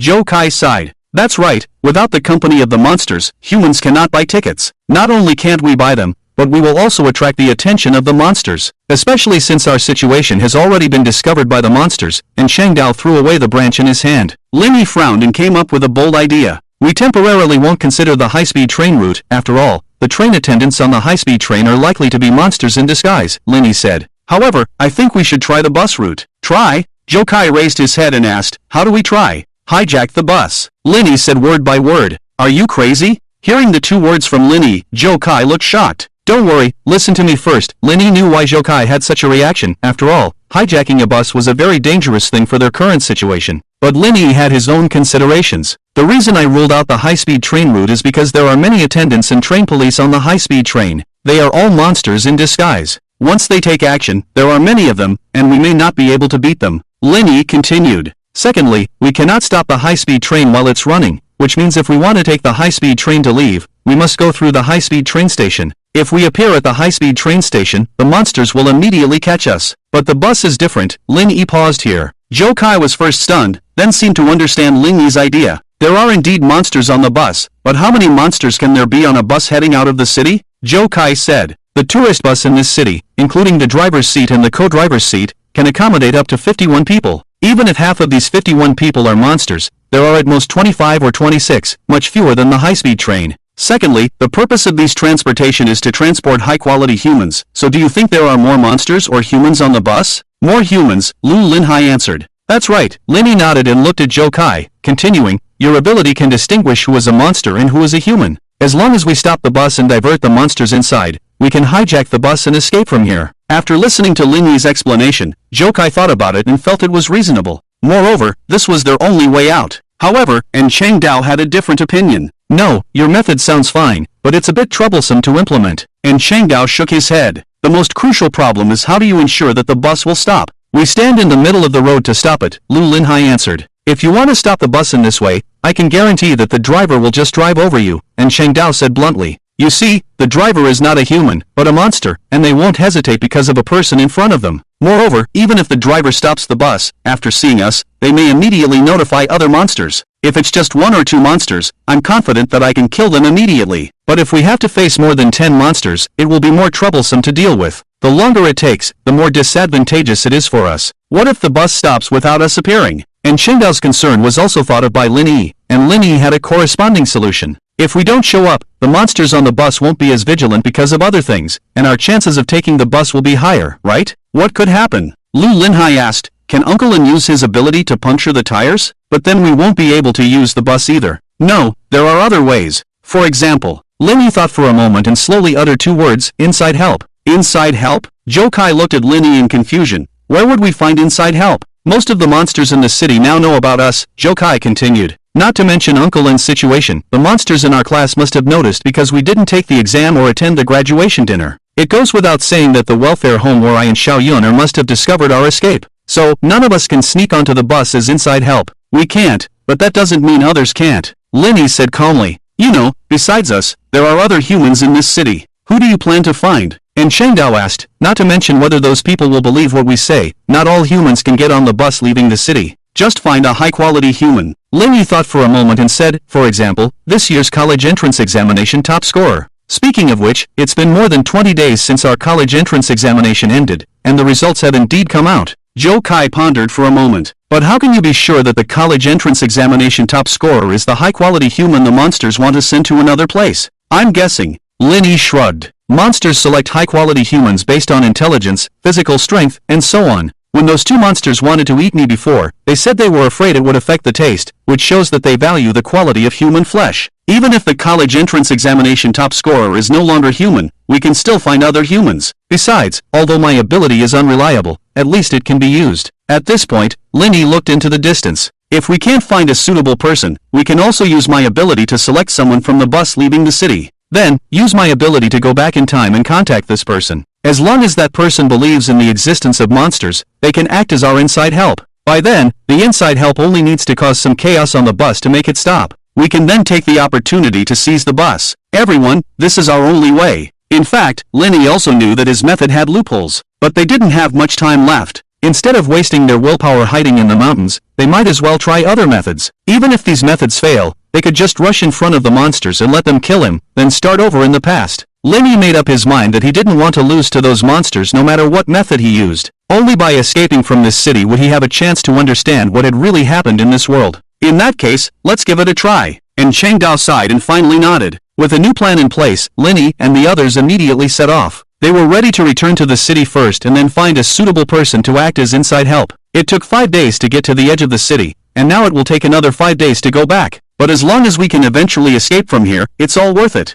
5 days later, they returned to Sifang Mountain. They had planned to descend under the cover of night and find a place to hide. But before they could take any action, Jokai's face suddenly turned ugly. He stopped the others and said in a low voice, "Everyone, bad news, there are monsters coming up." "Monsters?" Lu Linhai frowned and asked, "Have those damn monsters found us?" Zhou Yun tightly held Jokai's hand, showing signs of nervousness. Jokai shook his head and said, "Not yet. From the positions of these monsters, they are scattered. They must be searching the mountain." Jokai looked around and continued, "However, almost all the paths down the mountain have monsters. If we go down directly, we will definitely encounter them. It's not feasible to continue hiding here. These monsters will find us sooner or later. I didn't expect them to find this place so quickly." Lu Linhai gritted his teeth. "Their speed is considered slow," Linny roughly calculated in his mind, then said, "According to normal speed, these monsters should have started searching Sifang Mountain several days ago. The reason they started searching here so late is probably to avoid arousing suspicion from other humans in the city, deliberately choosing to search the mountain at night." Linny thought for a moment and continued, "And they should be searching very carefully,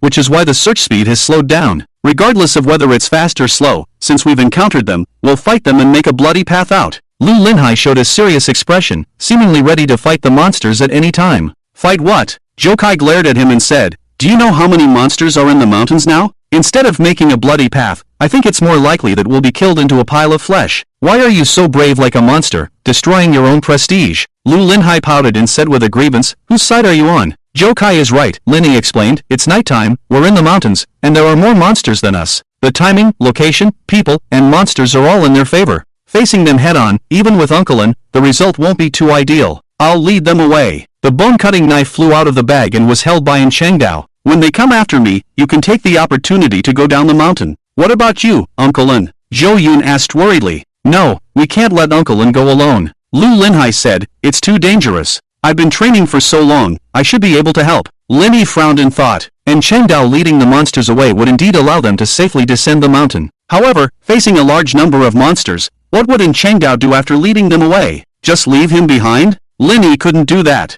So, he quickly came up with a way that could lead the monsters away and ensure everyone's safe descent. "It's not necessary to be so complicated," Linny said, raising his head. "I have a good idea." "What idea?" Jokai asked. "Let's use a diversion to confuse these monsters," Linny continued to explain. "We don't need to personally attract the monsters into the mountain. We can set fire to the mountain." "Set fire to the mountain?" Lu Linhai was somewhat surprised, and Changdao frowned and thought for a moment, then nodded. "That is indeed a good idea." Jokai sensed that the monsters were almost scattered on every path down the mountain. Even if Changdao went to attract the monsters' attention, he might not be able to attract all the monsters from every direction. Although Jokai's ability can sense the location of monsters, it cannot guarantee that Linny and others can successfully avoid all the monsters and safely leave Sifang Mountain. For example, they chose a path down the mountain, only to find halfway that there were monsters about to enter the mountain. When they wanted to go back and choose another path down, they found monsters on the path behind them. In this way, they were caught in a dilemma. However, the situation is different with the forest fire. Once the flames start burning, it is much more conspicuous than in Changdao acting alone. Once the fire grows, all the monsters on the mountain can see it. But how can you guarantee that these monsters will definitely go towards the spreading fire? Lu Linhai questioned. "Because these monsters need to maintain human habits," Linny replied. "Although the vast majority of this city is inhabited by monsters, there are still humans. In order to prevent these humans from discovering the true identity of the monsters, these monsters will definitely maintain human living habits. So, they definitely won't let the fire spread, and it's not beneficial for them either. When the time comes, let Uncle Lin use his ability to create some chaos, and these monsters will definitely fall for it." "Alright, let's do as Linny says." Lu Linhai nodded eagerly, wanting to take action. Jokai's perception range is 1,000 meters, which means those monsters are already very close to us. We need to act quickly and catch them off guard. "You guys take these." And Chengdao's bag flew out 3 bone-cutting knives and a bloodletting knife, landing in the hands of Linny and the others. "Although we need to start a fire, we can't act together." And Chengdao looked into the distance and continued, "I know where the bushes are most likely to catch fire. I can go alone." "Uncle Lin, you Linny was worried about Chengdao acting alone. You guys following me won't help," and Chengdao interrupted Linny. Don't worry, I will do it your way and won't confront those monsters head on. You guys find a place to hide, and when the fire starts, find an opportunity to go down the mountain. I will catch up with you. Although I can't sense your location, my knives are in your hands, and I can find you by controlling the knives. Uncle Lin, I'd rather go with you. Lu Linhai tightened the knife in his hand. I didn't discuss it with you. And Qingdao's tone was firm. You know how troublesome those monsters are, so the three of you must stay together. In case you encounter monsters, the three of you can act together, so you won't be killed by the monsters. Only then can you protect Xiao Zhouyun and successfully go down the mountain. Linny frowned, although he was worried. He still nodded. Uncle Lin, you must be careful. Zhou Kai looked at Zhouyun beside him and didn't say anything else. Uncle Lin, we'll wait for you at the foot of the mountain. You must come down. After speaking, and Cheng Dao turned and left. Lin Yi and the others quickly found a place to hide. With Zhou Kai there, they wouldn't be immediately discovered by the monsters. Soon, there was a fire on Sifan Mountain. The fire spread rapidly, just as planned by Lin Yi, and the monsters on the mountain quickly rushed towards the burning area. The monsters on this path have all left, Zhou Kai said quietly. Let's go, down the mountain. Lin Yi and the others quickly descended the mountain. Just as they were about to leave Sifan Mountain, Zhou Kai's face suddenly darkened, and he turned back to look behind them, his eyes showing a hint of panic. What's wrong? Lin Yi noticed Zhou Kai's expression. There's a monster coming towards us. Zhou Kai's words instantly made the atmosphere tense. It might be a monster that just happens to be coming down the mountain, not necessarily coming after us, Lu Linhai said with a furrowed brow. Let's find a place to hide for a while, and come out when this monster is gone. It's too late. Zhou Kai's face looked terrible. He turned around and looked behind him, then said, this monster is very fast, and what? Lin Yi asked. And we all know this monster, Zhou Kai replied. As soon as he finished speaking, there was a rustling sound in the distance. Something was jumping in the trees, getting closer to Lin Yi and the others. In the moonlight, they could see the figure clearly, and Lin Yi and Lu Linhai couldn't help but freeze in place. Is that Teacher Yao? Lu Linhai blurted out unconsciously. What do we do now? Zhou Kai's face turned serious as he tightened his grip on the bone-cutting knife in his hand. Should we fight? You guys go, I'll stay and hold him back. Lu Linhai took a few steps forward. There might be other monsters following behind it. We can't all stay here. Watching Teacher Yao getting closer, Lin Yi seemed to have an idea. We can fight. Lin Yi took a deep breath to calm himself down quickly. These monsters are greedy by nature. When facing humans, if they can eat us themselves, they definitely won't share with other monsters. So, we might only have to face one monster, 3 against 1, let's do it. Lin Yi had thought about escaping, but when Zhou Kai said no time, Teacher Yao's gaze had already locked onto them. Teacher Yao jumped from one tree to another, using the high vantage point to see Lin Yi and the others, so even if they ran away, Teacher Yao would still catch up. Once they ran out of the mountains and into the city, the situation would be even more dangerous. If they attracted other monsters, they would be doomed. So, it was better to take advantage of the fire on the mountain to distract most of the monsters and fight this one. With a smack, Teacher Yao landed from a nearby tree. He walked over with a smile on his face, looking at Lin Yi and said, "Where have you been all these days?" The teacher was so worried about finding you. The familiar face, the concerned tone, looked just like the usual Teacher Yao. But Lin Yi saw the greed in his eyes that only appeared when facing food. "Teacher Yao, what are you doing here?" Lin Yi took a few steps forward, gesturing to Zhou Kai and Lu Linhai behind him. "Of course, I came to find you," Teacher Yao said eagerly. "I heard from the police that you were kidnapped by a murderer, and I was so worried." As he spoke, he walked towards Lin Yi. "As your teacher, how could I stand by when my students are in danger? So, as soon as I heard the news, I immediately contacted the police and started searching the mountains with them. Fortunately, heaven helps those who help themselves, and I finally found you." Teacher Yao opened his arms and walked over warmly. "Quick, let the teacher see if you're injured." Although he said that, as Teacher Yao got closer, Lin Yi clearly saw the tentacles in his abdomen wriggling excitedly, as if eager to burst out from under the skin. "Attack!" Just as Teacher Yao walked up to Lin Yi, he shouted. Zhouyun dodged to the side, and Zhou Kai and Lu Linhai each circled around to Teacher Yao's sides. They quickly pounced, holding Teacher Yao tightly.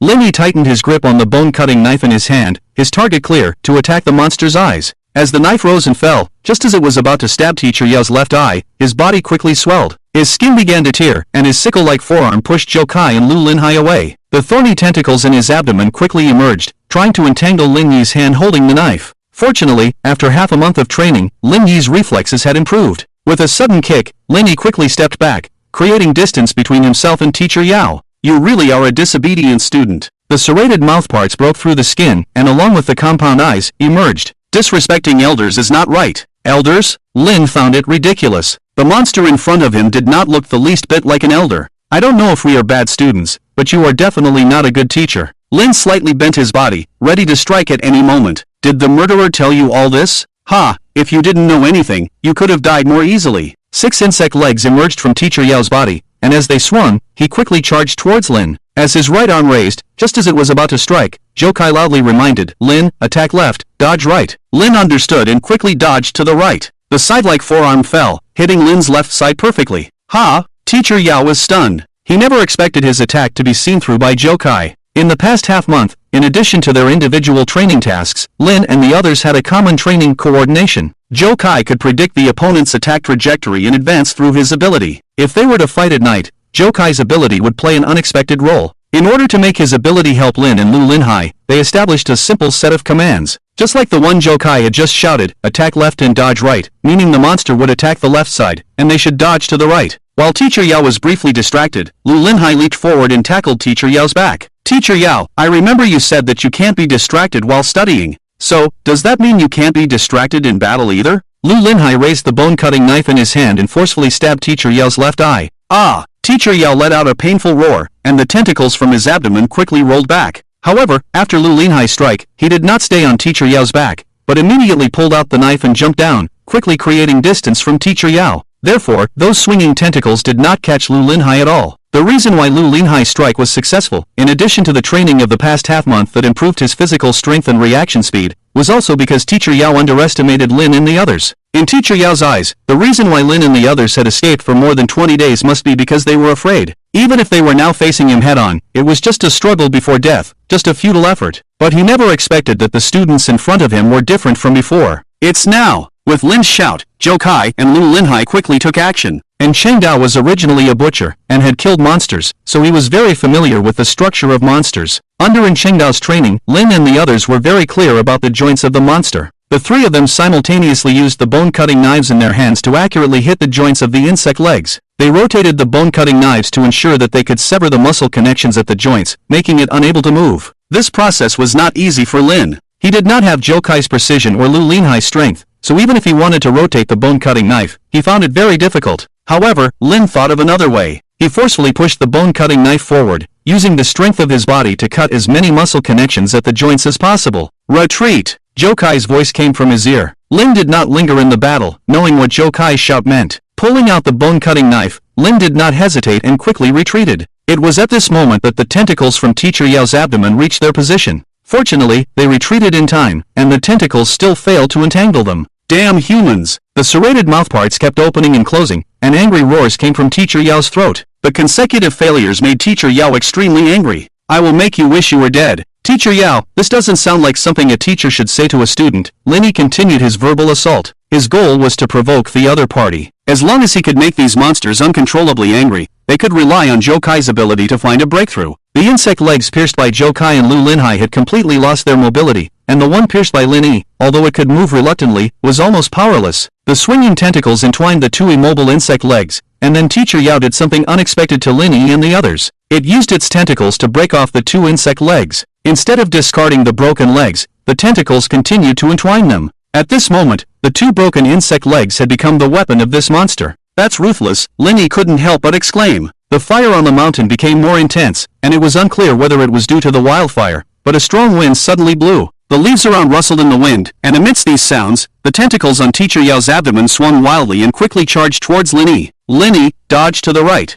Jokai hurriedly reminded after noticing Teacher Yao's movement. However, just as Lin Yi dodged, one of the entangled tentacles suddenly loosened, and the insect leg flew at Jokai at an extremely fast speed. Jokai! Lin Yi frowned. He knew very well that the monster in front of him must have sensed something. Just as Lin Yi had expected, although Teacher Yao did not know about Jokai's special ability, it knew that in this dark night, Jokai was the eyes of Lin Yi and Lu Linhai. However, Jokai always seemed to foresee his attack trajectory in advance, so Teacher Yao swung its tentacles wildly to create a false impression for Jokai. Teacher Yao succeeded. The erratic swinging of the tentacles disrupted the wind trajectory. Besides relying on his vision, Jokai also relied on his hearing to predict the opponent's attack trajectory. So, until the insect leg flew towards him, Jokai had not anticipated Teacher Yao's intention. Faced with the sudden attack, Jokai closed his eyes, held his breath, and focused his attention. He recalled the scenes of training with Cheng Dao in his mind. The flying insect leg at this moment was like the stone thrown at him by Cheng Dao. Amidst the chaotic sound of the wind, Jokai heard the only trajectory. He suddenly opened his eyes and swiftly sidestepped. The bone-cutting knife in his hand was raised, and the blade stood in front of his chest. With a crack, the insect leg slid against the blade, sparking a series of sparks. Success! Jokai felt a sense of relief. However, the shout from Lu Linhai not far away made Zhou Kai realize that things were not going well. Focusing his attention on the monster's attack had caused Zhou Kai to overlook other things. When he came to his senses, he realized that the monster had changed its target. It neither continued to attack Lin Yi nor Lu Linhai. Its target was Zhou Yun on the side. "Yun, run!" Lu Linhai shouted, and Lin Yi also ran towards Zhou Yun. However, Teacher Yao's actions were too sudden, and by the time they reacted, it was already too late. This monster was not foolish. It could see that Lin Yi and the others were cooperating seamlessly. Due to being injured and underestimating the enemy, Teacher Yao was not in good condition. In this state, facing Lin Yi and the others, Teacher Yao couldn't guarantee a victory. Therefore, in order to kill them, it had to find a way to break their cooperation. The best way was not to attack one of the three, as Teacher Yao had initially done. When it attacked Lin Yi, Zhou Kai acted as the eyes to help Lin Yi evade, and Lu Linhai acted as the hand to attack. To break their cooperation, Teacher Yao had to make Lin Yi and the others panic on their own. So, Teacher Yao targeted Zhou Yun, who had been hiding on the side.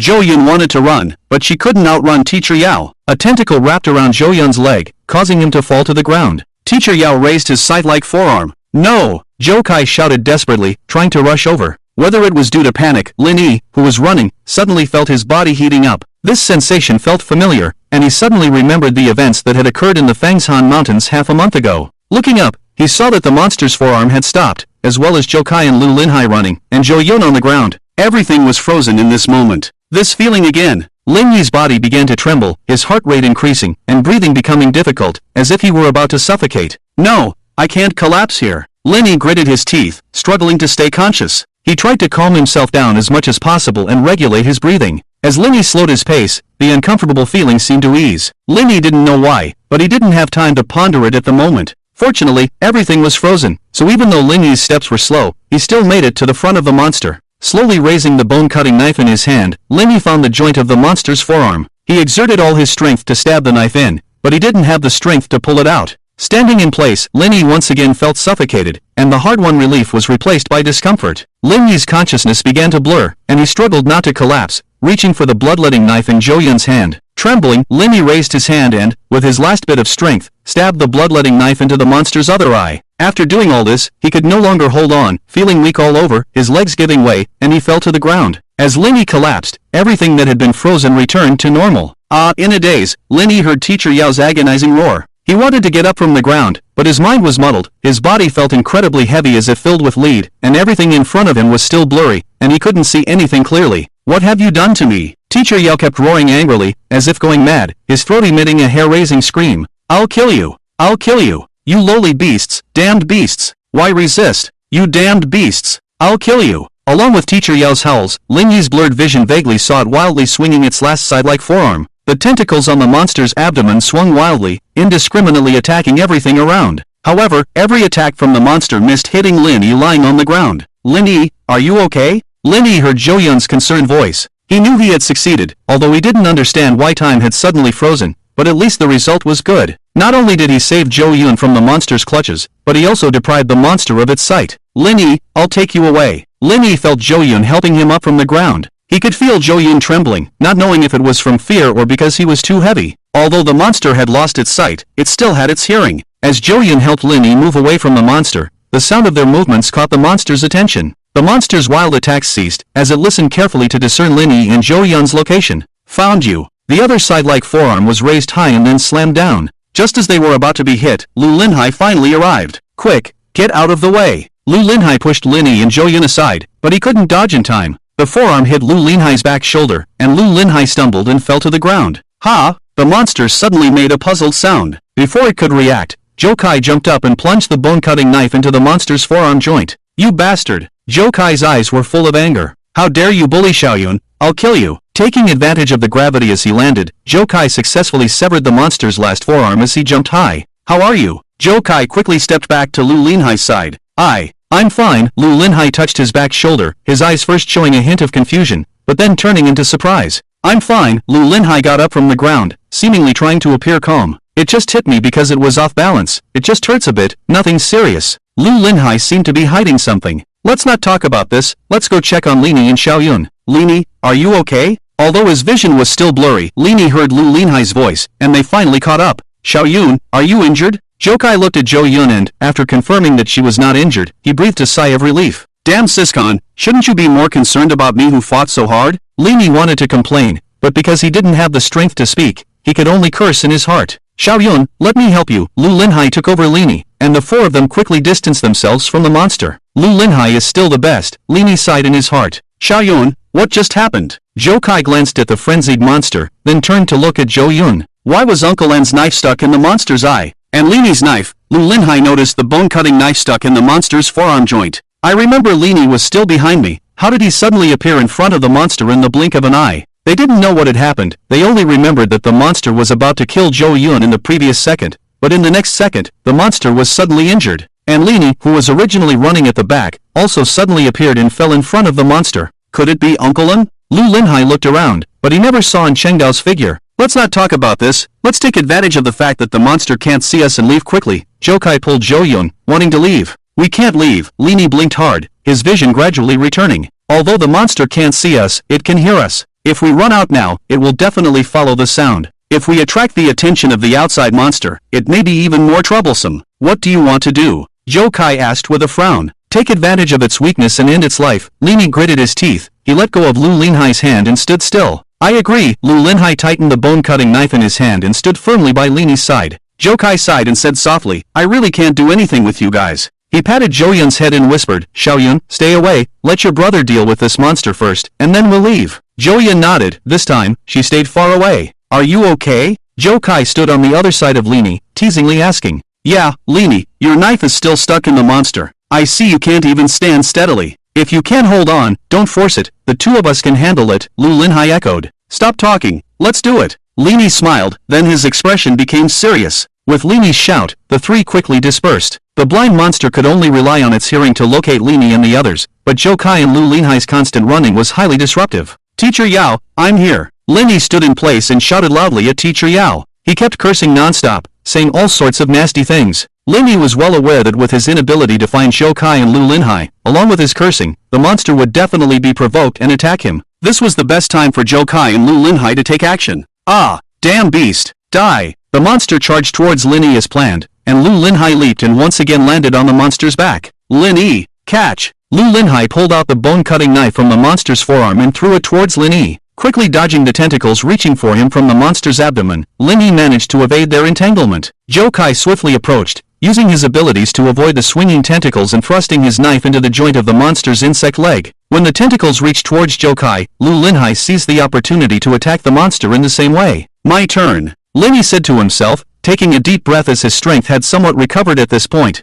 Lini exerted force and ran towards the monster. Dodging the monster's tentacles, Lini thrust the bone-cutting knife into the joint of the monster's last insect leg. Although Lini's strength had somewhat recovered, it was still somewhat difficult to completely sever the muscles at the joint. To avoid the tentacles reaching from the monster's abdomen, Lini decided to leave the knife in the joint. The three quickly retreated, distancing themselves from the monster. I'll kill you! I'll kill you! Damn beasts! The monster continued to curse, with four of its insect legs completely disabled by Zhou Kai and Lu Linhai, rendering it immobile. As for the two insect legs attacked by Lini, although they could still move, they were unable to support its body. The monster lay on the ground like a dying lobster, with only its abdominal tentacles struggling, giving Lini and the others a sense of accomplishment. This was the first time they had defeated a monster with their own strength, albeit through the combined efforts of the three. It also proved that their half-month of training had not been in vain. I'll kill you! I'll kill you! The monster's curses echoed, but Lini didn't feel angry. In fact, he found the curses quite pleasing. It was a confirmation of their efforts, a good start. Uncle N said that to kill these monsters,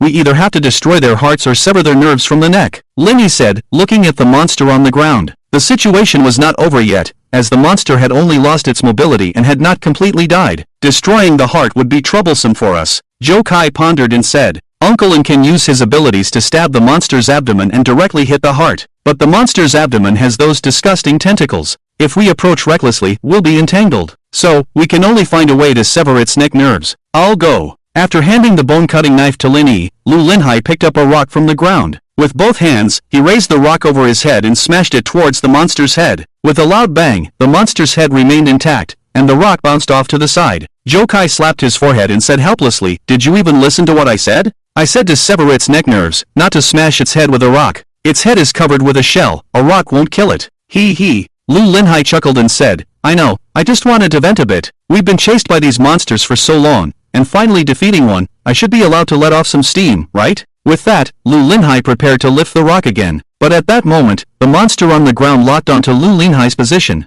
Its abdominal tentacles quickly gathered and pushed against the ground, pouncing towards Lu Linhai. Be careful! Lin shouted loudly. The serrated mouth of the alien opened, and as the alien approached, suddenly, a knife flew out from its body. The bone-picking knife pierced the alien's abdomen, and the bloodletting knife plunged deep into the monster's compound eye. In an instant, the jumping monster fell to the ground, almost crushing Lu Linhai.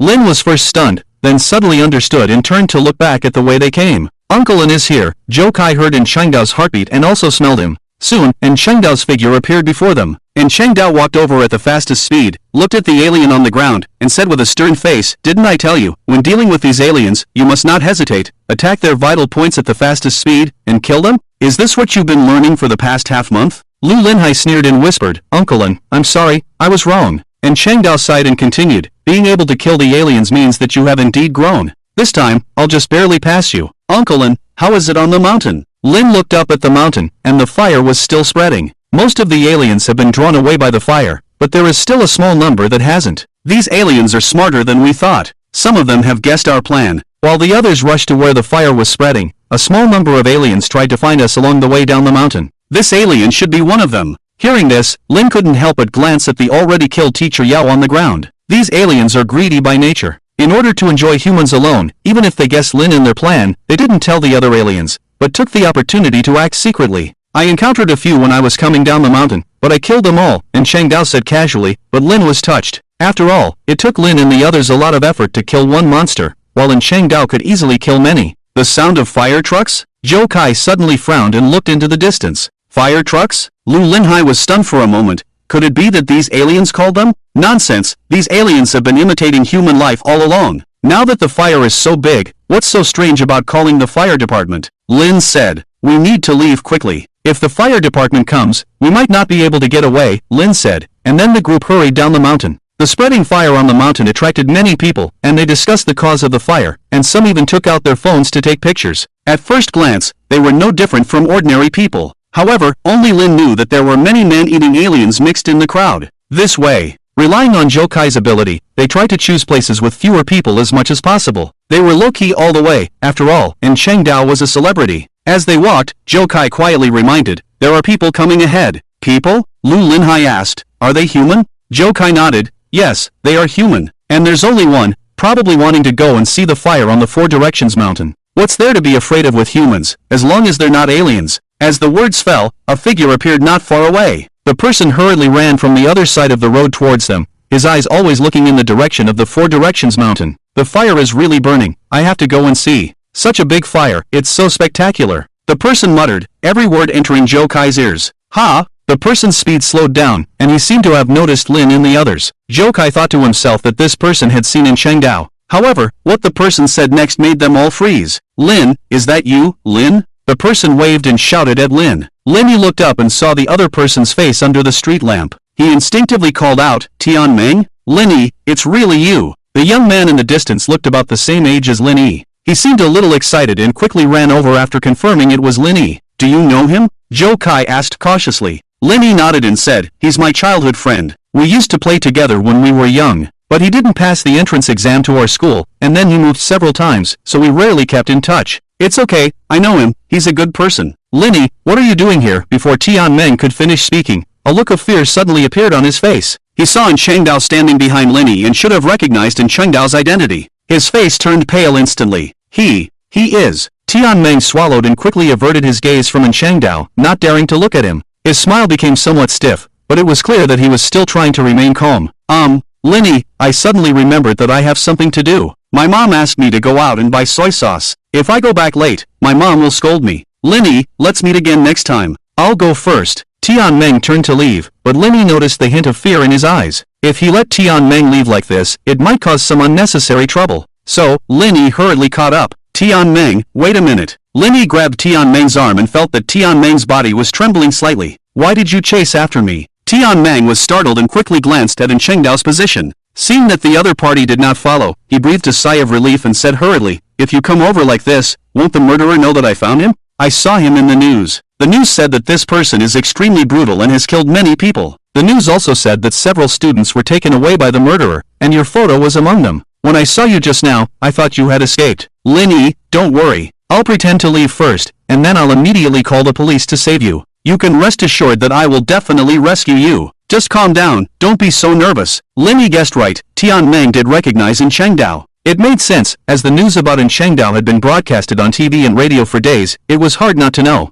However, Linny didn't expect their photos to be on TV as well. In this way, whether it was the people in this city or the outsiders, they could recognize them at a glance. These damn monsters, they didn't give them any chance at all. I'm very safe, you don't need to be afraid either, Linny smiled and said, I stopped you to tell you not to call the police. It's already this late, and you're still able to smile? Tianmeng was a little anxious. If I don't call the police, do you want me to watch you being killed by this murderer? I understand. Is it that the murderer is forcing you to do this? Don't worry, just pretend you don't know. I'll secretly call the police, he won't find out. Let go, don't hold on to me. Tianmeng became even more anxious when Linny didn't let go. He urged, if I also get caught by the murderer, there will be no one to save you. You can rest assured, we've been friends since childhood, you know me, I will never abandon you. It's because I know you that I stopped you, Linny explained. Uncle Lin is not a bad person, trust me. And, I really am very safe. If Uncle Lin is really the kind of brutal murderer as mentioned in the news, do you think I would still be alive now? If he is really extremely brutal, I would have been killed by him long ago. Tianmeng thought about it and felt that what Linny said made sense. It's been so long since Tianmeng saw Linny in the news. If in Chengdao is really as the news says, I'm afraid I can't leave. But can the content of the news be fake? Tianmeng stared at Linny and suddenly showed a look of sudden realization on his face.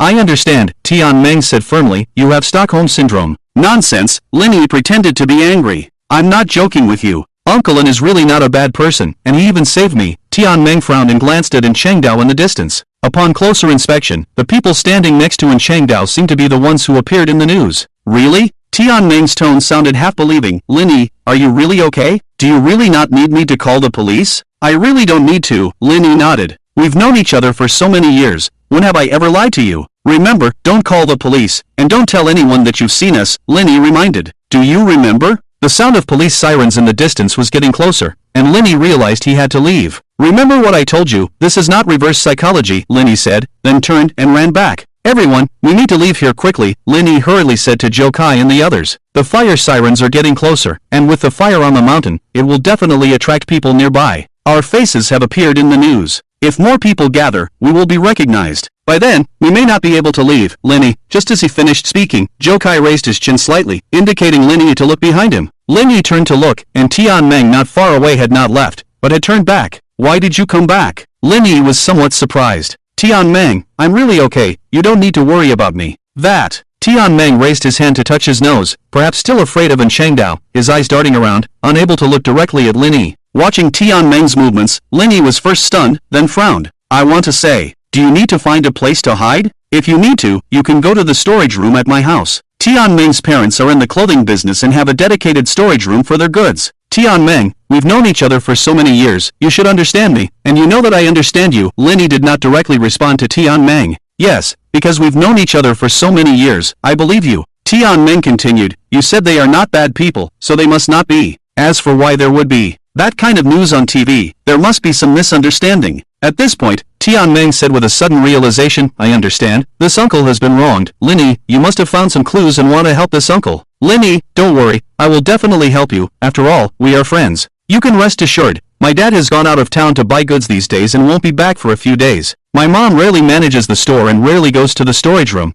so you don't have to worry at all. Linny thought for a moment and nodded, then I'll trouble you. Hearing Linny's answer, Tianmeng smiled, but Linny's face became even more serious. Let's go, I'll take you there. Tianmeng's family store is very close to Sifang Mountain, so they quickly arrived at the storage room. You must be hungry, I'll go get you some food. Tianmeng opened the door to the storage room and gestured for Linny and the others to go in. Wait for me here, I'll be right back. Tianmeng closed the door, and as his footsteps gradually faded away, Linny quickly turned around and said to Joe Kai and the others, everyone, change into some clean clothes and then we'll leave here immediately. Leave? Lu Linhai was taken aback. Aren't we hiding here? Linny shook his head and glanced at the closed warehouse door. It's not safe here anymore. With a click, the warehouse door opened from the outside. The door was gently pushed open, and as Tianmeng looked into the dark warehouse, a hint of confusion appeared on his face. Linny, why aren't you turning on the lights? Tianmeng stood outside the door and called in. Don't worry, the lights are on inside, and you can't see them from outside. Tianmeng didn't come in, just stood outside the door. He reached out and touched the switch on the right inside of the door, turning on the lights in the warehouse.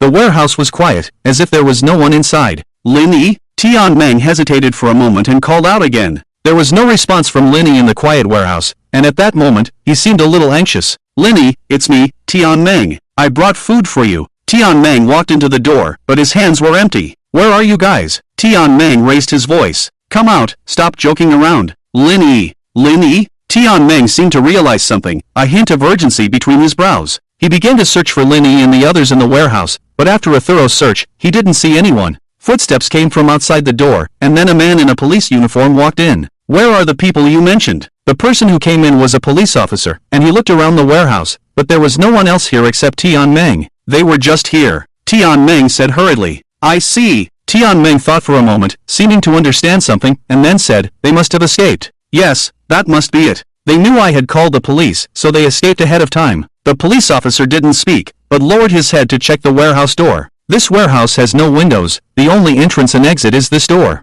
The police officer raised his head and looked at Tian Meng. But you said earlier that you specifically locked the door when you left. There are no signs of the door being broken, so if that's the case, where did they escape from?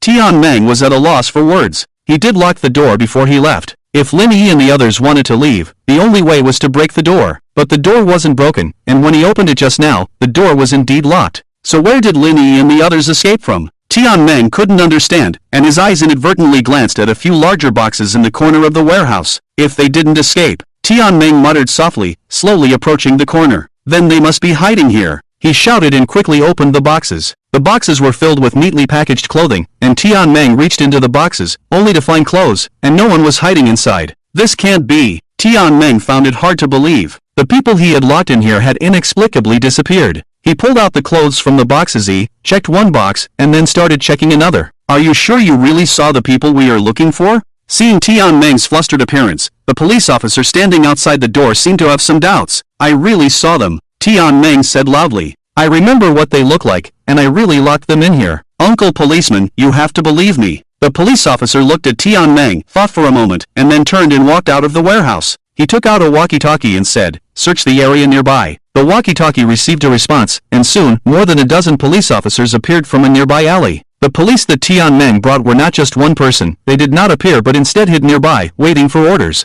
After quickly searching the area, they did not find the wanted criminals that Tian Meng had mentioned. Young man, making a false report is illegal. This time, I'll let it go, but don't let it happen again, the police said before leaving. Uncle police, I didn't lie. I really brought them here. Tian Meng felt somewhat frustrated as he watched the police leave. He muttered to himself and kicked a nearby box, venting his grievances and frustration. They were clearly locked inside, so why did they suddenly disappear? Tian Meng couldn't understand. He locked the door to the storeroom and was about to leave when he heard footsteps approaching from a distance. Turning around, he saw someone walking towards him, causing Tian Meng to freeze in place. Lin Yi, what's wrong? Are you surprised to see me? Lin Yi said coldly, staring at Tian Meng. Tian Meng glanced behind Lin Yi and didn't see Changdao and the others, which relieved him. The police searched nearby, and since they didn't find them, it means they weren't here just now, Tian Meng pondered. If they weren't here just now, they wouldn't know the police came, let alone that I secretly brought the police here. Thinking this, Tian Meng's panicked emotions stabilized.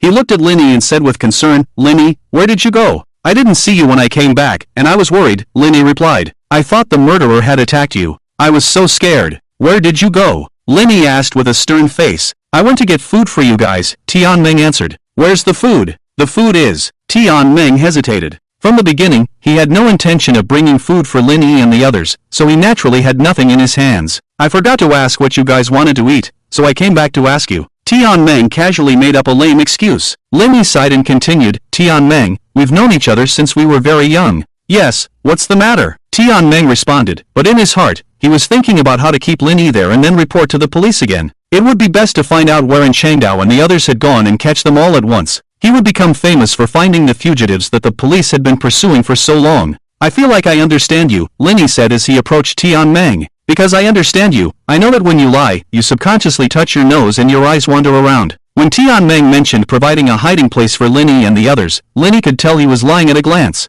He didn't expose it because he didn't want to believe that his childhood friend would betray him. He also wanted to know why Tian Meng was doing this. But now it seems that I don't really understand you, Lin Yi said as he stood in front of Tian Meng. Tian Meng, why are you doing this? What did I do? Tian Meng's heart skipped a beat, but he still clung to the hope of not admitting it. I just didn't bring you the food. Wait for me, I'll go get it for you. Tian Meng turned to leave, but Lin Yi's voice came after him. I told you not to call the police, so why did you bring them here? Hearing this, Tian Meng realized that his actions had been exposed. He frowned, and his previous smile disappeared instantly. Yes, I did bring the police here, Tian Meng said seriously. But I did it for your own good. What good can you learn from following that murderer? I did it because I didn't want to see you go astray. Uncle Lin is not a bad person. Lin Yi frowned and said, I've told you about this before. If he's not a bad person, then what is he? Tian Meng was unconvinced. He turned around and looked at Lin Yi with a hint of something else in his eyes. If he's not a bad person, why would the police want to arrest him? Don't tell me there's a misunderstanding. Whether there's a misunderstanding or not is not for you to decide. Lin Yi, turn back and call the police with me. Let the police catch the murderer. Don't get deeper into this. Although he said this, he didn't really mean it. As Tian Meng spoke, he slowly reached into his pocket. Lin Yi noticed his movement and quickly walked over, pulling his hand out of his pocket. Tian Meng was holding a phone in his hand, the screen already lit up, showing 3 numbers, just a press of the dial button away. Tian Meng. Lin Yi was a little angry. He didn't understand why Tian Meng didn't believe him after so many years of friendship. Tian Meng wanted to press the dial button, but Lin Yi snatched the phone away from him. Give me back my phone. Tian Meng rushed over to try to snatch the phone back, but Lin Yi, who had been trained by in Chengdao for half a month, was not someone Tian Meng could handle. Lin Yi grabbed Tian Meng's wrist, pulled it forward, and swept his foot towards Tian Meng's leg, causing him to fall to the ground. Tian Meng, we've known each other for so many years, don't you understand me? Lin Yi questioned loudly. If Uncle Lin is really a bad person, if he really did something illegal, do you think I would do it? We're friends. Why don't you believe me? Go to hell with your friends. Tian Meng gritted his teeth as he climbed up from the ground. He turned back to glare at Lin Yi, seemingly a little resentful that he had been easily knocked down, and the jealousy and disgust that had appeared in his eyes before became even more apparent. Understand you? Yes, Lin Yi, I do understand you. Tian Meng's face became somewhat gloomy. You're the good student in the eyes of the teacher, the good kid in the eyes of the adults. I do understand you, and I know you wouldn't do such a thing, but what does that have to do with me? I just need to hand you over to the police, and then let others see that you, the good student, the good kid, would actually collude with a murderer. By then, I can become famous, surpass you, and prove that you're not as good as me at all. Friends? Lin Yi, don't disgust me. I never thought of being friends with you. Tian Meng's words left Lin Yi stunned in place. He never expected that a friend he had known for so many years would say such heartless words. Lin Yi, I'll tell you the truth. I actually quite dislike you. Whether it's my parents, teachers, or even those former classmates, they always like to compare you and me, whether it's in life or in studies. So, you really make me sick. Tian Meng, are you saying this out of anger? Lin Yi's breathing became somewhat rapid. Tian Meng ignored Lin Yi and continued, Lin Yi, do you know why I've been playing with you since we were kids? You don't really think I wanted to be friends with you, do you? I just wanted to prove that you're not as good as they say. I wanted to make you make mistakes, to make you become like me, that's why I stayed by your side. But I was wrong. No matter what you do, even if you really make a mistake, they will blame me and think that I led you astray. Why? Why? I've had enough of you. I don't want to see you anymore. That's why I didn't choose the same school as you for the high school entrance exam. Do you know how happy I was when I saw the news of you being with a murderer? I've wished countless times for you to be killed by the murderer, but I never thought you would actually associate with a murderer. When it comes to this, Tian Meng's face showed a hint of mockery, but it's fine. When the police catch you, you'll be an accomplice to murder. By then, I can tell my parents and those who think highly of you that they've been wrong all these years. You're just a hypocritical pseudo-gentleman. As soon as he finished speaking, Tian Meng lunged at Lin once again. He wanted to snatch back the phone, call the police, and send Lin to prison. However, compared to those cannibals, Tian Meng was too weak. He didn't even have time to throw a punch before Lin grabbed his neck with his arm and pushed him to the ground again. Tian Meng, I've always considered you a friend since we were young. I have no idea about what you're saying. Lin looked at Tian Meng on the ground and suddenly felt sorry for him.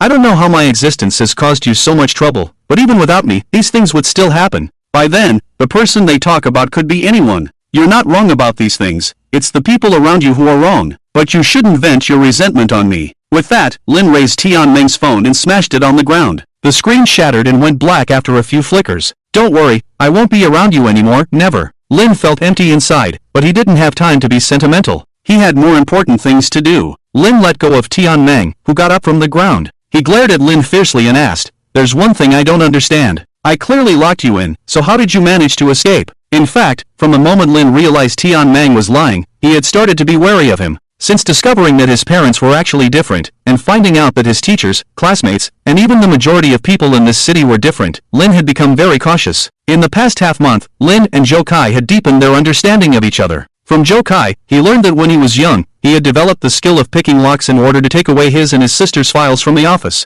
So, even though Tianmeng had locked the door when he left, Zhou Kai could still open it without damaging the door. After that, they quickly found a place to hide. Zhou Kai sensed that Zhou Kai, who had returned here with a group of different people, but because of Zhou Kai's ability, it was impossible for these different people to find them. Lin didn't tell Tianmeng about this, as it was meaningless to say these things now. However, Lin decided to give Tianmeng a chance. Not a chance to reconcile, but a chance to survive. Thinking of this, Lin didn't leave and turned to walk towards Tianmeng. What are you going to do? Tianmeng looked at Lin warily. After 2 encounters, he knew he was no match for Lin. He thought of Yin Changdao, the murderer, and seeing Lin in front of him, he began to feel afraid. Don't come near me. What are you going to do? Tianmeng started to back away, worried that Lin might kill him. Lin, you better not mess around. Even if the police are gone, there are still many people living nearby. Tianmeng glanced around. If you dare touch me, I'll scream. Even if you kill me, you won't be able to escape. Every word Tianmeng said felt like sharp needles piercing into Lin's heart. Looking into the wary eyes of the other, Lin finally realized that his friend had never trusted him. Lin felt bitter and helpless. I've said it before, Uncle Lin is not a murderer, and I won't kill you either. Lin walked up to Tianmeng. He lowered his voice and said words that only the two of them could hear. Tianmeng, listen carefully. I'm giving you a chance now, a chance to survive. The city we live in is fake, and everything you see is also fake. Most of the people around us are monsters disguised as a kind of aberration, and we are the food they raise. You. Upon hearing Lin Yi's words, Tianmeng was stunned. Of course, he would not believe what Lin Yi said, and even thought that Lin Yi was mentally unstable. Are you crazy? Listen to me. Lin Yi knew that Tianmeng did not believe him, but whether the other person believed him was no longer important to him. He was just fulfilling the last duty as a friend. After saying these things, Lin Yi also bid farewell to his past self. Tianmeng, remember, don't trust anyone around you. What I have told you, including what you saw of me tonight, do not tell anyone else, even the people you trust the most. Then, go find the truth, find a way to leave here alive. Are you sick? Tianmeng pushed Lin Yi away and said, what nonsense are you talking about? Is that murderer brainwashing you with these crude methods? Tianmeng, I have said what I needed to say. After saying this, Lin Yi planned to leave. Remember what I have said, every word I said is true. So, take care of yourself. With that, Lin Yi turned and left. Naturally, Tianmeng dismissed what Lin Yi said. He was still calculating how to catch Lin Yi and hand him over to the police. As long as he could successfully catch them, he would be seen differently in the eyes of his parents and even others. By then, he could also become the neighbor's kid in other people's mouths. So, after Lin Yi walked away, he secretly followed. Tianmeng followed behind Lin Yi cautiously, afraid of being discovered. But after a while, he suddenly realized that he had lost track of him. Tianmeng was furious and kicked a trash can on the roadside, muttering to himself. He clearly remembered that Lin Yi had walked into this alley, but in the blink of an eye, he was gone. After searching nearby for a while and not finding Lin Yi, he had to return home disappointed. When he got back home, Tianmeng found the living room light on. His mother was sitting on the sofa and asked, why aren't you sleeping at home so late at night? Where did you go? Tianmeng thought for a moment, and since he couldn't catch Lin Yi, he decided to tarnish Lin Yi's image in the eyes of others. So, Tianmeng decided to tell his mother about what happened tonight. As for Lin Yi's warning, he had long since disregarded it. Mom, let me tell you, I just saw Lin Yi. Tianmeng walked into the living room excitedly. Lin Yi? His mother's expression became somewhat strange, but Tianmeng, who was in high spirits, didn't notice. Yes, it's the one who used to pester me to play with him. Didn't Sifan Mountain catch fire at night? I was going to go and take a look, film a video and post it online, but on the way there, I saw Lin Yi. Mom, do you know who Lin Yi was with? With whom? His mother's tone became somewhat strange, but Tianmeng, who was speaking enthusiastically, didn't notice at all. It's the murderer that the police are looking for, Tianmeng said in an exaggerated tone. I thought Lin Yi had been captured by this murderer and wanted to report it to the police to save him, but Lin Yi told me not to report it. I started thinking that Lin Yi must have been threatened by the murderer, so he had to do this, but later I found out that Lin Yi and the murderer are in cahoots. Mom, I have told you before, this Lin Yi is not a good person. He may seem honest on the surface, but he is really bad to the core behind the scenes. Before, you said that I was the one who led him astray. Now you know, he is the real bad one. Tianmeng became more and more excited as he spoke. In his mouth, Lin Yi's smile concealed a knife, with a human face and a beastly heart, committing numerous crimes and framing others. He was even more terrifying than a villain. It's a good thing I'm smart and fast, otherwise you might never see me again, Tianmeng said, taking a breath. When he looked up, he noticed that his mother's expression seemed off. Although she had a smile on her face, it seemed somewhat forced. And, His mother seemed to have not blinked at all. "Mom, did you hear what I said?" His mother nodded and asked, "Besides this, did Linny say anything else to you?" "Anything else? Yes, I never expected Linny to be like this. I really misjudged him before," his mother continued. "It's a good thing our little Meng is so determined and hasn't been influenced by Linny all these years. Little Meng is indeed a good child. You make me proud," his mother praised, which made Tian Meng happy. He felt that he had gained his mother's approval and proudly said, "By the way, Mom, I think Linny might be mentally unstable. Do you know what he said to me? He said that there are monsters in this world, and that most of the people around us are monsters. It's ridiculous. Anyone with a normal mind wouldn't say such things." As she finished speaking, the smile on his mother's face became even more exaggerated. "Mom, what's wrong?" Tian Meng finally noticed something was amiss. "Your smile. It's making me scared." "How wonderful." His mother opened her mouth and said slowly, "Your father happens to be away on a business trip, so I can enjoy the flesh of the livestock all by myself. Even if he comes back, there's nothing I can do to blame you for discovering these things, right?" His mother's body began to swell, the skin on her face started to tear, and something seemed to be wriggling violently in her abdomen, as if it wanted to come out. The sight made Tian Meng's legs go weak, and at that moment, he finally realized that everything Linny had said was true. "Help! Help me! Linny! Linny, save me! Save me!" Meanwhile, at the street corner, Linny sneezed. He turned around and, after confirming that he had lost Tian Meng, quickened his pace. But just as Linny continued walking forward, a figure suddenly darted out from the alley and pulled him in. The person who appeared suddenly covered Linny's mouth with their hand and quickly pulled him into the alley. Linny was startled and instinctively swung his right fist at the person behind him. The person caught his fist, and as Linny prepared to continue attacking with his left elbow, he heard a familiar voice in his ear. "It's me." The person who had pulled Linny into the alley was Lu Linhai, his face tense as he whispered to Linny. "Shh, don't speak." Lu Linhai gestured for Linny to be quiet. Linny was initially puzzled, but quickly understood. Returning to meet Tian Meng was Linny's own decision, so he didn't go with the others and had arranged to meet in a different location. However, the meeting place was not here. Lu Linhai's appearance here meant that something had gone wrong on their side, or that Linny had been followed. With Zhou Kai around, they shouldn't have been discovered by the anomalies, so the latter was more likely. Linny held his breath, and soon, footsteps could be heard in the distance. As the footsteps drew closer, a conversation could be heard. "Those guys are useless. They've been searching for so long and still can't catch a few livestock." This was a woman's voice. "Exactly, if it were me, I could catch them in no time." This was followed by a sharper male voice. "The commotion caused by those livestock is getting out of hand. Just thinking about having to share the spoils later, I'm not willing to go. If you ask me, the fire at Sifan Mountain must have been caused by those few beastmen," the woman continued. "I just don't understand. These beastmen are useless, except for their tasty meat. They have no value," the man complained. "Why can't we just eat them directly? It's bad enough that we have to keep them, but to live with them and become like them? There's no way around it. These beastmen are timid. If they get even slightly scared, their meat turns sour," the woman sighed. "If it's just a brief scare, the slightly sour meat can enhance the taste, but if they're scared for too long."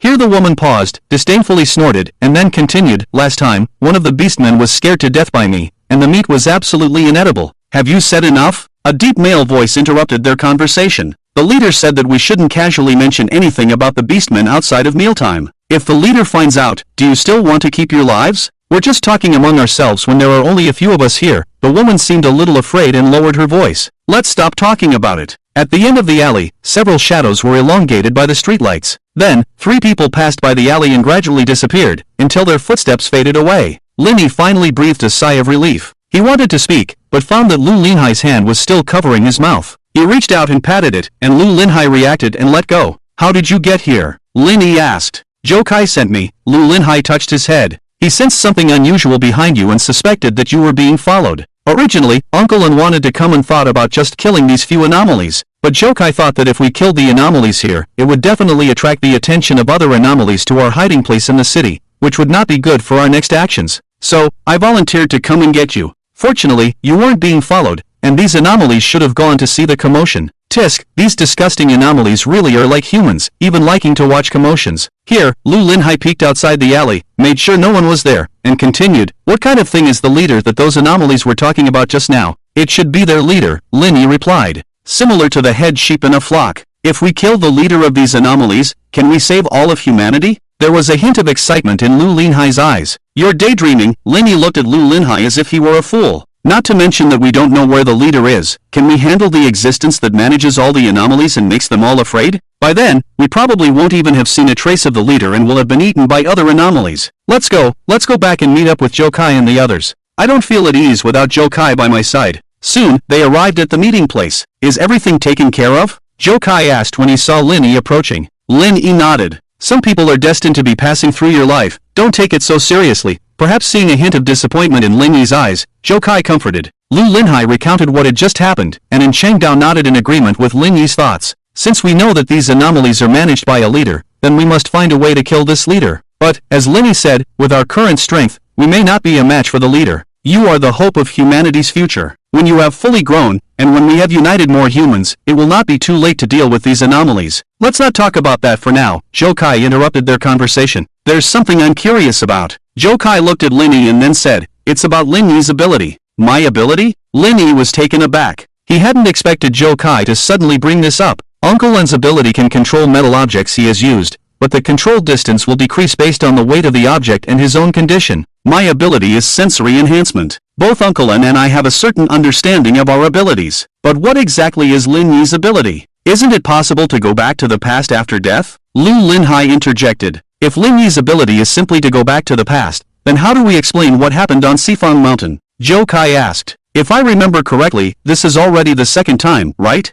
Joe Kai remembered very clearly that similar things had happened twice. The first time, Lin Yi's owner, the alien disguised as Lin Yi's mother, caught up with them. At the moment when it was about to bite Lin Yi to death in a desperate counterattack, Joe Kai was sure that Lin Yi couldn't have avoided it. But the next second, for some reason, Lin Yi fell to the ground, and the monster missed. If Lin Yi had avoided it himself, then with Joe Kai's superhuman vision, it would have been impossible for him not to see Lin Yi's trajectory. But that time, Joe Kai didn't see anything. The second time was the previous incident. When the monster caught up with Zhou Yun, the same thing happened when it was about to strike Zhou Yun. Not only that, this time was even more exaggerated. Lin Yi not only instantly appeared in front of the monster but also counterattacked. This time, Joe Kai also didn't see anything. Lin Yi remembered all of what Joe Kai said very clearly. Lin Yi himself was also unclear about what his ability was. But just now, Lin Yi had a bold guess in his mind. Could my ability be time control? After hearing Lin Yi's guess, everyone was stunned for a moment. Especially Lu Linhai, who excitedly shouted, startling the others. Are you trying to attract all the nearby aliens? Sorry,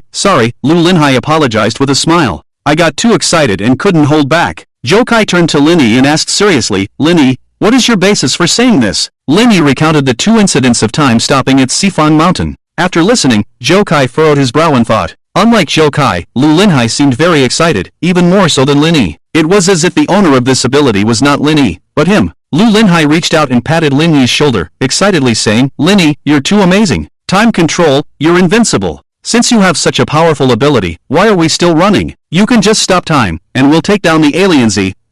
What aliens? What leader? Under your abilities, they're all trash. Screw them. You're talking nonsense, Joe Kai interrupted Lu Linhai. Didn't you hear what Lin Yi said? When his ability is in effect, his body will experience various discomforts. Joe Kai's expression was particularly serious, and he earnestly explained, Lin Yi, you need to pay special attention to this. The use of abilities is not without limitations. Once used excessively, it will cause irreversible damage to ourselves. Joe Kai is right about this, and Changdao nodded in agreement. I've mentioned before that my ability is related to the weight of metal tools and my condition. This is because my ability will continuously consume my physical strength during use. The longer the ability is used, the greater the burden on the body, especially on the heart. In severe cases, it can even lead to heart failure. My ability is the same, Joe Kai continued in Qingdao's words. My ability requires intense concentration when in use. Overuse can cause irreversible damage to the brain. Furthermore, prolonged use of my ability can damage my sensory organs, potentially leading to blindness, deafness, or even death. Generally, I alternate the use of my ability. For example, I may use my sense of smell for a period of time, then switch to hearing to give my sensory organs a rest. The more powerful the ability, the greater the burden on the body, and Changdao pondered. So, if you feel discomfort in your body when activating your ability, it may be the burden it places on your body. The burden of Lin Yi's ability is indeed significant, Lu Linhai nodded. He has to die every time to go back in time. Can the burden not be great? If it were me, dying over and over again, I would have gone mad long ago. Especially remembering what happened in the previous timeline even after going back. The dual oppression of mind and body, just thinking about it feels terrifying. Lin Yi deeply understood this. When he first found out that the people around him were all different, Lin Yi almost collapsed. Especially the pain of being killed every time he went back in time was still fresh in his memory. If it weren't for meeting Joe Kai and knowing that Joe Kai was also human like him, Lin Yi might have really gone insane. However, what Lu Linhai said is not entirely correct. In fact, you don't have to die to go back in time, Lin Yi said. When I went to the butcher shop to get the key, I didn't die, but time went back several hours. Lin Yi remembered that at that time, he wanted to rescue Wen Changdao, who was surrounded by the different. Perhaps it was this strong belief that caused his ability to activate. It was because of this that Lin Yi felt that his ability was to control time. Unfortunately, in the past half-month, Lin Yi had been trying continuously, but had not succeeded even once. With a clap, Lu Linhai said firmly, "Steady." "What's steady?" Zhou Kai asked. This further proves that Lin Yi's ability is to control time. In future battles with the different, as long as Lin Yi is there, we will be absolutely steady. Lu Linhai's words earned a roll of the eyes from Zhou Kai. He said impatiently, "Steady my foot." Let's not talk about whether Lin Yi's speculation is correct. The key is that Lin Yi currently can't control his ability, so, until Lin Yi fully masters his ability, this ability will not be included in any battle plans. Including Lin Yi's ability to go back in time, Zhou Kai remained cautious as always. Although Lin Yi's speculation had some merit, without absolute evidence proving that Lin Yi's ability was to control time, Zhou Kai didn't want Lin Yi to risk his life. If one time Lin Yi's ability failed to activate, and he couldn't go back in time, the result would only be death. Half a month ago, when the different were on the brink of death and counterattacked, Lin Yi activated his ability because he suddenly fainted, which luckily saved his life from the different's mouth. Although after half a month of training, the time freeze has become a little longer, allowing Lin Yi to make a proper counterattack, his physical discomfort has not disappeared. If Lin Yi's ability suddenly fails to activate due to the excessive burden on his body, at that time, Lin Yi may never be able to go back in time again. At this point, Zhou Kai glared at Lu Linhai again. "If you want to kill Lin Yi, you don't need to be so troublesome, just give him a stab now," Zhou Kai joked. Lu Linhai stuck out his tongue and smiled apologetically at Lin Yi. Moreover, when Lin Yi's ability is in effect, we cannot act, and Changdao interjected, "We can't just let him kill all the mutants in the city by himself. Let's not talk about Lin Yi's ability for now," and Changdao continued. If Lin Yi's ability can really control time, it would be extremely advantageous for them. However, the immediate priority is not to study Lin Yi's ability, as there are more important things waiting for them to do. After we escape from here, we can take the time to study Lin Yi's ability. Also, if we manage to escape, Lin Yi's training needs to be intensified. Only when the physical fitness keeps up can we bear the burden of the ability as much as possible, and Changdao added. "So what do we do now?" Lu Linhai asked. "We need to find a way to get a cell phone." Zhou Kai looked around and focused on a nearby house. "We've been in the mountains for so long, we have no idea what's happening outside. To find high-quality humans, high-quality people, we must first understand the situation outside. For example, knowing who the top scorer in the college entrance examination is," Zhou Kai said, and when he was thinking, Zhou Yun suddenly walked up to Lin Yi. She gently tugged at Lin Yi's clothes and asked softly, "Brother Lin Yi, I have a question. When you use your ability and feel like you can't breathe, could it be because?" Zhou Yun looked somewhat unsure. Although she spoke very little, she was also trying very hard to help everyone. Could it be because of the stillness of the air? Zhou Yun's words enlightened Lin Yi. Although he was not sure if Zhou Yun's guess was correct, Lin Yi felt that this possibility was very likely. To be precise, it was not the air that was still, but the flow of air. The 2 times when time stood still were very urgent, and at that time, Lin Yi, because of nervousness, accelerated his breathing rate. The rapid breathing led to an accelerated consumption of air, and when the air around Lin Yi, or more accurately, only the small area in front of Lin Yi, was exhausted, due to the stillness of the airflow, air from other places would not replenish it. So, Lin Yi felt suffocated, as if he couldn't breathe, causing a series of chain reactions. But when Lin Yi started to move, this situation began to ease, because at this point, Lin Yi's actions allowed him to breathe in air from other locations. Of course, this was just their speculation. However, Lin Yi had already decided that if the next time time stood still, he would definitely try it out. As long as he could master the ability proficiently, he would be able to deal with mutants easily in the future. While Lin Yi was contemplating, Zhou Kai had already targeted a household. Using his hearing and years of practical experience, Zhou Kai successfully opened the door of that household. Then, using enhanced vision and touch, he sneaked in stealthily. When he returned, Zhou Kai not only successfully obtained a cell phone, but also unlocked it with the owner's fingerprint, and even took a box of strawberries from someone else's refrigerator and handed it to Zhou Yun. Lin Yi was familiar with this series of operations and felt like reporting a theft. Stealing a phone was one thing, but stealing strawberries, and the key point was that the stolen strawberries were only for Zhou Yun to eat, this was intolerable. Sister control, Lin Yi rolled his eyes in his mind. Found it. After searching the internet on the phone, Zhou Kai quickly found this year's top scorer in the college entrance examination. Oh my, this guy scored 749 points? Lu Linhai went up to take a look, and said in amazement. The person they found was named Zhang Chang, and apart from losing 1 point in the Chinese essay, he scored full marks in all other subjects. As for the 1 point deducted from the composition, it was because Zhang Chang wrote an irrelevant sentence at the end of the composition, which was unnecessary and spoiled this perfect composition. What did he write at the end of the composition? Lin Yi was a little curious. He wrote, Zhou Kai smirked, orcs will never be slaves. Lin Yi was silent for a while, feeling somewhat amused and helpless. This Zhang Chang feels a bit juvenile. It's not just that. Lu Linhai stared at the news report on the phone screen. This guy was originally recommended, but he gave up the recommendation and voluntarily participated in the college entrance examination. It's still that kind of, if you don't let me take the exam, I'll show you attitude. Anyway, let's go and make contact first, Jokai said. If he is still human, there is a high probability that he is the high-quality livestock mentioned by the mutants. It's just that where he lives is a bit far. Lu Linhai looked at the content on the phone screen. It's okay, we'll drive there, Jokai said nonchalantly. Drive? Linhai was puzzled at first, then seemed to guess something. You wouldn't. Jokai smiled and took out the car keys from his pocket, along with his phone and strawberries. He even took the keys to this household's car. Jokai, what exactly do you do? Lu Linhai smiled helplessly. The stolen car couldn't be parked casually, and in Chengdao was quite conspicuous, so it was almost impossible to appear in the city during the day. Therefore, the task of contacting Zheng Cheng fell on Linhai and the others. They thought the next action would be very smooth, but for 3 consecutive days, they didn't even see a trace of Zheng Cheng. On the 4th day, Lu Linhai couldn't bear it anymore. It's already the 4th day. How can this guy stay indoors for 4 days in a row? Lu Linhai complained. Is he really a high school student? After studying for so long, he finally finished the exam. Shouldn't he come out and have some fun? Even though it's been so long since the college entrance examination, he shouldn't stay at home all day long. Juvenile attributes, staying indoors all day. Could this Zheng Cheng be a shut-in? Linhai also found this matter troublesome. The community where Zheng Cheng lived was an upscale one, with exam invigilators everywhere. Even if Linhai and the others could sneak in, they would be quickly discovered. So, if Zheng Cheng never came out, Linhai and the others would never be able to contact him. If it's not possible, we'll have to change our approach, Jokai sighed. That day, they still didn't wait for Zheng Cheng to come out. In the evening, just as they were preparing to leave, Jokai suddenly looked up and frowned as he looked towards the community. What's wrong? Seeing the expression on Jokai's face, Linhai immediately became alert. Something's coming.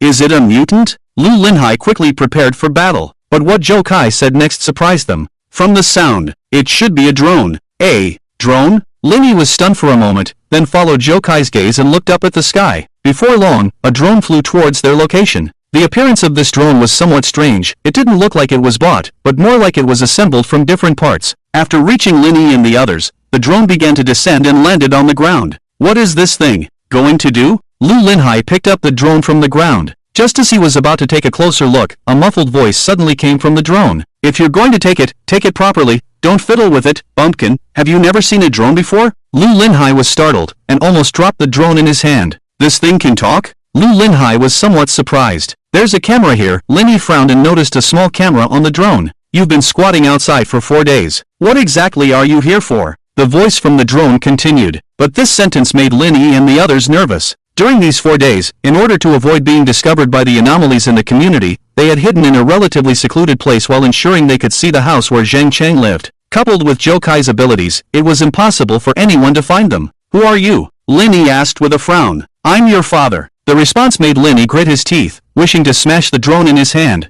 Before Linhai could speak, the voice from the drone continued, making them even more nervous. You guys have a lot of nerve. Don't you know the police are looking for you everywhere? Instead of finding a place to hide, you dare to come out. Do you want to live longer? Who are you? Jokai realized that something was amiss. He had absolute confidence in his abilities, but the other party not only discovered them but also knew who they were. However, Jokai had not noticed who the other party was or where they were hiding. But the other party's words relieved Linhai. The fact that the other party knew who they were and their location but did not inform the anomalies to capture them indicated that the other party had no malicious intent. Linhai thought for a moment and had a guess. If this person did not have abilities, then the other party probably saw Linhai and the others through other means. Since this person could see their location, it meant that the other party's location should also be within their line of sight. Thinking of this, Linhai pulled Jokai aside and whispered a few words to him. After listening to Linhai, Jokai nodded. He looked towards the nearby community. While they were talking, Lu Linhai and the drone in his hand started arguing. Lu Linhai was furious but couldn't out-argue the other party, his face turning red with anger.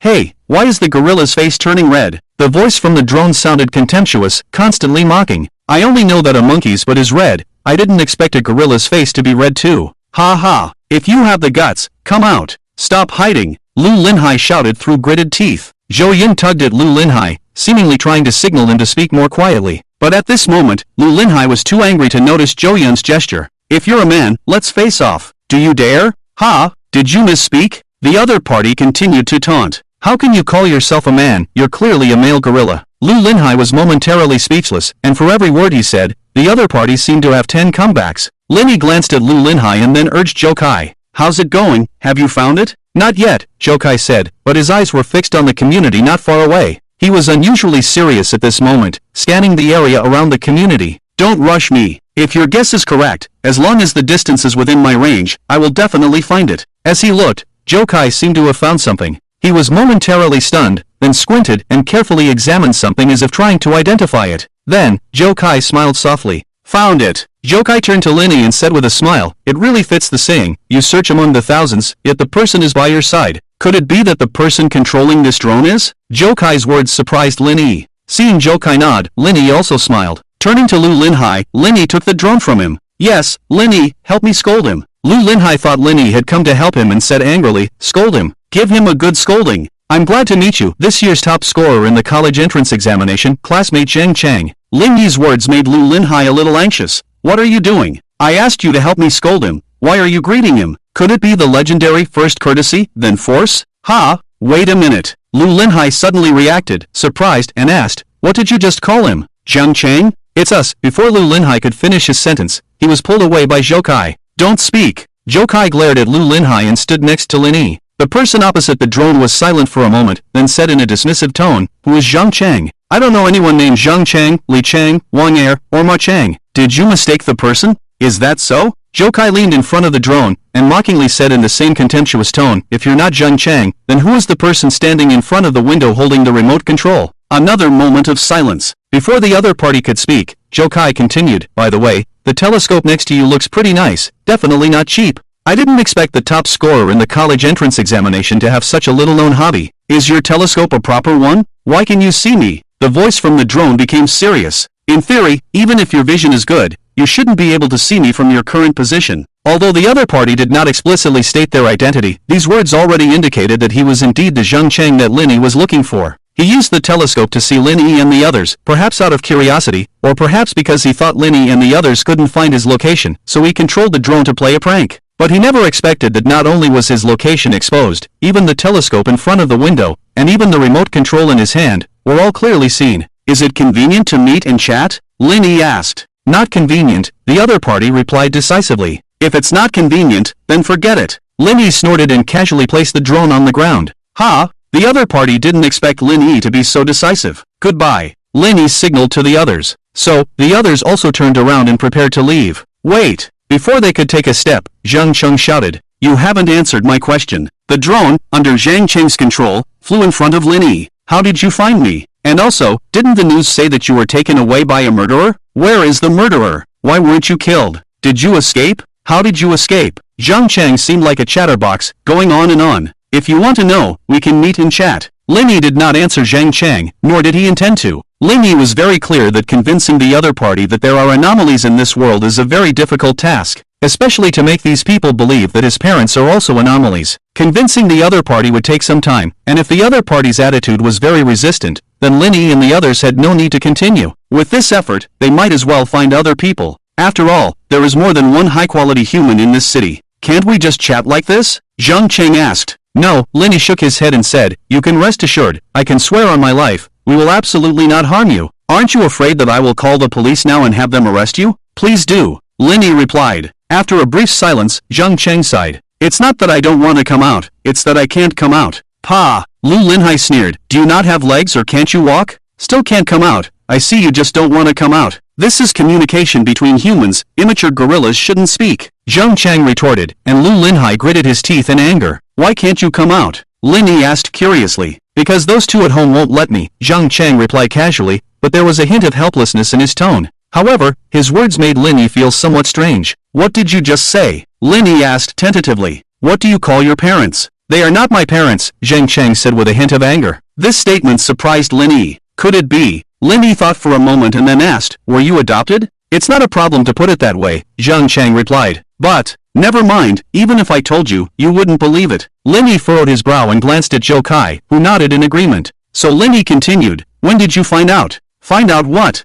Zhang Cheng asked. When did you find out that they are not human? This time, Zhang Cheng remained silent for a long time. After a moment, his tone seemed to become somewhat excited. Do you know what you're saying? Upon hearing Zhang Cheng's words, Lin Yi's heart skipped a beat. Could it be that he was wrong? Did Zhang Cheng not know about the existence of the others? Lin Yi thought for a moment and said with a furrowed brow, "You know what I'm talking about." "I don't know," Zhang Chang replied bluntly. "I don't understand either. If you don't have anything else, then I'll leave." The drone began to ascend, seemingly preparing to leave. However, the ascent speed was somewhat slow. "You know, you only pretended not to know anything because you were suspicious of us," Lin Yi said, seeing the drone's slow ascent. "If you really didn't know, you wouldn't have written 'orcs will never be slaves' as the last sentence of your college entrance essay. Although this approach is a bit juvenile, it's your way of expressing your attitude. You dare not say it explicitly, so you use this method to vent your dissatisfaction." As Lin Yi spoke, the drone, which had been slowly ascending, came to a stop. "If you really didn't know anything, when you discovered us, you should have immediately called the police or told the people around you, instead of controlling this drone to approach us."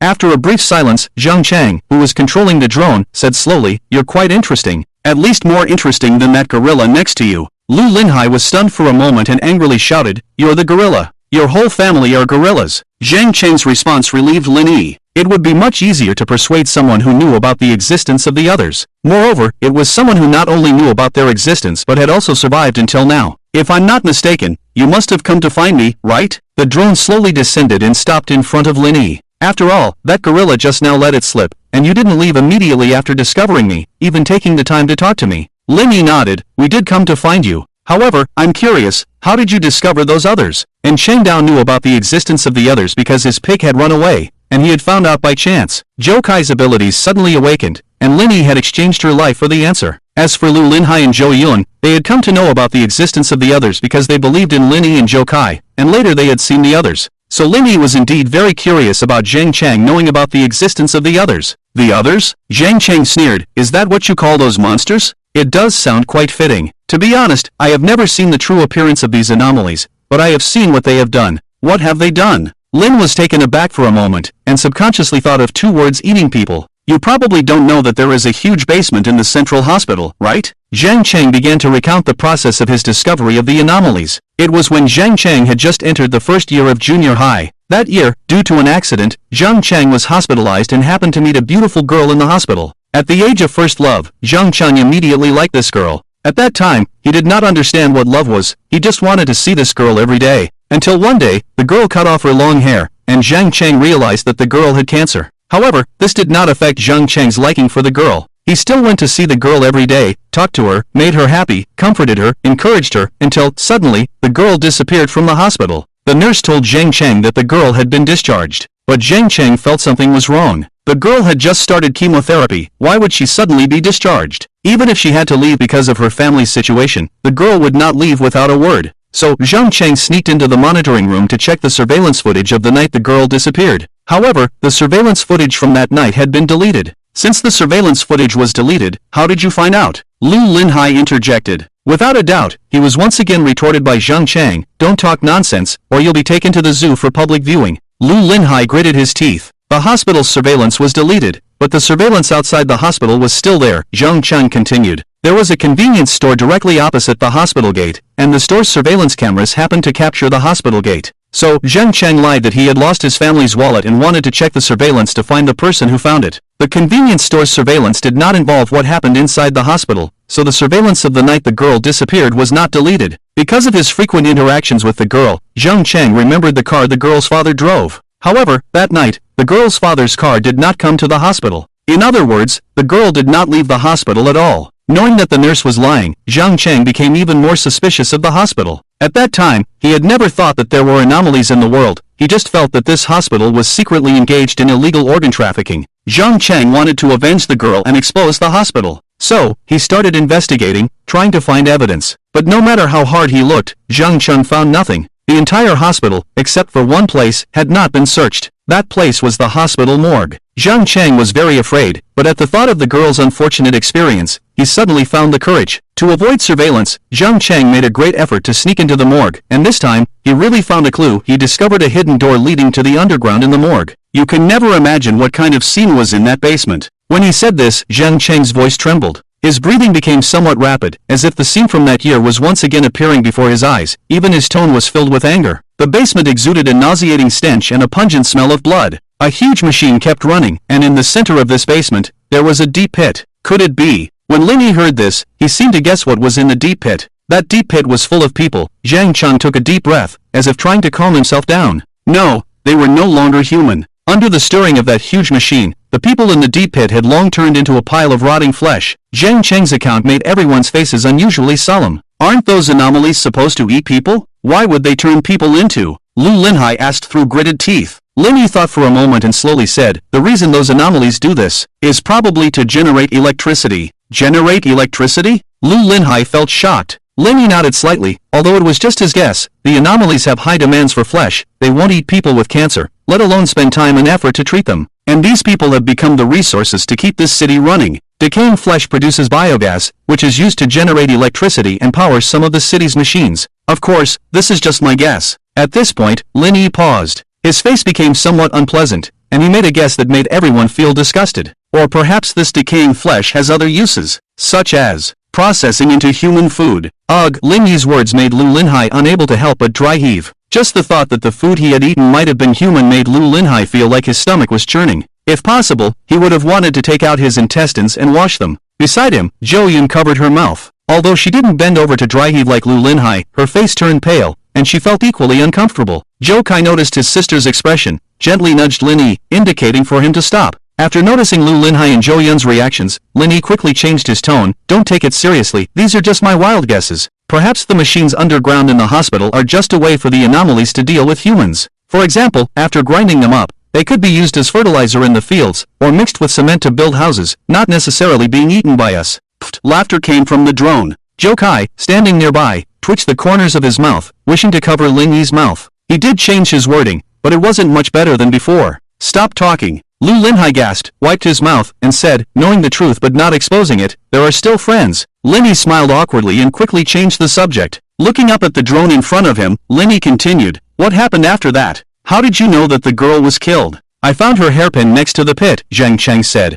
It was her favorite hairpin. She said that when her hair grew back after her illness, she would wear this hairpin every day. Lin Yi noticed a hint of sadness in Zhang Cheng's tone, so he didn't continue to ask about the girl, but changed to another question. How did you manage to hide yourself all these years without being discovered by those anomalies? Zhang Cheng's situation was different from Zhou Kai's. Zhou Kai managed to avoid being found by the monsters due to protecting his sister and the awakening of his abilities. However, Zhang Cheng had no abilities. If he did, he would have guessed when Zhou Kai found him earlier. For a person without abilities to survive in a city full of monsters is not an easy task. After running out of the basement, my first reaction was to tell my parents about this and then have them report it to the police. After all, the basement of the hospital is evidence, and the hospital couldn't handle it in a short time. Zhang Cheng was still young at that time, and being able to remain calm in such a terrifying situation was quite remarkable. He didn't know how to handle it, and the only thing he could think of was his parents. However, after returning to the ward, Zhang Cheng thought of the girl's parents. The girl hadn't been discharged from the hospital, yet her family hadn't come to the hospital to look for her.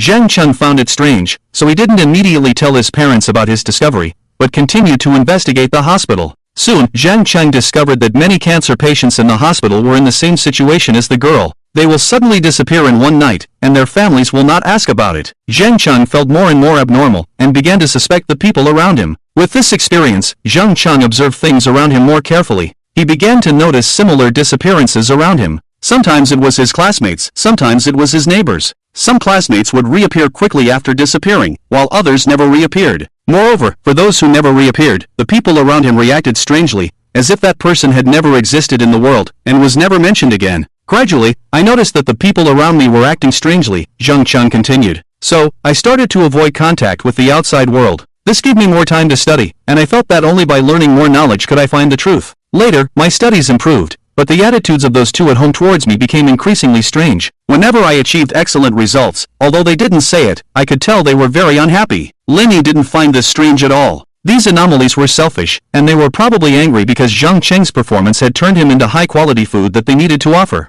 Thinking that the livestock they had raised so painstakingly couldn't be eaten by them, of course they would be angry. After Lin Yi mentioned the high-quality livestock, Zhang Cheng couldn't help but laugh. No wonder they insisted on me going to a guaranteed admission program before, and kept saying how good it would be to take me to see the universities with guaranteed admission. At the time, I felt something was wrong. Their sudden enthusiasm made me feel very strange. So, I strongly insisted on giving up the guaranteed admission and chose to take the college entrance examination. Now it seems that they were eager to send me away. Lin Yi nodded. Only by sending you away can they raise new livestock. But, since there are so many anomalies in this city, why don't they just take over the city directly and raise humans as real livestock? Zhang Cheng was puzzled. In that case, they could eat whenever they wanted, without all this trouble, and without wasting 10 or more years raising 1 or 2 humans. We have also discussed this issue, Linny said. But we have too little information in our hands, so we have not reached a conclusion. And now the most important thing is to escape from here. As for other matters, we can study them slowly later. Perhaps outside this city, Linny and the others could find more clues. Just like the information left by the skeleton before it died, the peach blossom spring in the far north. This is the reason you came to find me, right?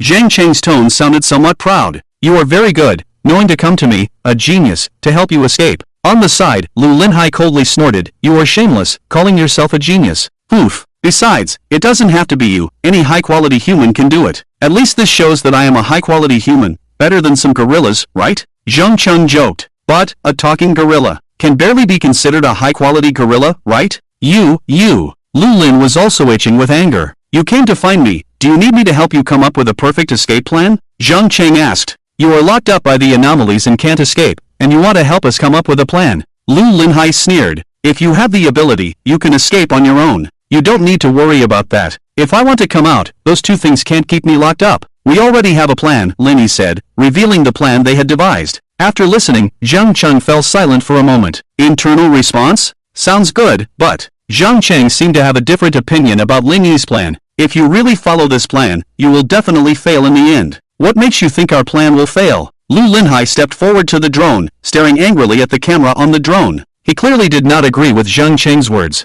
You, who have never seen the true nature of the mutants, what gives you the right to say that? Because I have a brain, Zhang Cheng retorted. Lu Linhai wanted to argue, but was stopped by Linny. Linny shook his head at him and humbly asked, what are the shortcomings of this plan? Of course there are, Zhang Cheng said with a hint of satisfaction in his tone. The plan itself is actually not a problem, and it sounds feasible in general. However, you have overlooked some details. Details? Linny was puzzled. Abandoning the high-speed rail route and choosing the bus route with relatively fewer mutants gathering is commendable. But, disregarding the quantity, it is a form of self-deception and self-comfort. The mutants on a bus are indeed no match for those on a high-speed train, but what about 2, 3, or even 10 buses? At this point, Linny frowned, vaguely sensing the shortcomings of this plan. You have chosen the wrong time, Zhang Cheng continued. According to your plan, the days for intercepting and robbing the buses are chosen in the days before the start of the university. That period is indeed when students go to the university, but this is under normal circumstances. You should know that the students being sent out of this city are not real students. In the eyes of the mutants, they are just goods. So, during those days, there will definitely be more than one bus leaving the city.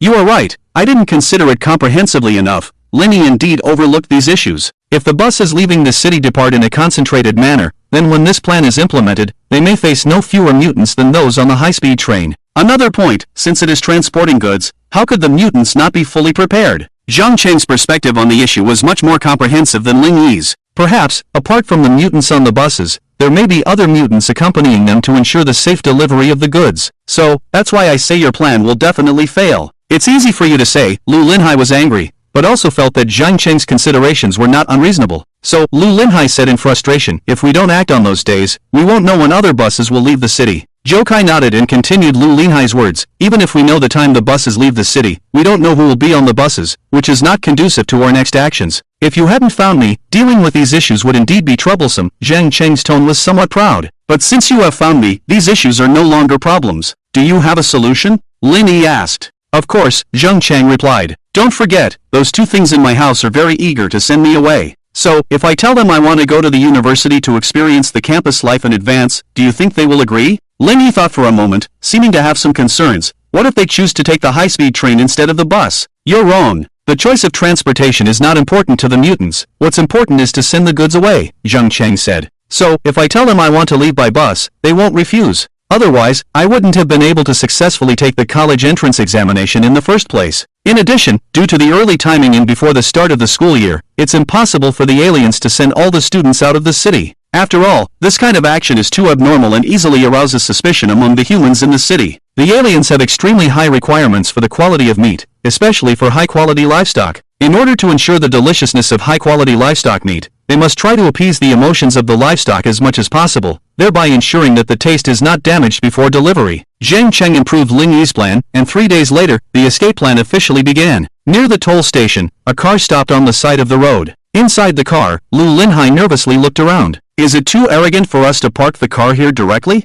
Lu Linhai asked. Don't worry, Uncle Lin is using hazard lights, so it won't arouse suspicion from the aliens in the short term. Zhou Kai closed his eyes and carefully listened to the sounds nearby. There is still a distance from the entrance to the highway, and the aliens there won't come over. When we hijack the bus, we can just break through. Once on the highway, even if those aliens catch up, Uncle Lin's abilities can kill them. Instead of that, can you move a bit to the side? Haven't you noticed that you're squeezing Xiaoyun? Lu Linhai pouted and leaned towards the door. They're here. Zhou Kai suddenly opened his eyes. He heard a sound. There are 18 units on the car, 11 of them are people, and the remaining 7 are aliens. Uncle Lin, can you do it? Lin Yi turned his head to look at Changdao, who nodded. Lin Yi quickly took out a drone from his bag. This was Zhang Cheng's drone, and because there were aliens on the bus, Lin Yi had to inform him of the action without being noticed. The drone took off, and the footage captured by the camera appeared on the screen connected to the remote control. I see it. Soon, a bus appeared in the footage. Uncle Lin, you can start the action. With Lin Yi's soft shout, and Changdao started the car, quickly turned the car around, and began driving against the traffic.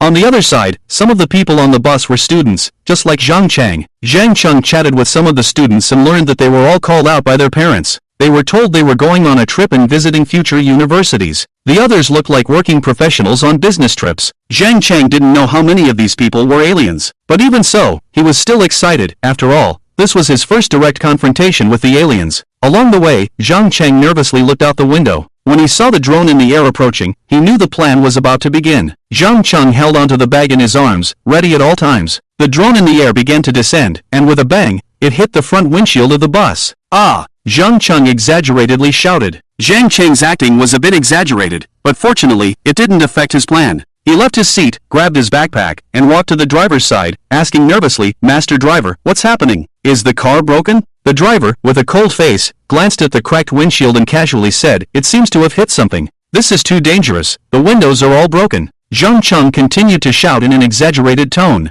Zhang Cheng, come back and sit down. Zhang Cheng's father in the back said. Zhang Cheng ignored him, with his back to the back seat, slowly unzipped his backpack. It was at this moment that a car came driving against the traffic towards the bus. Quick! Stop the car! We're going to crash! Seeing the oncoming car, Zhang Cheng shouted urgently. Despite the approaching car, the bus driver showed no intention of stopping. Zhang Cheng frowned and shouted at the passengers in the car. Driver, stop the car! We're going to crash! Are you trying to kill us? Zhang Cheng shouted loudly. After all, this was his task as an insider. He had to make sure the bus stopped. The passengers in the front heard Zhang Cheng's shouts and saw the oncoming car, and started urging the driver as well. Driver, stop the car! Step on the brakes! Brake now! The bus driver suddenly slammed on the brakes, and luckily Zhang Cheng held onto the handrail tightly, preventing himself from falling. As the bus came to a stop, the oncoming car also stopped. The car door opened, and Lin Yi and his group got out. The driver recognized in Changdao. A hint of determination flashed in his eyes. He gripped the steering wheel tightly, preparing to drive straight into them. However, Zhang Cheng wouldn't give him that chance. This was Zhang Cheng's second task, to ensure that the stopped bus wouldn't start again. The driver was not human, and upon seeing in Changdao, he would not hesitate and would definitely accelerate directly towards them. If the bus collided with the car, Lin Yi and his group would have no chance. Driver! Zhang Cheng leaned towards the driver's seat, with his back to the other passengers in the car, and opened his backpack. If there's a next life, I'll try to be a better person. Zhang Cheng muttered quietly, then 2 flashes of cold light shot out from the backpack at lightning speed, heading straight for the driver. It was in Qingdao's knives. In the days leading up to the operation, Zhang Cheng had learned about Qingdao's abilities from Lin Yi. At the same time, he had also obtained the 2 knives that Lin Yi had given him using a drone. He had been carrying these 2 knives all along, for this moment. The driver was completely unprepared for Zhang Cheng, and because the distance was too close, the driver didn't have time to react. Under Changdao's control, 1 bone-splitting knife was thrust into the driver's throat, and the other bloodletting knife was stabbed into the driver's abdomen, continuously penetrating until it went in. Impressive! Zhang Cheng marveled in his heart. Although he had heard about Changdao's abilities from Lin Yi, seeing it with his own eyes for the first time still surprised him. However, in the blink of an eye, a mutant had died at the hands of Changdao. The driver weakly leaned against the backrest, and the passengers in the back couldn't see anything. However, the co-driver seemed to have sensed something and stood up to come over. Zhang Cheng remained calm, having seen the horrors of the hospital pit when he was young. Compared to that, what was happening now was nothing. So when Zhang Cheng noticed the co-driver standing up, he immediately turned around and shouted to the passengers in the car, "The murderer is here. It's the wanted murderer in Changdao." This was the 3rd task that Zhang Cheng needed to complete to cause panic. Although Zhang Cheng's acting was still exaggerated, the person walking towards them was indeed in Changdao. So when the passengers saw him, they didn't care whether Zhang Cheng's shouts were true. All they felt was fear in the face of a murderer. Oh my god! It's really the murderer! a passenger by the window exclaimed in fear. "I've seen his face on TV. It's him. We're done for. Why did we have to encounter this murderer here? I heard he killed over a dozen people. It's too scary. What do we do?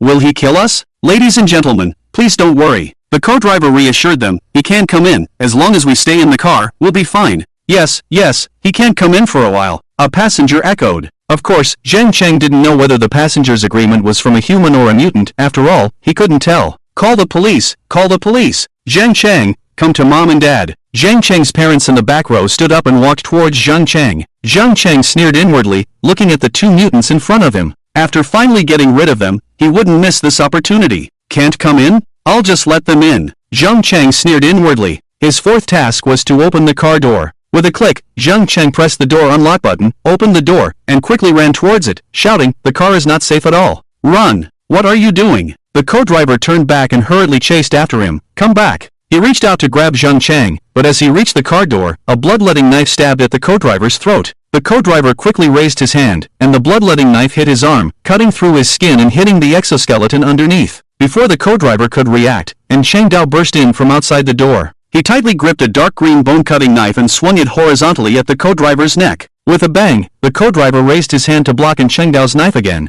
However, as he defended himself, two bone-cutting knives stabbed into his knee joints from the left and right. "Ah! Murder!" The passengers in the car panicked. At this moment, Lin Yi's voice came from outside the bus. "What are you waiting for? Are you waiting to be killed by the murderer?" He shouted to the passengers in the car, "Run! If you don't run, you'll all die." The door was already open, meaning the car was no longer safe. Within Cheng Dao's appearance, the passengers' first thought was to escape. This was not only to make the situation more chaotic but also to protect themselves. Once they confronted the creatures would surely reveal their true form. If the passengers on the bus saw them, if they didn't escape, it would be fine, as there were many seats on the bus, and Linny didn't mind taking them with him to escape. But if these passengers saw the creatures and then escaped, the creatures in the city would definitely not let them go. Linny didn't have time to bring them back. So, in order to ensure that they didn't see the true face of the creatures, Linny planned to scare them away. As long as they didn't see the creature's appearance, they might be able to live a few more days. The passengers escaped from the rear door, running back the way they came, and started calling the police with their phones. "Uncle Lin, we need to make a quick decision. There were a total of 7 creatures on the bus, 1 dead, 1 injured, leaving 5.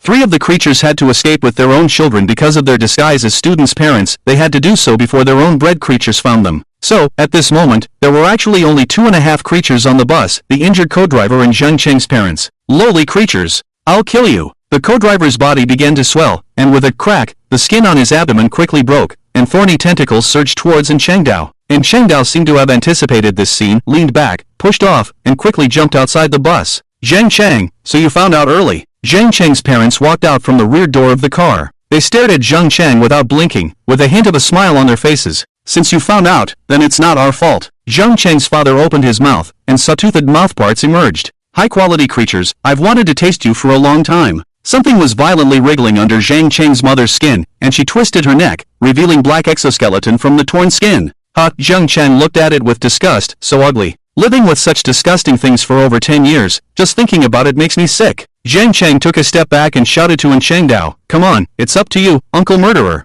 Cheng Dao frowned, seemingly disgusted by the title, and turned back to glare fiercely at Zhang Cheng. "I'll take care of the injured one, you deal with those 2. Cheng Dao turned back, and all the knives flew out of his backpack, spinning around him. "Deal with them?" Zhang Cheng was stunned for a moment. Just as Cheng Dao was rushing towards Zhang Cheng's parents, the deputy driver, who had regained his original form, ran out from the front door of the car. 2 bone-piercing knives were inserted into its 2 insect legs, rendering it immobile, but the remaining 4 legs were enough to keep it moving. It saw Zhang Cheng and raised its side-like forearms to strike down. "Stop! Uncle Lin, let's deal with this one first." Zhang Cheng was startled as a figure darted over from the side just as the forearm was about to strike down. "Don't be presumptuous, Uncle Lin meant for us to deal with this creature, not you. Gorilla?" Linny had never told Zhang Cheng about their battles with the anomalies, so Zhang Cheng had always thought it was Cheng Dao who fought the anomalies. In his eyes, Linny was just the one who came up with ideas, Zhou Kai was the one who gathered information, and Lu Linhai and Zhou Yun were just dragging their feet. However, the scene before him made Zhang Cheng reconsider his opinion of Linny and the others. When the anomaly's forearm came down, Lu Linhai rushed over with a steel rod in hand. He gripped the rod tightly and smashed it against the anomaly's forearm. With a clang, Lu Linhai's powerful blow forced the anomaly's forearm open, and then he pulled Zhang Cheng behind him. Glancing back at Zhang Cheng, Although he had seen this top scholar in the news, strictly speaking, this was their first meeting. They had only communicated through drones before. Zhang Cheng wore a pair of black-framed glasses, and despite his tall stature, he was quite slender, and his loose-fitting clothes were quite unusual. Skinny as a bamboo pole. Stay out of the way and don't get in the middle of things here. Lu Linhai smiled, feeling like he had gained an advantage in physical fitness. What's there to be proud of for looking like a gorilla? Zhang Cheng pouted, complaining in his mind. It's just having a muscular body. Muscles are almost growing into your brain. Despite his words, he knew he couldn't help in the fight and quickly moved to the side. The anomaly was furious, raising both forearms and sending its abdominal tentacles swiftly towards Lu Linhai. Lu Linhai was well aware of the anomaly's attack patterns. He quickly retreated to create distance, and at the same time, Lin Yi, who had been lurking on the other side of the bus, made a move. Lin Yi gripped the knife in his hand and swiftly approached the anomaly from behind. He aimed at the joint on its insect leg, raised his hand, and without hesitation, forcefully stabbed the knife in. Lin Yi didn't pull the knife out, but just like Lu Linhai, he quickly retreated and took out another knife from his backpack. They had made ample preparations for this operation. They had continuously refined the plan during the day with Zhang Cheng, and at night, they utilized Jokai's expertise in lockpicking to gather weapons. In addition, Cheng Dao had sharpened the knives, so while they weren't razor-sharp, they were still very sharp. You beast, come on. Lin Yi stared at the anomaly, taunting incessantly. Aren't you looking down on humans? Aren't you arrogant? Come on, attack me. If you can't kill me today, I'll look down on you. The anomaly emitted a harsh growl, about to launch an attack on Lin Yi when another shout came from behind. Ugly freak! Look here! Look here! There's a surprise here! Not far away, Zhou Yun waved and shouted loudly. The anomaly subconsciously turned around, and with a whoosh, a crossbow bolt struck its compound eye. Jokai raised his crossbow and turned to look at Zhou Yun, asking, "How about that? Is your brother handsome? Ah, you despicable beasts!" The anomaly, ashamed and angry, wildly swung its abdominal tentacles. Seizing this opportunity, Lu Linhai circled around the monster's back and struck its head with the steel rod. With another clang, although the steel rod couldn't pierce the monster's carapace, Lu Linhai's actions served to distract the anomaly and provide cover for Lin Yi and Jokai. When the mutants turned to look at Lu Linhai, Lin rushed towards the mutants again. This time, the mutants were smarter. As the forearm slashed towards Lu Linhai, the tentacles from the abdomen rolled towards Lin. Lin, attack left, dodge right, jump up. Jokai shouted, and Lin acted immediately according to Jokai's instructions. He dodged to the right, avoiding the tentacle reaching from the left, then quickly jumped up to evade the tentacle trying to entangle his legs. Another tentacle reached for Lin's neck, but before it could get close, a crossbow arrow flew in and hit the tentacle. Seizing the opportunity, Lin approached the mutant again and stabbed the knife into the joint. The three of them cooperated seamlessly, attacking with full force whenever one of them was targeted by the mutants. Compared to them, Cheng Dao on the other side seemed more relaxed. Even when facing two mutants at the same time, he was not at a disadvantage. Cheng Dao's fighting style was both bold and meticulous. The witching bone-cutting knife continuously hacked at the mutants, while he used his abilities to control other knives for constant sneak attacks. Dozens of butcher knives flew through the air, cutting off the monster's tentacles and insect legs. In just a few minutes, these three mutants were forced to retreat under the onslaught of Lin and the others. Zhang, who was watching from the side, couldn't help but exclaim in amazement. Damn it! Xiao Figan is here! Lu Linhai also shouted, thrusting his steel rod into the mutant's abdomen. Jokai began to move, shooting a crossbow arrow at the monster's front. The arrow pierced the monster's neck, and at the same time, Lin leaped onto the monster's back. Die! Gritting his teeth, Lin forcefully stabbed the knife into the monster's neck. Cheng Dao had already finished the battle on the other side. After the two mutants fell, he turned to look at the fight of Lin and the others. After observing for a while, Cheng Dao did not intervene and went straight into the bus. As Cheng Dao started the bus, Lin and the others finally ended the battle. Get on the bus, Cheng Dao's voice came from inside the vehicle. After everyone got on the bus, Cheng Dao drove towards the highway entrance. As they approached the entrance, Lin's heart was in his throat. The toll booth workers noticed something unusual on the bus and saw that the driver was Cheng Dao. They quickly revealed their true forms and tried to stop the bus. Hold on tight, Cheng Dao shouted and stepped on the gas, ramming through. With a bang, the mutant in front of the bus was sent flying. The speeding bus broke through the barrier and was about to exit the highway when a mutant climbed up from the side. The mutant raised its forearm and smashed the window.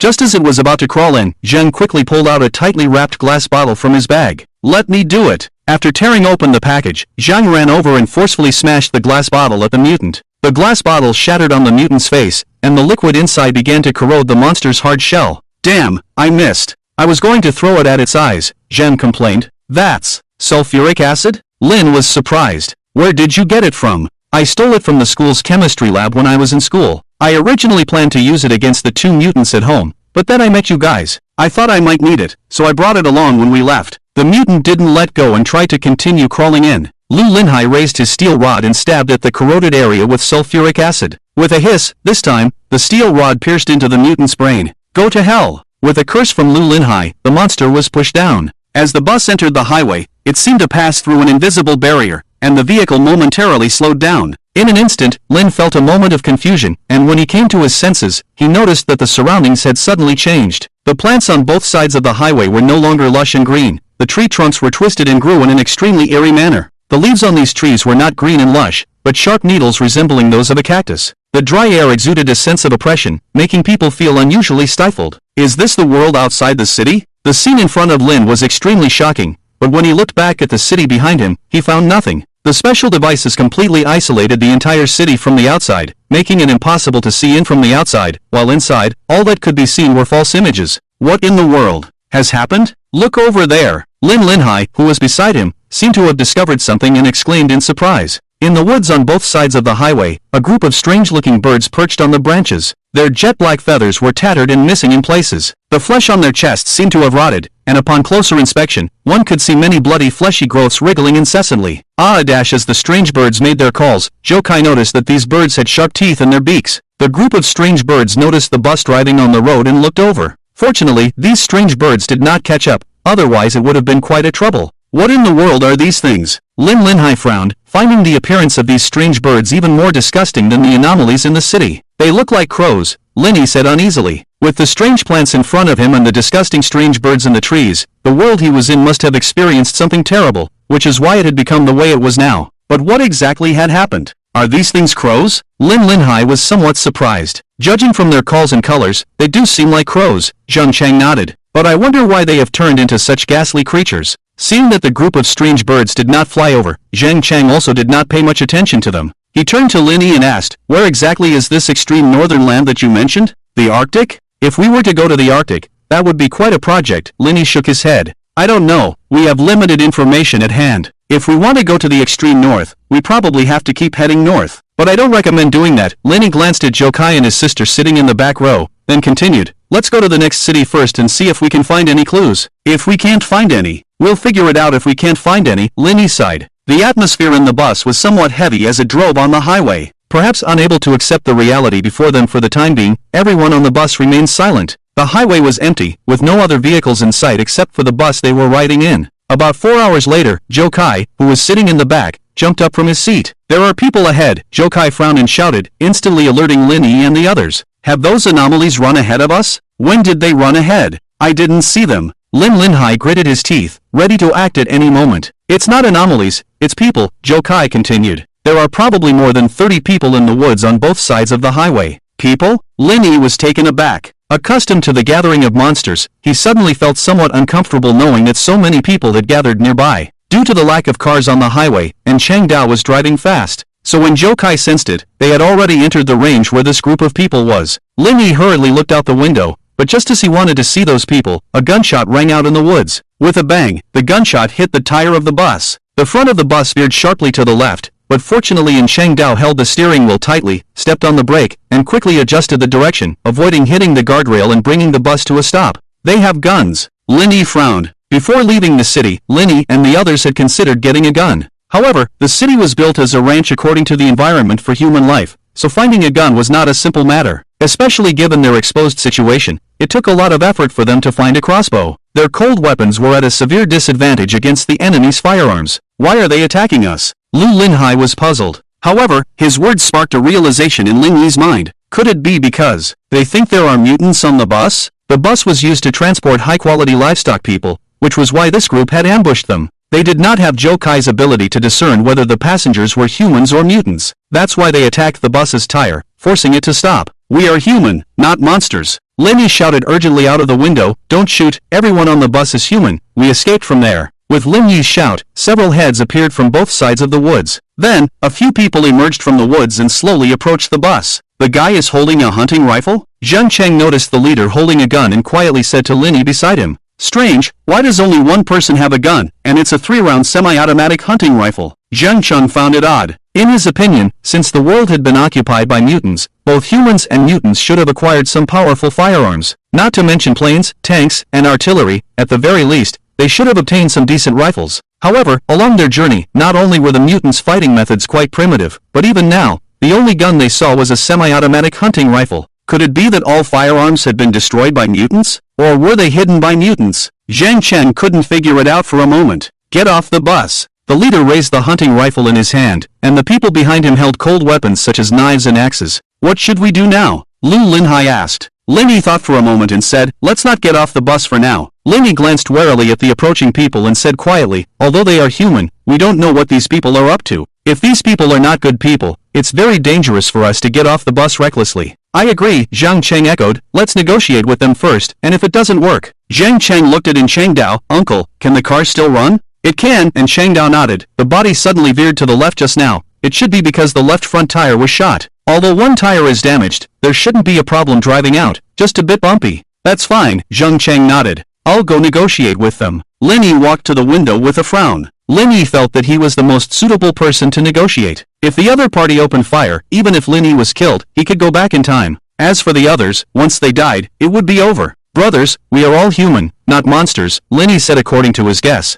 We ran out from the city, we mean no harm. Get off the bus. The man with the hunting rifle ignored Lin Yi. He aimed the gun at Lin Yi and shouted fiercely, if you don't get off, I'll shoot. If the other party continued to remain silent, negotiation would be impossible. If they didn't know what the other party was trying to do, then Lin Yi and the others could only break out. Lin Yi frowned. For safety's sake, he decided to let Chengdao drive out. But at that moment, a familiar voice suddenly sounded from the crowd. A man emerged from the crowd and walked up to the man holding a hunting rifle, shouting excitedly at Lin Yi, it's you, right? Do you remember me? Looking at the sudden appearance of the person, Lin Yi was first stunned, and then a memory from several years ago jumped into his mind. You are Uncle Tian? Lin Yi was somewhat surprised. Several years ago, there was a tenant named Tian Wenlei living downstairs from Lin Yi's family. Although he was in his 30s, he had a childlike innocence, and the children in the neighborhood liked him. Tian Wenlei had many different types of game consoles at home, so whenever it was vacation time, Lin Yi would always go to Tian Wenlei's house to play games. Tian Wenlei didn't mind at all, and even played happily with Lin Yi. But later, Tian Wenlei got married and never came back after going on a honeymoon with his wife.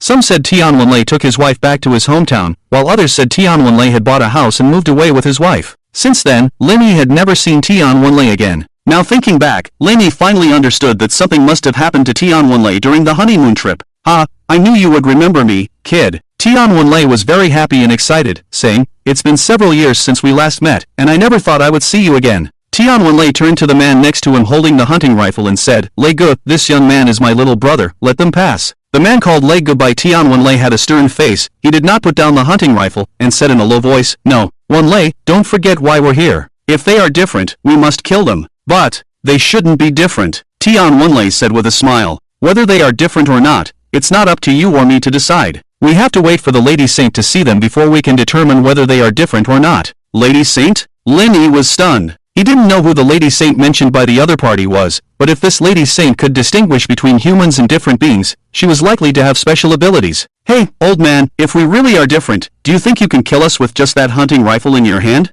Zhang Cheng glanced at the hunting rifle in Lei Ji's hand and said disdainfully, different beings have tough shells, even if a hunting rifle can cause them some damage. With just one hunting rifle, it's no match for different beings. Do you want to try? Lei Gu aimed the hunting rifle in his hand at Zhang Cheng. Stop! Stop! Tian Wenlei hurriedly shouted. Lin Yi, Lei Gu is not a bad person, he is a chosen one, chosen by the gods to lead humanity against different beings. Tian Wenlei couldn't persuade Lei Gu, so he turned to Lin Yi. Chosen one? Lin Yi frowned. The strange words kept adding up. Tian Wenlei looked worried, and it was clear that he was genuinely worried that Lei Gu would take action against Lin Yi and the others. Lin Yi, Uncle Tian has never lied to you. They are not bad people, nor are they different beings. When my wife and I were traveling, it was Lei Gu who saved me from those different beings. Tian Wenlei continued, we all live in a village far away, where everyone was saved by Lei Gu and the others. Come with us and see for yourselves. I swear on my life, as long as you are all human, there will be no danger. Lin Yi, these people use the term different beings, Zhang Cheng reminded in a low voice. Lin Yi nodded, he had also noticed this. When ordinary people encounter anomalies, they tend to instinctively call them monsters. Lin Yi and Zhou Kai were no different at first. It wasn't until they met in Chengdao and saw the records of these anomalies that they learned they were called anomalies. Now, the fact that the people in front of them are using the term anomalies indicates that they likely have similar information in their hands.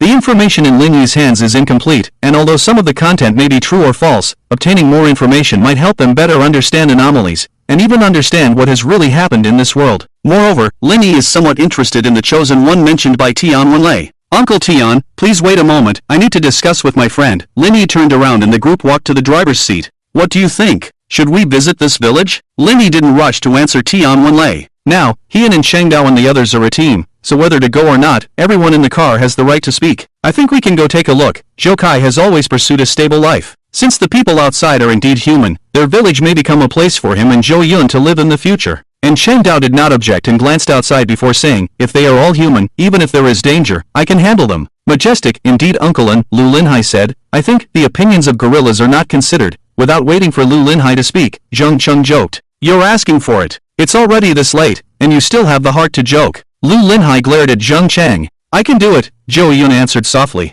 Since no one objects. Linny thought for a moment, then let's bring our weapons and go take a look. After the decision was made, Linny and the others got off the bus. One team will continue to stay here, and the second team will come with me to take them to the village, Brother Lei shouted. After we go back, I will have the third and fourth teams take over. A group of people surrounded Linny and the others, but kept a certain distance from them. Linny could understand this. If it were him alone, without Zhou Kai's abilities, he would not trust these people either, nor would he get off the bus and go to some village with them. Linny, how did you escape from those anomalies? Perhaps because they were old acquaintances, Tian Wenlei was not afraid and walked to Linny's side to chat with him. Those anomalies are not easy to deal with. If it weren't for the chosen one in the village, we would not be able to match those anomalies at all. Uncle Tian, what is the chosen one? Linny asked, feeling that he could learn more information from Tian Wenlei. It's the person chosen by the gods, Tian Wenlei replied. Only those chosen by the gods can. Before Tian Wenlei could finish his sentence, Brother Lei, who was at the front of the team, shouted, Wenlei, come here, don't talk to them until we are sure whether they are human or not. Tian Wenlei nodded apologetically at Linny, smiled, and walked into the team surrounding Linny and the others.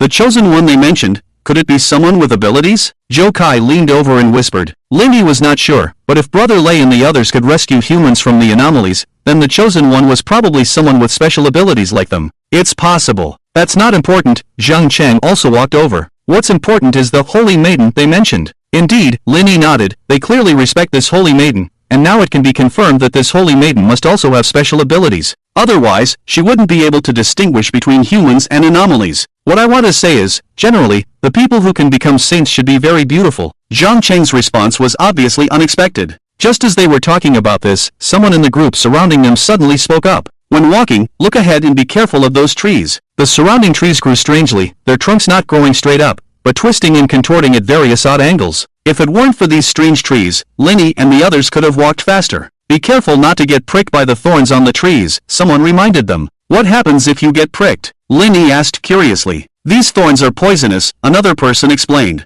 Although the poison won't kill you, the area where you were pricked will be extremely itchy for many days. If you accidentally scratch the skin, the bloody smell will attract those disgusting strange birds. Someone walking behind the group also added. Not only those strange birds, but also some large black rats that only come out at night will be attracted by the bloody smell. Yes, those large black rats are the most terrifying. What's so scary about rats? Lu Linhai asked in confusion. Humph, Zhang Cheng sneered and said, you don't understand anything. No matter when, rats are the most terrifying. Not only are they full of bacteria, but they also have a terrifying reproductive ability. If our world is really facing doomsday, perhaps the ones who can survive to the end are not humans, but rats. Moreover, the rats outside may be different from the ones in the city, Linny continued Zhang Cheng's words. Just think about the appearance of those strange birds. Maybe the rats outside are also similar to the strange birds. Remember, never get bitten by those large black rats, someone in the group kindly reminded. If you get bitten, even if it's just a small skin break, the wound won't heal and will gradually rot. Unless you cut off that piece of flesh,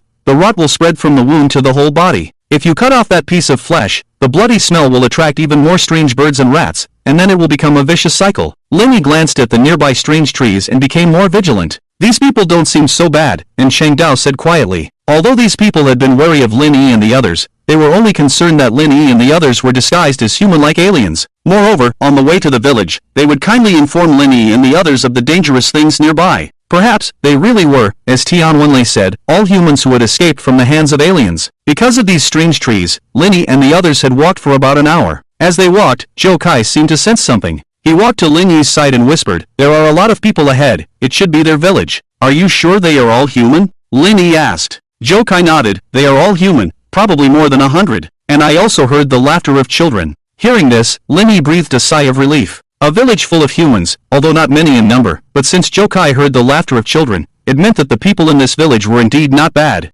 Soon, they arrived at the village. However, rather than calling it a village, it was more like a dilapidated settlement. The houses inside were dilapidated, mostly makeshift wooden sheds. The people in the village stayed in simple wooden sheds, and upon seeing Linny and the others, they also showed a hint of wariness in their eyes. Occasionally, one could see several children around 7 or 8 years old playing and frolicking, but the appearance of those children looked. The appearance of those children. A hint of surprise appeared on Linny's face. The appearance of those children was very strange, and each one was different. Some of the children were clearly around 8 years old, but they had no teeth when they opened their mouths. Some children have many bumps on their faces, and they scratch them from time to time, seemingly without pain or itchiness. They are not tall, very thin, some hunchbacked, some walking with a limp, looking silly. When they open their mouths to laugh, their runny noses mix with saliva and are sucked into their mouths. Afterward, they smack their lips as if they have tasted something delicious. Joe Kai, are they really human? Lu Linhai asked quietly. Joe Kai nodded. But why do they look like this? Lu Linhai asked puzzled.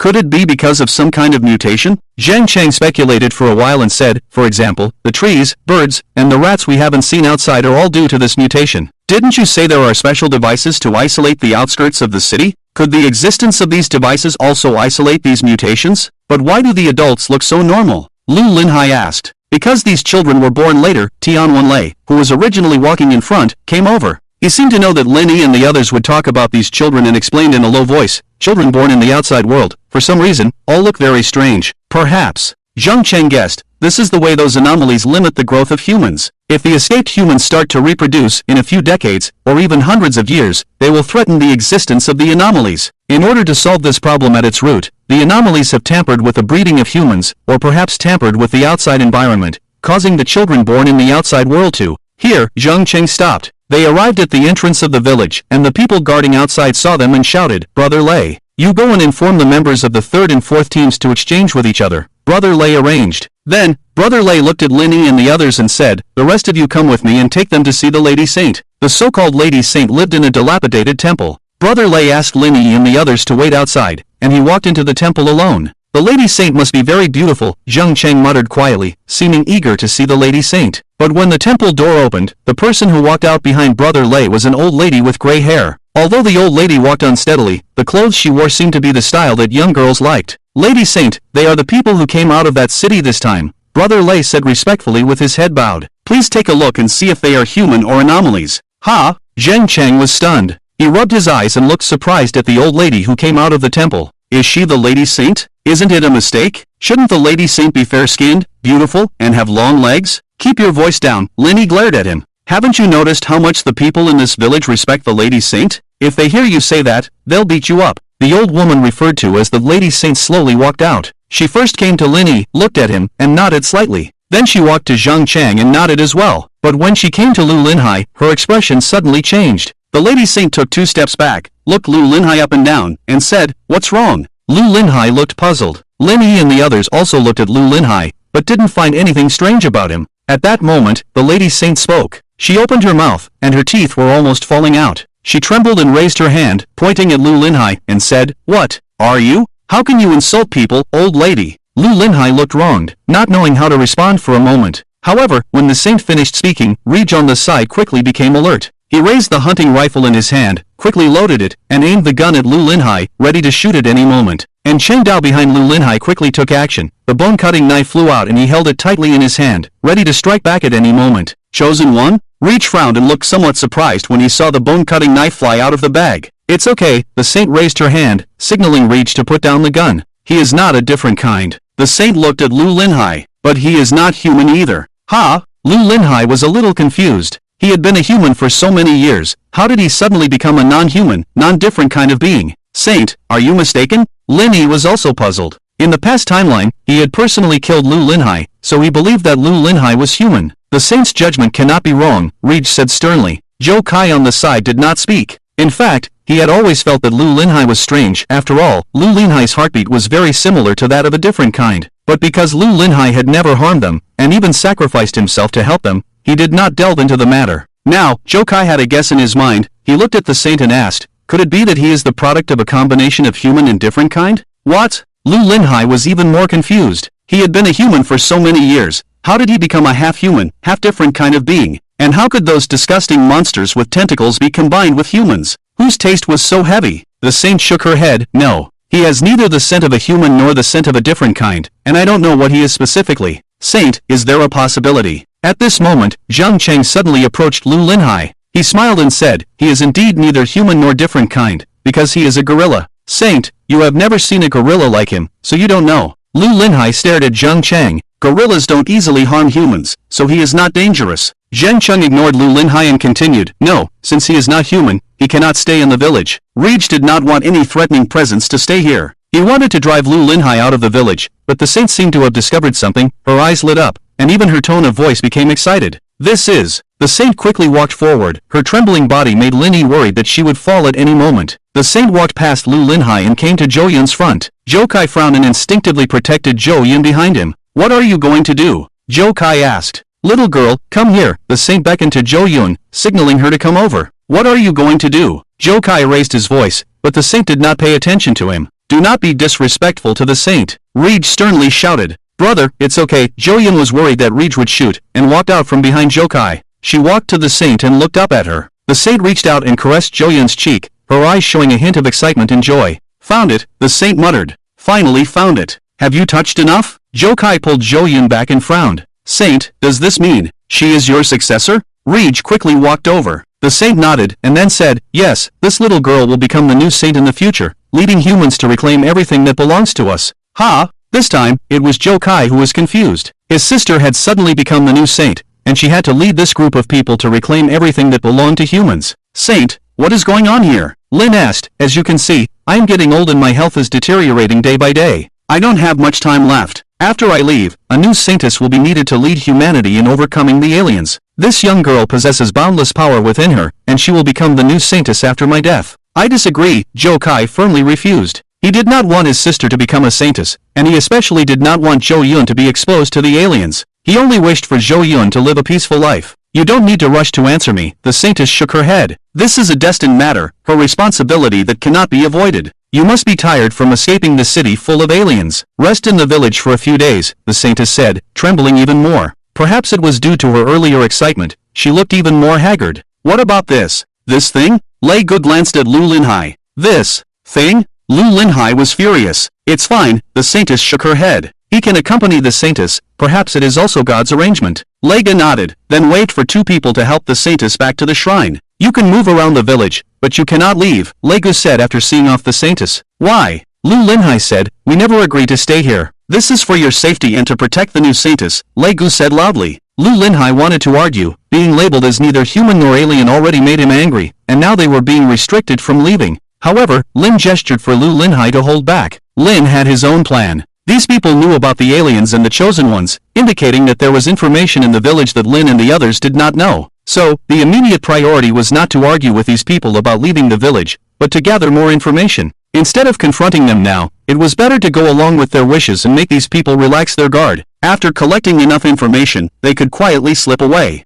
Big Gorilla, do you have anything to say now? After Lei Gu and the others left, Zhang Cheng approached Lu Linhai. He said, it's confirmed. Nonsense. Lu Linhai gritted his teeth. What saintess? I am a real person. Let's stroll around the village, chat with the people here, and see if we can gather any useful information. Lin whispered his plan. Even if they were going to leave eventually, they needed to gather information about the aliens and find out how many people in the village had abilities like theirs. Only then could they ensure their safety when they left. But halfway through, Zhou Kai's face suddenly darkened. He looked at a few strange-looking children not far away, who were pointing and talking about Lin and the others. What's wrong? Lin asked. Those kids are discussing us, Zhou Kai replied. What are they saying? Lin knew that if those kids were just having a normal conversation, Zhou Kai would not have this expression. They are discussing. Which part of us is the best to eat? Wow, Zhou Kai's words did not scare Zhang Cheng. He was even curious and asked, did they specify which part of me is better to eat? Zhou Kai glared at Zhang Cheng and casually said, they said you were so thin, all bones, definitely not tasty. Ha, in that case, if this village really eats people, I should be able to live longer than you guys. The people in this village don't really survive by eating people, do they? Lu Linhai frowned. Maybe, Zhang Cheng shrugged. Think about it, we've walked all the way here, the road is so desolate, plus the existence of the mutants, there must be a shortage of supplies. If the people here want to survive, they must eat something. What if they can't find food? Then they have to eat people. Why do you think they intercept the buses coming out of the city along the way? Is it really to eliminate mutants, or do they want to take advantage of the opportunity to take away a few humans as food? You know about the virus, right? Zhang Cheng glanced at the group of children not far away. If they eat people, they might get infected with that thing. Patients with the virus may exhibit a series of symptoms such as intellectual disabilities, which are quite similar to those children. At this point, Tian Wenlei ran over from not far away. Lin Yi, I heard from Brother Lei. Tian Wenlei looked very happy. Brother Lei said that you are all humans and can stay in the village. And Brother Lei also said. Tian Wenlei suddenly became respectful when he saw Zhou Yun standing next to Zhou Kai. This beautiful young lady must be the successor to the Holy Lady. When I saw this young lady before, I could tell she was extraordinary at first sight. Uncle Tian, is there something you need? Lin Yi interrupted Tian Wenlei. Nothing much, I just told my wife about your arrival. My wife said that you must be hungry after running for so long, so she prepared some food. Tian Wenlei waved his hand and said, let's go, come to my place and have something to eat. Lin Yi thought for a moment and tentatively asked, Uncle Tian, this doesn't seem right. It should be difficult to find supplies in the outside world, and now you have to share them with us. We really feel sorry. The supplies outside are indeed not as abundant as in the city, but they are not that scarce. At least there is no problem with food. No one will starve. Tian Wenlei spoke naturally, looking like he was not lying. Lu Linhai glared at Zhang Cheng and whispered, what about the shortage of supplies? You just like to scare people. Zhang Cheng shrugged, unimpressed. Let's go, you'll know after you've been there. Just don't be picky after seeing it. Tian Wenlei's words made Lin Yi curious, so they followed Tian Wenlei to where he lived. It was a wooden shack, surrounded by wooden boards pieced together to block the wind. There was no door in the shack, and there was no furniture inside, only a wooden board that should be their bed for sleeping. The house is very simple, don't mind it. Tian Wenlei pointed to the shack. You can sit wherever you want, don't be picky. It's not as furnished as the city outside. We don't mind. Lin Yi shook his head. It was not easy to survive in a world full of mutants, so they were not picky in other aspects. They had prepared themselves mentally when they decided to escape from the city. Moreover, this place was much better than the half-month they spent in the mountains. Lin Yi is here. A woman walked out of the shack, her skin slightly rough, looking a bit haggard. Do you still recognize me? The woman was carrying a large bucket of steaming soup, which looked slightly dark in color. And one. Lin Yi recognized the woman. She was Tian Wenlei's wife. Uncle Tian, what kind of soup is this? Zhang Cheng glanced at the dark soup in the bucket and asked with a frown. Tian Wenlei awkwardly scratched his head and said, I won't hide it from you, this is rat soup. Rat? Rat? Zhang Cheng was stunned. The big black rats you mentioned before? Lin Yi asked. Tian Wenlei nodded and said, we've searched around here, and besides the rats, there are only those strange birds. It's hard to catch those strange birds, but these big rats are easy to catch because there are so many of them. Don't worry, I've cleaned them all up. Antwin put down the wooden bucket and brought over a few wooden bowls from the side. The first time I ate it, I felt nauseous, but later I got used to it and didn't feel nauseous anymore. I also roasted a few, I'll bring them to you. I'll go too, Tian Wenlei followed. To be honest, Lin Yi didn't mind eating rats. After all, resources were scarce outside the city, and having meat to eat was already a rare thing. To survive in such a harsh environment and fight against the mutants, eating rats was nothing to be mentioned. Lin Yi scooped up a spoonful of dark soup. Although it looked disgusting, it smelled okay. He picked up a piece of meat with chopsticks. The black meat was torn into thin strips, and if it wasn't mentioned, you couldn't tell it was rat meat. Do you think this meat could be human flesh? Zhang Cheng asked in a low voice. And Chengdao shook his head beside him and said quietly, human flesh doesn't look like this. I'll eat first, Lin Yi said. If I'm okay after eating, then you can eat. Along the way, Lin Yi and the others were indeed hungry. Although they had some food in their bags, it wouldn't last long. Once this food was gone, they would have to find other food. If these rats were edible, it would help them solve some problems. After chewing and swallowing, Lin Yi didn't feel any discomfort in his body. The roasted meat is ready. Tian Wenlei walked over with a few skewers of roasted meat. The roasted meat has a milder smell, and my wife was afraid you would dislike it, so she specially prepared it. Look, you can't tell it's rat meat at all if you look at it like this. Tian Wenlei raised the skewer of meat in his hand. The meat on it was cut into pieces, and indeed it didn't look like rat meat. We usually just roast it directly when we eat it. There are no seasonings, so just eat it as it is. Tian Wenlei ate a skewer casually, then distributed the rest to Lin Yi and the others. When Tian Wenlei wasn't paying attention, Lin Yi nodded to Zhou Kai and the others, indicating that they could eat. Although they knew they couldn't be picky in the current situation, it was the first time they had eaten this kind of meat, and except for Chengdao, the others felt that this meal was incredibly long. However, after drinking a bowl of hot soup, their spirits relaxed a bit. As the sky darkened outside the wooden shed, after eating and drinking their fill, they were ready to start gathering information. According to the plan, Lin Yi and Zhou Kai would be one group, Lu Linhai and Zhang Cheng would be another group, and Chengdao would be alone, each going to different parts of the village to investigate. However, when they started their investigation, they found that this village was full of strangeness. The people living in this village were exceptionally warm, and whenever they saw Linny and the others, they would come over to inquire about their well-being. But whenever Linny wanted to ask about the village, the answers he got were surprisingly consistent. Under the protection of the Holy Lady and the Chosen One, this village was very safe. Apart from that, Linny didn't get any valuable information from them. As for how the Holy Lady and the Chosen One specifically protected the village, they didn't say, and always diverted the topic. I always feel like the reason these people are telling us this is to make us stay in this village, Linny said quietly to Jokai. I have the same feeling, Jokai nodded. The Holy Lady and Legu said that everything the people in the village do is to reclaim everything that originally belonged to humans. But, at this point, Jokai looked around. However, we've been wandering around here for so long and still haven't seen them preparing for battle. And, Jokai, don't you think the people in this village are a bit strange? Lin glanced at the person waving at him not far away. Lin politely responded and then continued, I didn't pay much attention before, but after wandering around the village for a while, I feel like everyone in the village has a bit of a hunchback. The villagers all had hunched backs, but the degree varied. Lin hadn't noticed before, as living in this environment might naturally lead to fatigue and hunching. Lego and the others seem to be okay, it's not as obvious. Lin continued, but the older they are, the more severe the hunchback. Including the holy woman we saw earlier. Recalling the holy woman walking out of the shrine, Lin had thought her hunchback was due to her age, causing her to walk unsteadily. Do you remember the house we passed by just now? Jokai looked back. When you were talking to that family, I glanced inside the wooden shed. There was a person lying face down in the corner on that wooden board. Everyone has different sleeping positions, so lying face down isn't necessarily strange. But the premise is that the bed underneath you is soft enough. If you're lying on a hard wooden board, sleeping face down would be quite uncomfortable. That person lying on the board didn't move at all. If I couldn't hear his heartbeat, I would have suspected that he was dead. And, a hunchback is due to the curvature of the spine, and severely hunched individuals wouldn't be able to sleep face down on a bed. But that person did, and when lying face down, there was a lump on his back. Could it be caused by mutation? Zhou Yun asked in a low voice. Just like those children. It's not impossible. Lin thought for a moment and then looked towards the shrine in the distance. Let's go to the shrine again. Lin lowered his voice and said to Jokai, let's eavesdrop on the holy woman in the shrine. Maybe we can find something out. I was thinking the same thing. Jokai's thoughts coincided with Lin's. They quickly arrived at the location of the shrine. To avoid suspicion, they didn't get too close and stayed within the range of Jokai's abilities.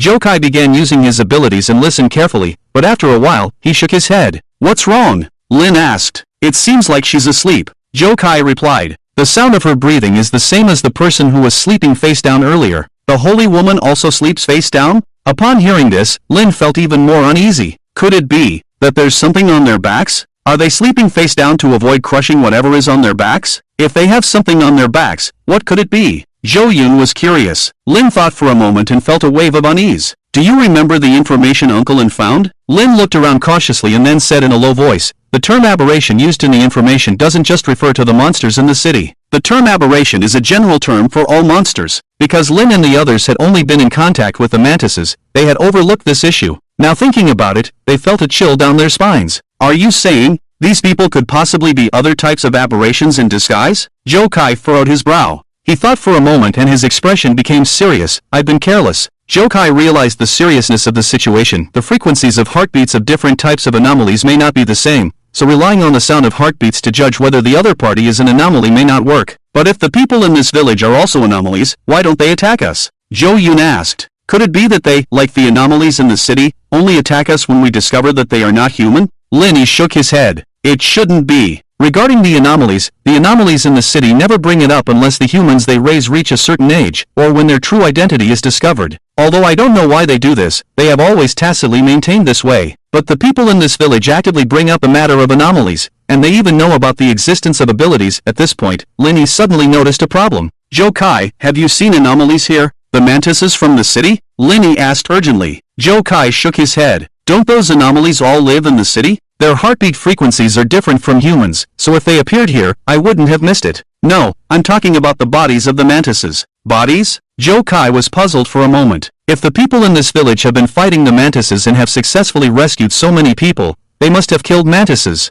So, how do they deal with the bodies of the mantises? Linny looked back at the village. If it were me, I would use the parts of the mantises to make weapons. The hard shells can be made into armor to protect the body, and the sharp forearms can also be made into knives. But in this village, we haven't seen anything related to the mantises at all. Could it be that they are being handled centrally? Jokai furrowed his brow and asked. After all, we only explored a part of this village, and Uncle Lin and Lu Linhai might have made other discoveries. Linny didn't say anything, Although these were all his speculations, once there was doubt in his heart, the village in front of him became different. Let's go back and see if Uncle and the others have returned. Lin Yi thought for a moment. If they haven't found anything either, we'd better leave here. Just as they were about to return to Tian Wenlei's residence, a limping little boy suddenly walked towards them from a distance. The little boy's face was covered with many small lumps, which looked a bit scary. When he approached, the little boy stared at Zhou Yun and smiled foolishly, revealing a mouthful of crooked teeth. Mom! The little boy suddenly raised his hand and pointed at Zhou Yun, shouting, Mom, I finally found you. The little boy limped towards Zhou Yun, continuously calling out Mom. He opened his arms to hug Zhou Yun, but Zhou Kai quickly grabbed his collar as the little boy approached. You little brat, stop talking nonsense, and dare to lay a hand on us. I'll beat you up. Zhou Kai frowned and said fiercely, Kid, are you mistaking me for someone else? Zhou Yun asked softly, I'm not your mom. The little boy became anxious, waving his hands and continuing to shout Mom. As he shouted, the little boy started to cry. Compared to the other children in the village, Lin Yi felt that this little boy's reaction was a bit unusual. After carefully recalling, there was no such little boy among the children who gathered together and talked about the delicious parts of their bodies. Kid, why do you say she's your mom? Lin Yi crouched down and asked softly. The little boy looked at Zhou Yun and murmured, My mom is the most beautiful. Beautiful? Lin Yi was stunned for a moment, then looked up at Zhou Kai. What he said just now is right. My sister is indeed pretty, Zhou Kai casually remarked. Mom, I've been looking for you for so long. The little boy stared at Zhou Yun without blinking, tears streaming down his cheeks, looking very pitiful. Mom, please don't leave, okay? It was obvious that the little boy had a low intellectual level, and no matter what others said, he couldn't change his mind about what he believed. However, his next words caught Lin Yi's attention. The little boy reached out to grab Zhou Yun and said, Mom, I miss you so much. Please don't leave with them. They are bad people. Leave with them? Lin Yi frowned, and when she looked up again, her eyes met Zhou Kai's. Little friend, who did your mom leave with? Zhou Kai also noticed that the little boy's words were strange, so he asked hurriedly. However, the little boy completely ignored him and just kept looking at Zhou Yun, murmuring the same words. Brother, let me ask him. Zhou Yun thought for a moment. Since the little boy mistook her for his mother, perhaps he would answer her questions. Little friend, who are those bad people you mentioned? Where did they take your mom? The little boy listened to Zhou Yun's words, raised his hand, and pointed to the nearby ancestral hall. Mom, please don't go in there again. Ancestral hall? Lin Yi was somewhat surprised. Is this child's mother in the ancestral hall? Impossible. Zhou Kai shook his head. Other than the elderly saint in the ancestral hall, there are only 2 men responsible for protecting the saint, and they are all male. Unless this child's mother is already gone, Zhou Kai said quietly. This village is indeed problematic. Lin Yi's expression became somewhat serious. He thought for a moment and said, No, we can't stay here for long. Let's go, we'll go back and meet with Uncle and sneak out at night. Zhou Kai nodded, but when he let go, the little boy quickly grabbed Zhou Yun's hand. He held on tightly, showing no intention of letting go. Let go! Zhou Kai shouted. Although the little boy was very scared, he still didn't let go. He clung to Zhou Yun as if she would disappear if he let go. No! I want to be with my mom. Zhou Kai was about to speak, but was stopped by Lin Yi. He clearly has no intention of letting go. If we forcibly pull him away, he will definitely attract the attention of people nearby. Lin Yi glanced at the ancestral hall and continued, and besides, the ancestral hall is not far from here. If that saint inside notices, it will be troublesome. Let's go back to Uncle Tian's place, and then we can find an excuse to have Uncle Tian send him away. Returning to the wooden shed where Tian Wenlei lived, before they even entered, Tian Wenlei saw the little boy following Zhou Yun. Xiao Hu. Tian Wenlei immediately recognized the little boy. He walked over and, without waiting for Lin Yi to speak, said, Young lady, does he mistake you for his mother? Tian Wenlei's words surprised Lin Yi. Xiao Hu, let go quickly, she is not your mother. Tian Wenlei reached out to try to pull the little boy away from Zhou Yun. Mom, let's go quickly. He is a bad person. The little boy shouted while holding on to Zhou Yun. You child. Tian Wenlei sighed and withdrew his hand. Lin Yi, please don't mind. As long as there are new people in the village, he always acts like this. Tian Wenlei seemed unconcerned about the things the little boy shouted. His reaction made Lin Yi curious. After thinking for a moment, Lin Yi asked straightforwardly, Uncle Tian, what about this little boy's mother? Normal people would be curious when encountering such a situation. If you don't ask, it will seem a bit strange. Gone, Tian Wenlei replied bluntly. Xiao Hu is a pitiful child, he continued. In fact, there are many people like him in the village. You also know that casualties are inevitable in battles with anomalies. In that battle, Xiao Hu's mother was seriously injured. We finally brought Xiao Hu's mother back, hoping that the Holy Lady could save her, but it was too late. When we brought her into the shrine, Xiao Hu's mother had already passed away. Tian Wenlei's answer indeed explained Xiao Hu's strange behavior. seeing the people in the village bring their own mother into the shrine, but since then, his mother has disappeared. Due to his intellectual limitations, Xiaohu doesn't understand what death is, so he sees the people in the village as bad people and doesn't want to go near the shrine. At this point, Tian Wenlei sighed again. He looked at Xiaohu next to Zhou Yun and said with a bitter smile, but it's also good in this way. At least he thinks his mother is still alive, just hidden by us. So that's how it is, Linny echoed. But Tian Wenlei's words made Linny notice another strange thing. According to Tian Wenlei's explanation, the people in this village have been fighting anomalies for many years, so if there are casualties among the villagers, why hasn't Linny seen any injured people? Xiaohu is now living with his grandfather. I'll take him back first. If we go back too late, his grandfather will be worried, Tian Wenlei said, reaching out to the little boy again. No! The little boy's emotions suddenly became extremely agitated. He picked up a stone from the ground, along with the soil, and haphazardly threw it at Tian Wenlei. The raised dust accidentally got into Lin Yi's eyes. He rubbed them and when he opened them again, he vaguely saw something coming out of the little boy's body. It was a faintly glowing thread. One end of the thread was connected to the little boy, and the other end was slowly drifting towards Zhou Yun.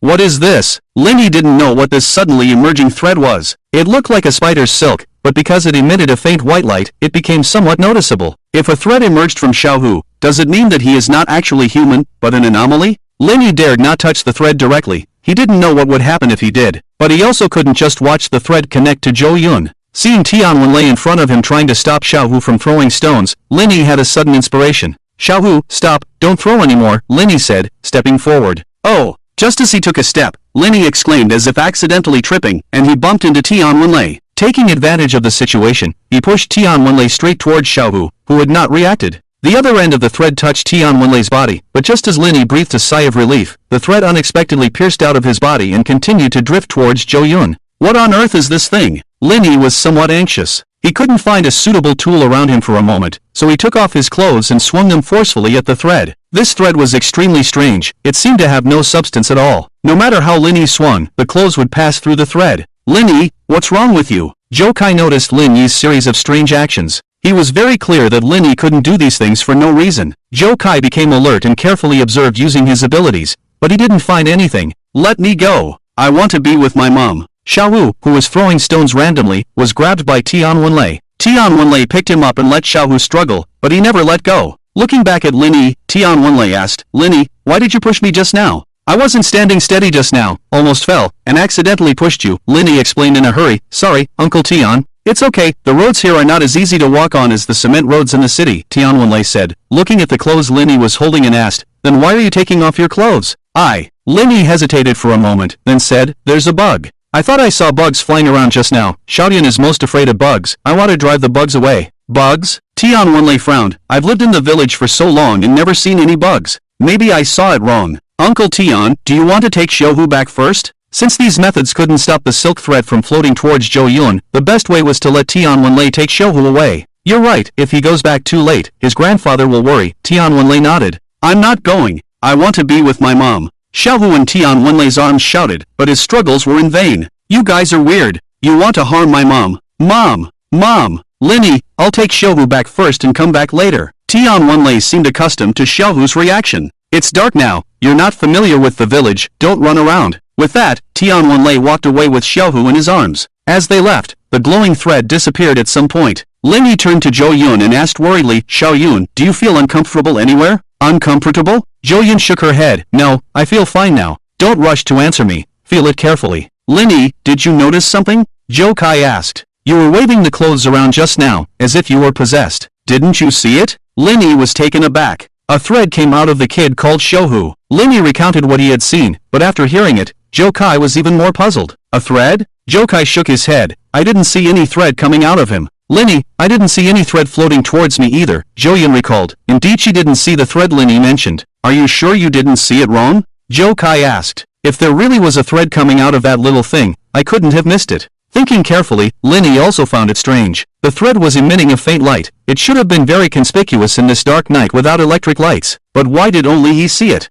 Thinking of this, Lin Yi frowned. Could it be because of drinking that pot of rat soup? What you saw was actually an illusion. Zhou Kai didn't doubt Lin Yi. If there really was a thread as Lin Yi said, with his enhanced vision, he would definitely be able to see it. You also drank the soup. Why are you guys fine if it's really an illusion? Lin Yi asked back. Regardless of what the threat is, we can't stay in this village any longer. Zhou Kai thought for a moment and felt that the village was not safe. After Uncle and the others come back, We'll discuss how to slip away. Not long after, and Chengdao came back. Like Linny and the others, and Chengdao also interacted with the enthusiastic villagers, but when he tried to inquire about the village, the descriptions from these people were surprisingly consistent. The village was still so good and safe. Compared to the people in this village, I feel like the weirdos in this city are more human, and Chengdao frowned and said, carefully think about it, if those anomalies didn't reveal their true appearance, their words and actions would indeed be similar to humans. It's the people in this village that make Linny feel inexplicably uncomfortable. Why haven't Lu Linhai and Zhang Chang come back yet? And Chengdao glanced outside the wooden shed, his tone tinged with worry.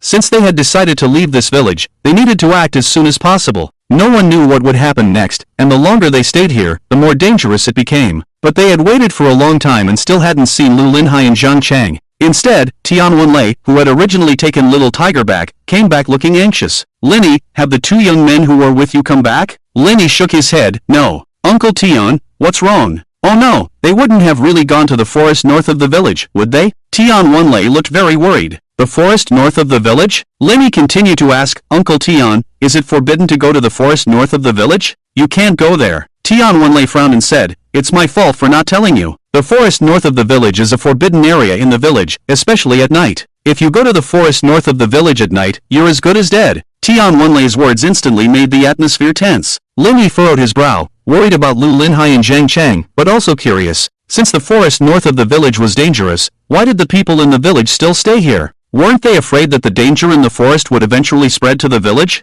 Uncle Tian, what exactly is in the forest north of the village? Why is it certain death for anyone who enters the forest at night? Upon hearing Lingy's question, Tian Wenlei shook his head inside. The forest north of the village is where the village concentrates on handling corpses. Handling corpses? Lingy was somewhat surprised. Whose corpses? Everyone's corpses, Tian Wenlei continued. Do you remember the strange birds and rats that the people in the village told you about on the way here? These strange creatures are extremely sensitive to the smell of blood. If allowed to multiply unchecked, their existence would eventually threaten the people in the village. To prevent this situation, whenever someone dies, whether from natural causes or at the hands of anomalies, the village would concentrate on handling the bodies. This way, the strange birds and rats would be drawn to one place. The birds and rats would fight over the bodies, which, to some extent, not only reduced the number of these strange creatures, but also solved the village's food problem. The people in the village would enter the forest north of the village in groups during the day, making it easier to catch the birds and rats due to their concentration. They would clean and process the birds and rats caught in the forest and bring the meat back.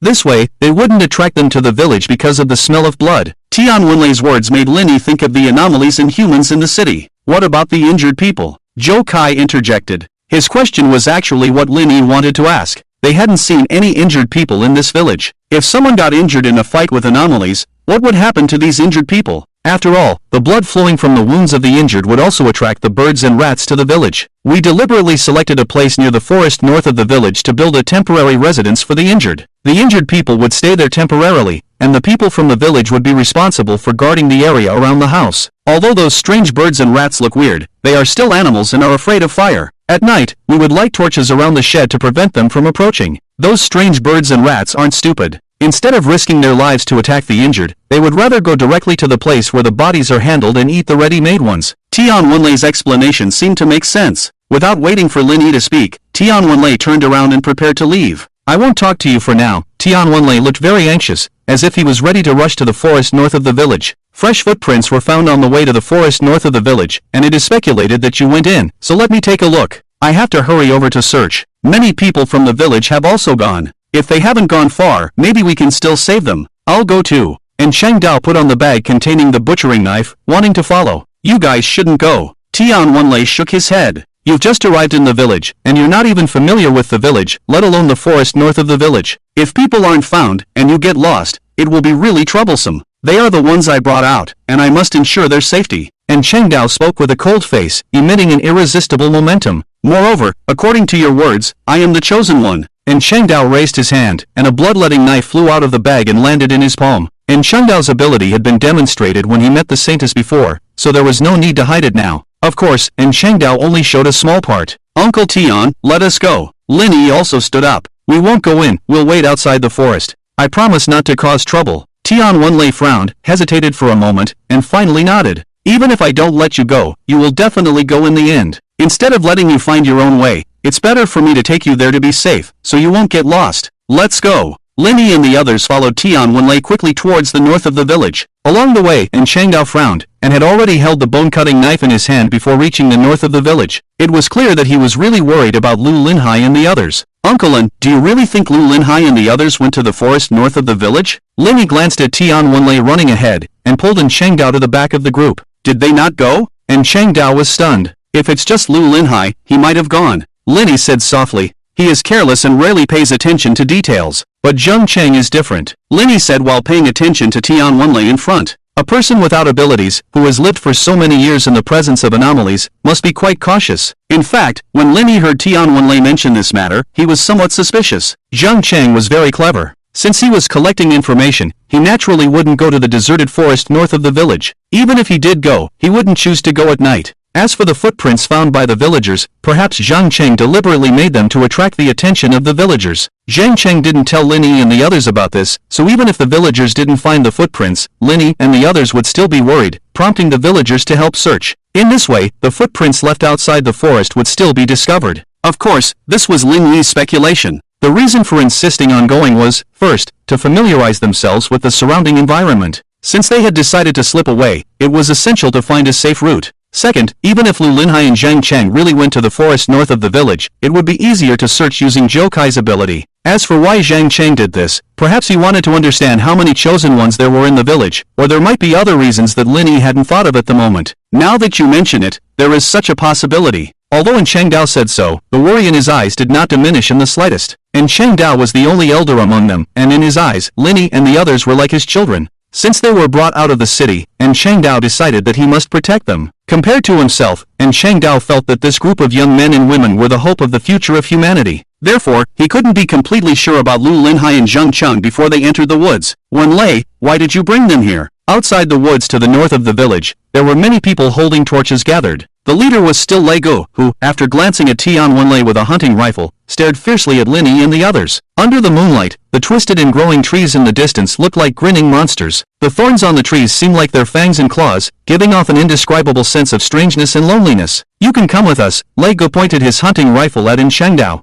I remember you are the chosen one, and you won't drag us down after you go in. You should be able to help. But you guys can't. Lei Gu looked at Linny and the others next to Changdao. Those big black rats and strange birds are very active at night. If there's danger, we won't have time to take care of you. So, if you don't want to die, just stay outside obediently. Besides, among you, there is the successor personally chosen by the Holy Lady. If something happens to her, we can't bear that responsibility. Linny frowned. In fact, he had no intention of entering the woods with Lei Gu and the others. The reason for coming here was just to confirm if there was a possible escape route nearby. Based on Lin Yi's understanding of the village, the shrine where the Holy Lady lived was to the west of the village. The Holy Lady might be the chosen one, and with people nearby protecting the Holy Lady, the probability of being discovered on this route was high. To the east of the village was the mountain, and crossing it would lead them to the city they had escaped from, so that was not a consideration. As for the south of the village, that was the route Lin Yi and the others had taken to come here. The people in the village would be waiting here to ambush the bus coming from the city. Leaving from here, they would definitely encounter the people from the village. So, the only remaining route was the woods that the villagers considered forbidden. You stay outside, and I'll go in with them, and Changdao walked towards Lei Gu, holding a bone-cutting knife in his hand. And Changdao wanted to go in to see if Lu Linhai and the others were in the woods, and at the same time,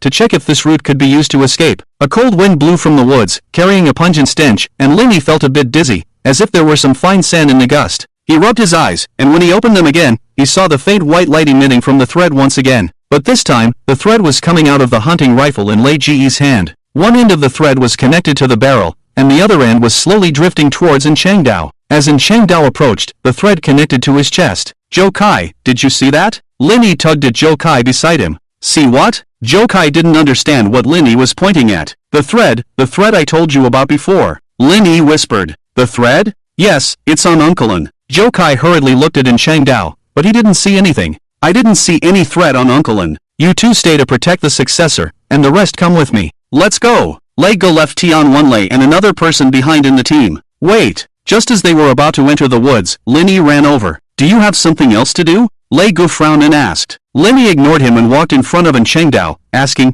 Uncle Lin, do you feel uncomfortable? Linny didn't know what the sudden appearance of the thread meant, but precisely because he didn't know, he felt uneasy. I'm fine, and Changdao shook his head. What are you trying to do? Lei Ji's tone sounded a bit impatient. Linny, what's wrong? and Cheng Dao also felt that Lin Yi was acting strange. Lin Yi didn't know how to explain for a moment. After all, only he could see this thread. After a moment of thought, Lin Yi gritted his teeth and reached out to grab the thread on Cheng Dao's body. Strangely, the thread that was previously untouchable was now in Lin Yi's hand. With a strong pull, Lin Yi pulled the thread connected to Cheng Dao off. At the moment the thread broke, Lin Yi suddenly heard a gunshot, followed by a sharp, piercing pain in his chest, his face instantly turning pale. Lin Yi? And Cheng Dao supported Lin Yi's swaying body. Lin Yi's forehead broke out in a cold sweat, and he looked down at his chest, which was unharmed. He then looked back at Lei Gu, who hadn't fired a gun, and didn't even have a loaded hunting rifle in his hand. So, what was the gunshot he heard? Lin Yi, are you okay? Tian Wenlei hurried over. He helped Lin Yi away and turned to Cheng Dao, saying, maybe he's just tired.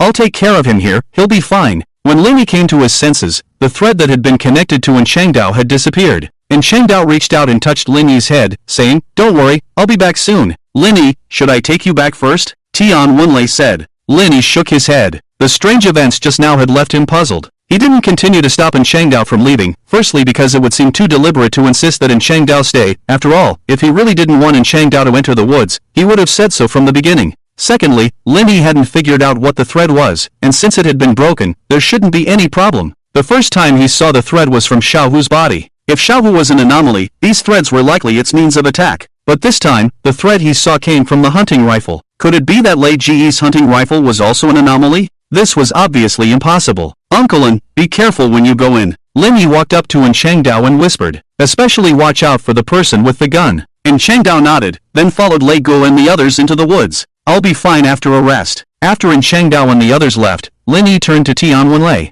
If you feel uncomfortable, you must tell me. Tian Wenlei's eyes showed a hint of concern. What's going on? To avoid the people in the village, Lin Yi and Zhou Kai walked to the side. I don't know either. Lin Yi recounted what had just happened, and Zhou Kai also felt puzzled. Let's not talk about that for now. Lin Yi took a deep breath, and the pain in his chest had disappeared with his awakening. Have you found Lu Linhai and Zhang Cheng? Lin Yi asked. Zhou Kai shook his head and looked into the woods. Within my range, I haven't sensed Lu Linhai and Zhang Cheng, but there's one thing they didn't lie about. There are indeed many creatures in the woods. From the sounds, they are indeed rats, and those strange birds we saw before. And I also smelled a strong scent of blood. At this point, Zhou Kai's face became somewhat grim. Too much noise and an overly stimulating smell would burden Zhou Kai's sensory organs. In this situation, he couldn't use his abilities for a long time. So, given the current situation, perhaps Lu Linhai and Zhang Cheng were really as Lin Yi guessed, leaving footprints outside the woods to divert the people in the village. But there was another possibility. They had encountered something unexpected. Lin Yi was more inclined to the former. He didn't think Zhang Cheng would be so careless,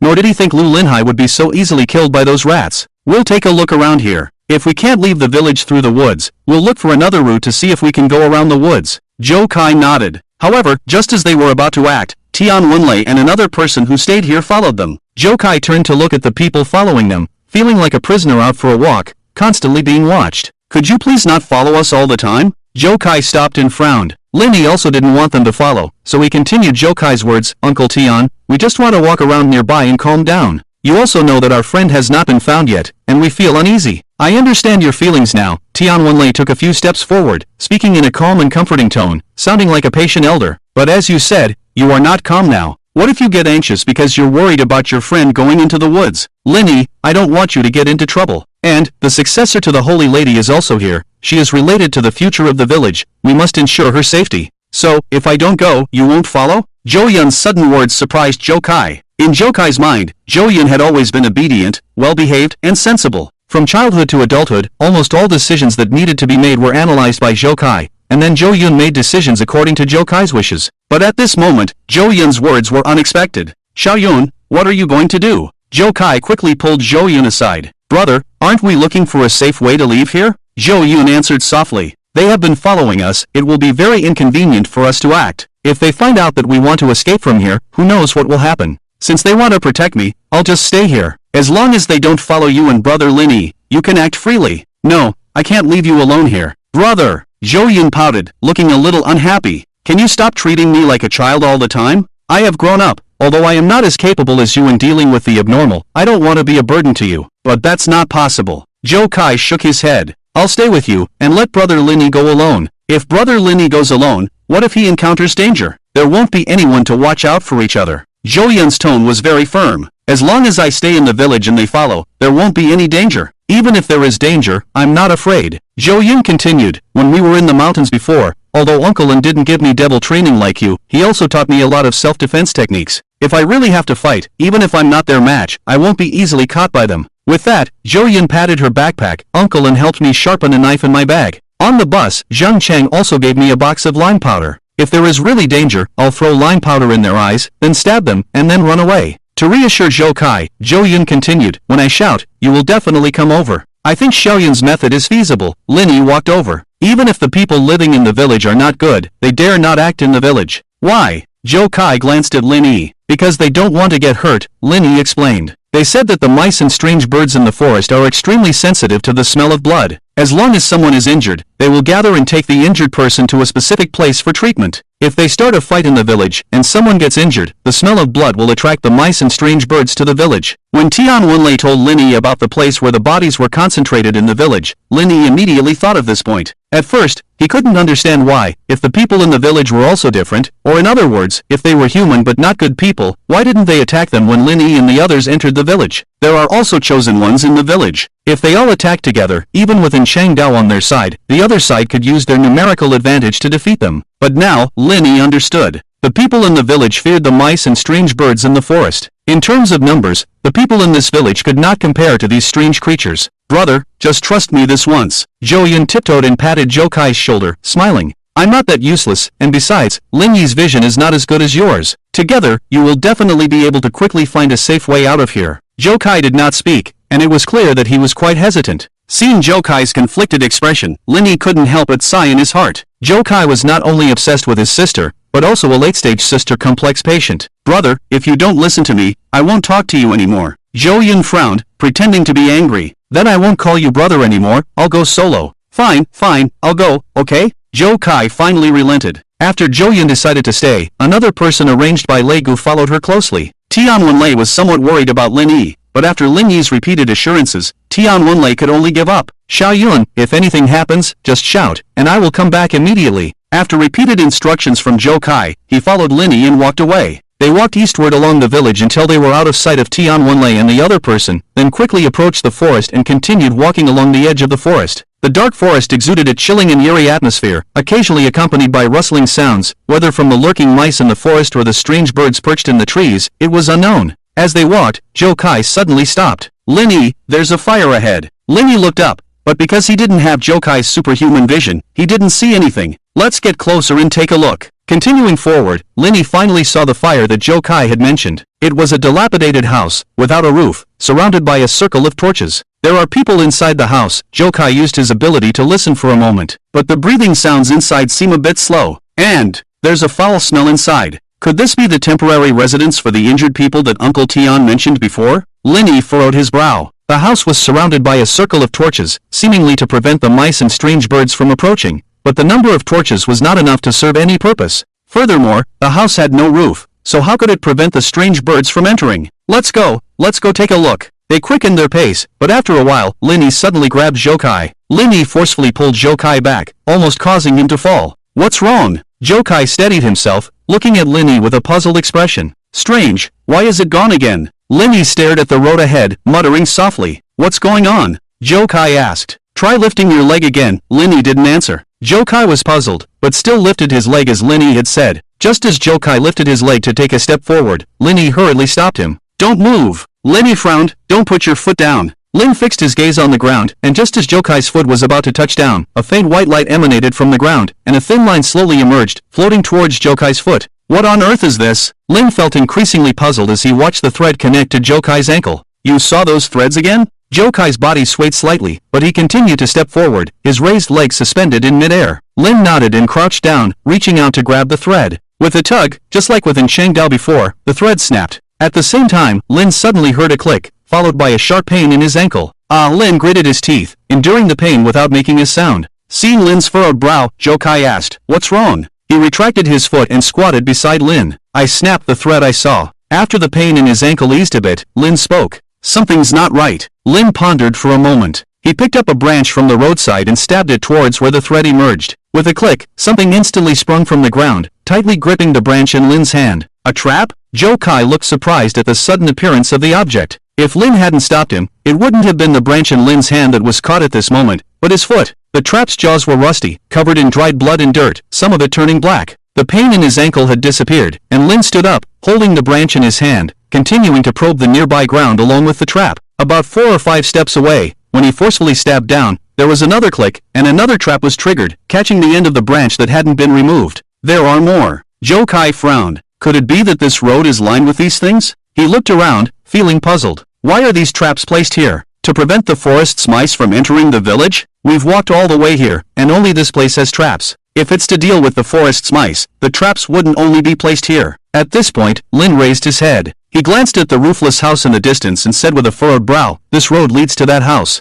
Are you saying that these traps are to prevent someone from going to that house?" Joe Kai asked. Lin thought for a moment and said, "Perhaps. It's to prevent the people in that house from entering the village. If those in the house were all injured, once they entered the forest, the bloody smell from their wounds would attract mice and strange birds. Moreover, due to their injuries, their movements might be inconvenient. If they chose to walk through the forest, they might easily be pricked by thorns on the trees due to their limited mobility. The end result would be a dead end. Even if they didn't enter the forest and chose to walk this road, the outcome probably wouldn't be much better. I can understand the temporary placement of the injured outside the village to prevent the smell of blood from attracting creatures from the forest," Joe Kai said, looking at the ground. "But even if it's to prevent them from entering the village, is it necessary to place traps on the road? This approach doesn't seem like it's for the care of the injured, but rather for killing those who run out of the house." Linny continued with what Joe Kai had said. The situation they saw was completely different from what Tian Wenlei had told them at the beginning. "I should have thought of that earlier," Linny continued. "This place is different from the city. Due to the lack of supplies, recovering from illness or injury is not a quick process. It's okay if it's just a minor injury like a scratch,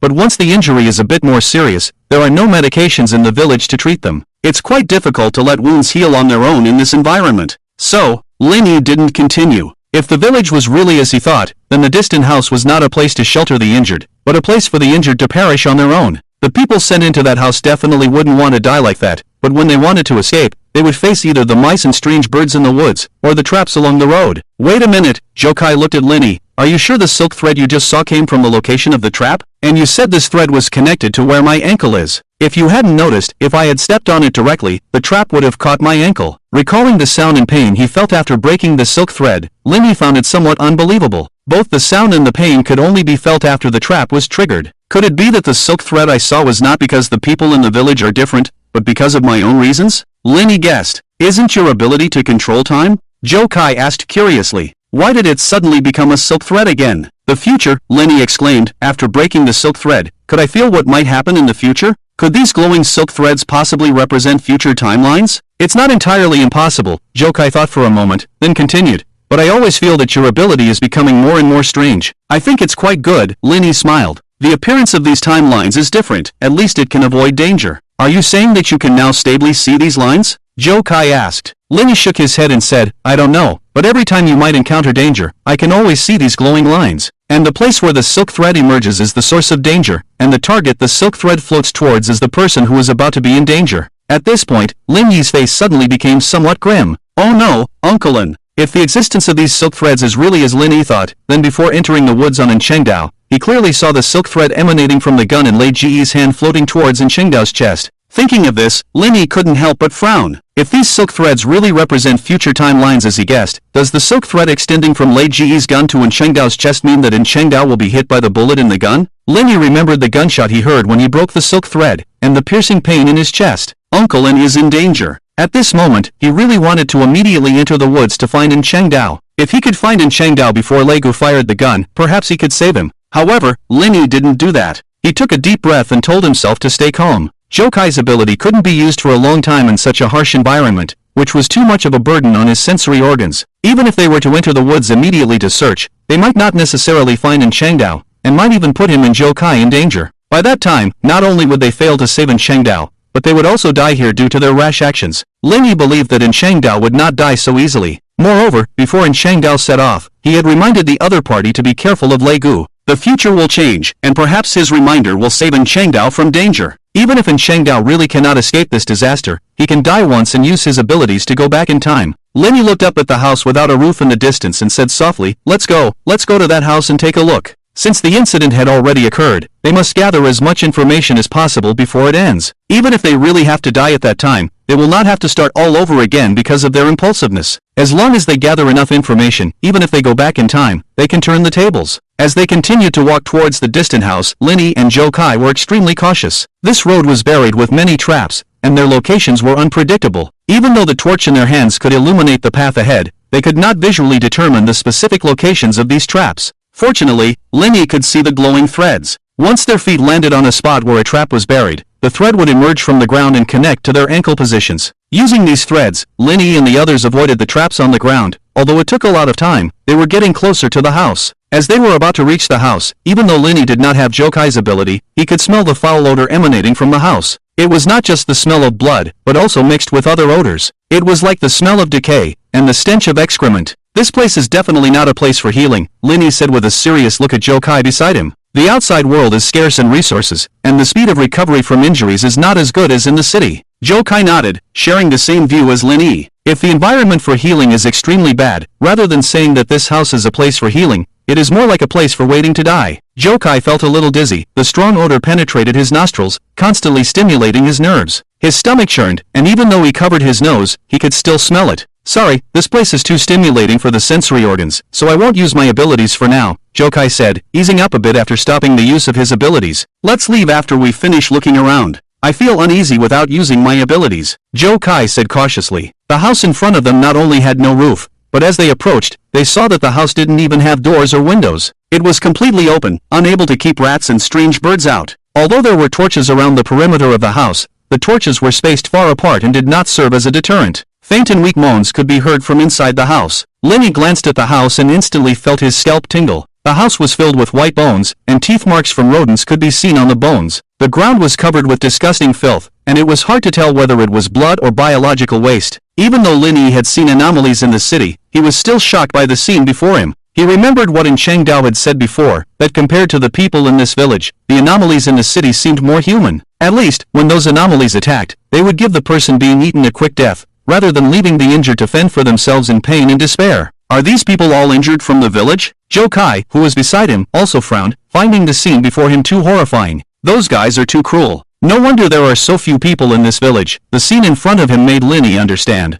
According to what Uncle Tian told us before, if this village has really existed for so many years, and they are still constantly rescuing people coming out of the city, then the people in the village should not be so few. Now it seems that for this village, people are just a kind of consumable, Linny sighed. In order to prevent the injured from attracting rats and strange birds into the village, coupled with the scarcity of resources, unable to ensure rapid healing of wounds, once the injury is too severe, they will be sent here. Then, using their cries and the bloody smell of their wounds to attract the rats and strange birds in the forest, thus ensuring the safety of the village. This house is simply a cafeteria for those strange creatures. Linny gritted his teeth. Let's go, let's leave here quickly. Joe Kai was worried about Zhou Yun in the village. After confirming that the people in the village were not good people, Joe Kai became more worried about his sister's safety. Joe Kai, look over there. When Linny turned around, he suddenly noticed a person lying in the corner of the room who was not dead. The low moans they heard were coming from this person. The person was lying face down on the ground, with a skinny body and bones, and the only difference from the surrounding white bones seemed to be just an extra layer of skin. How could there be a hole on his back? Following Lin Yi's gaze, Joe Kai also saw the person. There was a terrifying wound between the shoulder blades on the person's back, as if something had been torn off his back. The skin next to it was torn off, making it look like an irregular hole. The people in the village have something on their backs. Linny guessed. He thought of the hunched posture of the villagers. Since the people in this house were all injured people from the village, their situation should be the same. Although Linny temporarily did not know what was on the backs of these people, it was definitely not something good. Just as Linny was thinking about this, a familiar voice came from not far away. Linny, how did you guys come here? Linny, didn't you say you were just wandering near the village? Why did you come here? There was a rustling sound in the woods, as if something was taking advantage of the night to move freely, like a ghost wandering in the darkness. Looking back, Linny saw Tian Wenlei walking towards them. Because Joe Kai had temporarily stopped using his abilities, and the scene in the room was too shocking, they didn't notice the other person until he spoke. Linny, it's very dangerous around here, especially at night. The torchlight illuminated Tian Wenlei's face, and he suddenly showed a strange smile. It was at this moment that Linny saw familiar greed in his eyes. It was the kind of look that only appeared when a monster was about to devour a human. The person in front of him, Tian Wenlei, was not human at all. Not only him, but probably everyone living in this village was not a true human. Uncle Tian, why are you here? Lin quickly calmed down and pretended to be nonchalant. He planned to stabilize the other party first. After all, this was their territory, and they had lived here for so many years, knowing much more about the surroundings than Lin and Zhou Kai. Moreover, if there was more than one person like Tian Wenlei, and the other people from the village were hiding nearby, Lin and Zhou Kai's situation would be very dangerous. I haven't seen you guys come back for so long, so I was a little worried, and came out to find you. Worried? Lin found it ridiculous. He didn't see a trace of worry on Tian Wenlei's face. Uncle Tian, is this the place in the village where bodies are gathered and processed? Lin continued, when we were out for a walk, we saw the fire here, so we came to take a look. Seeing these results is really terrifying, he said as he walked up to Zhou Kai. Lin gestured for Zhou Kai to use his abilities to sense the surroundings. Thank goodness Uncle Tian, you came. I was so scared just now, I even forgot the way back to the village. If Uncle Tian hadn't come to find us, I wouldn't have known how to get back. Zhou Kai understood Lin's meaning. In fact, when Tian Wenlei's voice sounded, he had already activated his abilities. The pungent smell pierced his nostrils, accompanied by the noisy sounds in the woods, constantly stimulating his nerves. Zhou Kai felt uncomfortable, as the environment here was too stimulating for his sensory organs. It was like falling into a biogas pool, with the constant noise of construction from the construction site, making him feel suffocated. However, Zhou Kai endured the discomfort and said, Uncle Tian, it's late, and you came to find us alone. I'm really sorry. Lin immediately understood Zhou Kai's words. If only Tian Wenlei had come here alone, even though he was different, Lin had enough confidence to deal with it. However, Lin's confidence seemed to be a bit inflated. Lin, you promised me that you would just wander around the village, so why did you come here? Tian Wenlei's tone changed. Although he still had a smile on his face, his tone gradually became low. You saw it, didn't you? Saw what? Lin realized something was wrong. He took off his backpack and held it in his arms, pretending to be afraid. Uncle Tian, are you talking about these bodies? You already know the secret of this village, don't you? Tian Wenlei threw away the torch in his hand. Secret? What secret? Uncle Tian, why can't I understand what you're saying? Lin slowly unzipped his backpack. Lin, you were not like this when you were young. You were obedient and would never act on your own like you do now. You could have been like me, staying in this village forever, living happily. Why do you have to do these unnecessary things? Happy? Lin felt that Tian Wenlei must have misunderstood these two words. But it's okay, I forgive you. You can still stay in the village, after all a young body is still the best. As soon as he finished speaking, Tian Wenlei suddenly jumped in front of Lin. His explosive power far exceeded that of an ordinary person, and Lin didn't even see his movements clearly. Lin instinctively stepped back to dodge, but the next second, Tian Wenlei once again showed astonishing speed, quickly bringing his face close to Lin's. His pupils began to move in different directions, then slowly protruded from his eye sockets. Connecting the pupils were two sticky strips of flesh, with a disturbing color, constantly wriggling like a parasitic worm inside a snail, making one's scalp tingle. Lin, don't be afraid, it will be over soon. Tian Wenlei quickly grabbed Lin's arms with his hands. His strength was terrifying,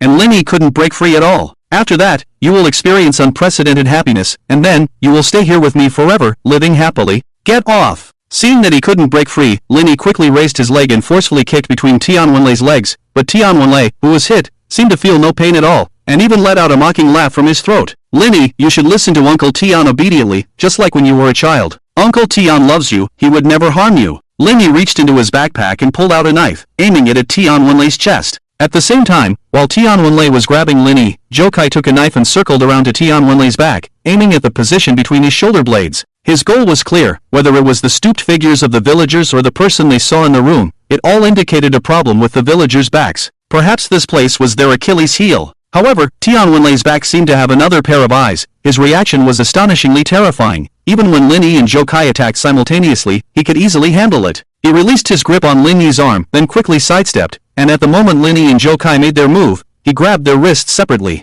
The tight grip on their hands restrained their movements, and even though Zhou Kai could predict it with his ability, his body couldn't react immediately. I only need one person, the other one I have to take back. Tian Wenlei's eyes, with eyes emerging from his eye sockets, curved in different directions, looking at Lin and Zhou Kai. But don't worry, you will both stay in the village in the end. Zhou Kai struggled, but after finding he couldn't break free, he immediately released the hand holding the knife. As the knife fell, his other hand quickly caught it and aimed it at Tian Wenlei's arm. But at the moment he swung the knife, Tian Wenlei let go again, dodging the attack and kicking Zhou Kai in the stomach. Whether it was explosive power or speed, strength or reaction ability, the strength Tian Wenlei was displaying at this moment was even more terrifying than the anomalies in the city. Zhou Kai tried to get up, but the intense movement accelerated his breathing, and the close-range stench in the room kept assaulting his nostrils, making it impossible to concentrate. Despite the special training from Changdao, the current environment was 100 times worse than before. Zhou Kai felt dizzy, his mind was in a daze. If he continued to enhance his hearing and sense of smell, he might end up mentally collapsing due to the stimulation of his sensory organs, even though he killed the anomaly. Lin Yi's voice came from his ear. He was still attacking. He couldn't fall here. But if he stopped using his ability, he would be even less of a match for Tian Wenlei. Zhou Kai gritted his teeth. If he didn't enhance his hearing and sense of smell, then he would focus all his energy on enhancing his vision. Even though this would increase the burden on his eyes, compared to mental collapse and dying here, this result was obviously acceptable. Zhou Kai closed off the enhancement of his other senses and focused all his energy on his vision. His pupils felt a sharp pain. He blinked hard, enduring the pain, and when he opened his eyes again, everything seemed different. The surrounding environment became clearer, and he seemed to see something else. What was it? Zhou Kai carefully felt it. It seemed to be the wind. The wind that was both formless and tangible. Countless tiny things appeared in Zhou Kai's field of vision. These things were extremely small, and if Zhou Kai hadn't enhanced his vision to the limit, he wouldn't have been able to see them at all. These tiny things seemed to fill the air, drifting slowly in the air. Soon, Zhou Kai knew what these things were. The wind was formless, so what Zhou Kai saw was not the wind in the true sense. What he saw was the floating dust in the air, which was imperceptible to the naked eye. The floating dust in the air moved with the wind, and their movements formed the shape of the wind. Zhou Kai completely closed off his hearing and sense of taste, leaving only his normal sense of smell and touch, and then focused all his energy on enhancing his vision. The stinging sensation in his pupils became even stronger, but with the closure of his hearing, the whole world became incredibly quiet. In that moment, Zhou Kai's extremely sharp vision noticed the floating dust around Lin Yi and Tian Wenlei starting to move. The trajectory of the floating dust was the trajectory of the wind, the trajectory of the movement. The quiet environment made Zhou Kai's mind as calm as still water, and when he saw the trajectory of the wind, all of Lin Yi and Tian Wenlei's next actions naturally appeared in Zhou Kai's mind. Lin Yi would use the hand that wasn't caught to take out another knife from his bag and then stab Tian Wenlei with all his might. However, his attack was destined to fail. Perhaps it was because Tian Wenlei was different. His speed was much faster than Lin Yi and the others. Tian Wenlei would grab Lin Yi's hand and restrain his attack. Then he would lean in front of Lin Yi and press his disgusting face against him. What happened next was just like the scene that appeared in Zhou Kai's mind. As they moved, the air around them also moved along the contours of their bodies. Their movements caused the surrounding air to form air currents, which carried the floating dust in the air. This was the wind that Zhou Kai saw at that moment. Tian Wenlei grabbed Lin Yi's hands and began to exert force. Lin Yi felt intense pain in his wrists, as if his bones were about to be crushed. The hand holding the knife gradually became numb and weak, but he gritted his teeth and never let go of the knife. "It's good to have a young body, strong and energetic," Tian Wenlei said as he leaned in. His eyes, filled with greed, moved constantly in their sockets against Lin Yi's face, as if those disgusting eyes also had a sense of touch, carefully feeling Lin Yi's skin. Even the skin is so smooth and tender. Tian Wenlei's eyes were full of greed. He opened his mouth, as if something was wriggling in his throat, eager to come out. Those eyes, full of mucus, made Lin Yi feel extremely disgusted, but at that moment, he couldn't care less. All he could think about was how to kill this anomaly.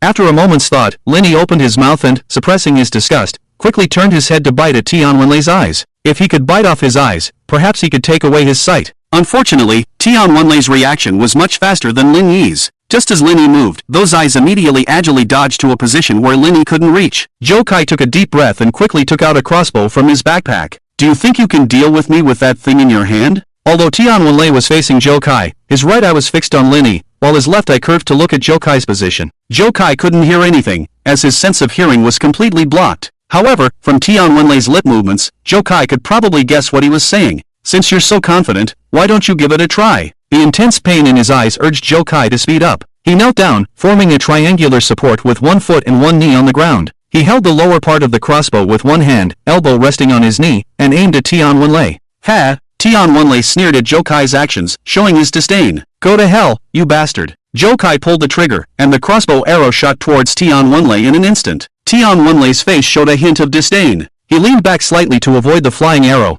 but just as he moved, the trajectory of the arrow in the air suddenly shifted slightly. This unexpected situation caused the arrow to pierce into Tian Wenlei's heart at a slanted angle. "Strange, how did you do that?" Tian Wenlei didn't fall, one eye curved towards the arrow piercing his heart, and he said in confusion, "I should have been able to dodge it." "Wind," Zhou Kai said only one word. After the shot, he closed his eyes to give them a brief rest. "This time, I'm going to hit your temple." He reached for a new arrow and loaded it into the crossbow, then opened his eyes and pulled the trigger again. Watching the arrow flying towards him, Tian Wenlei twisted his body and turned his head to dodge, but the position he dodged to seemed to be exactly where the arrow was flying. Tian Wenlei frowned, realizing that something was wrong. In his eyes, his reaction speed was much faster than Lin Yi and Zhou Kai's. But even so, Zhou Kai managed to hit him twice, and even told him the location of the attack the second time. This situation made Tian Wenlei curious. Is it the wind again? No. Jokai closed his eyes again and said softly, this time, it's because you're too foolish. 2 crossbow arrows, one hitting Tian Wenlei's heart, the other hitting his head. But the 2 fatal wounds caused by Jokai not only did not make Tian Wenlei fall, he didn't even feel any pain.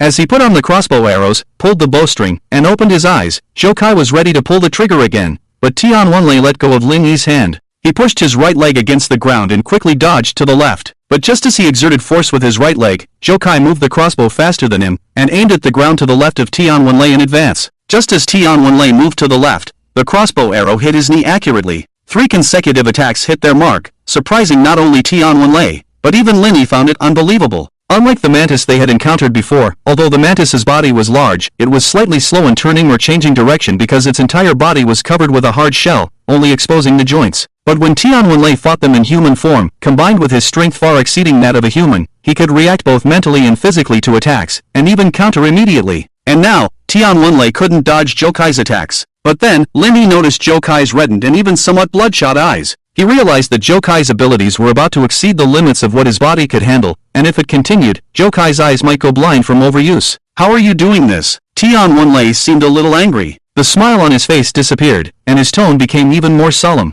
You can't possibly keep up with my speed, so why have you been able to hit me every time? Tian Wenlei muttered under his breath, and then, as if he understood something, a smile appeared on his face again, even those disgusting eyes were excitedly moving. I know, you're the chosen one. You used your abilities, right? Great. I never thought I would encounter a chosen one. The body of the chosen one is much better than that of an ordinary person. Tian Wenlei's voice rang out recklessly, but what surprised Lin Yi was that this guy was clearly speaking, but could also laugh at the same time. As long as I get your body, I can use your divine power. As soon as he finished speaking, Tian Wenlei rushed towards Jokai. He quickly reached out his right hand to grab Jokai's neck, but at that moment, Jokai immediately stood up from the ground. He dodged to the left quickly, easily avoiding Tian Wenlei's outstretched hand. The crossbow in his hand was aimed forward, and in the second before he pulled the trigger, there was nothing there, but the next second, Tian Wenlei was right there. The crossbow arrow shot out and hit Tian Wenlei's neck accurately, but he still didn't fall. Lin Yi stepped forward with his knife ready to cover Jokai, but as he ran, he suddenly saw a thread coming out of Tian Wenlei's back,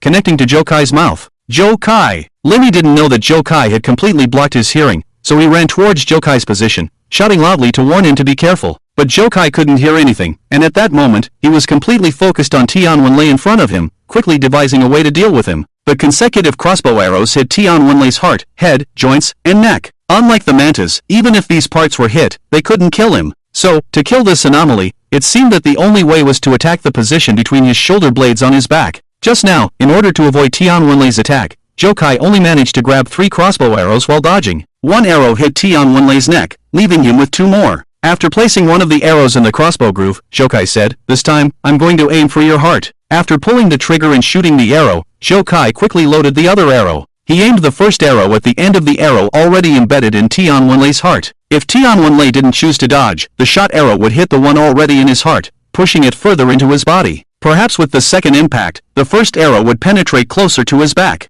Jokai focused on Tian Wenlei, observing his movements through the trajectory of the wind beside him. Tian Wenlei would dodge to the side. So, Jokai quickly aimed to the left and pulled the trigger again. Tian Wenlei's dodge would expose his side. At that moment, the arrow Jokai shot would slant into the space between his shoulder blades. After Tian Wenlei showed interest in Jokai, he faced him directly. Hitting Tian Wenlei's back was not easy, so Jokai came up with this method. Dodge, and the first arrow would hit the heart. Don't dodge, and the second arrow would slant into the space between the shoulder blades. Regardless of whether Tian Wenlei dodged or not, one arrow would hit. With the help of a slight breeze, the second arrow flew with a slight deviation, perfectly slanting into the space between Tian Wenlei's shoulder blades.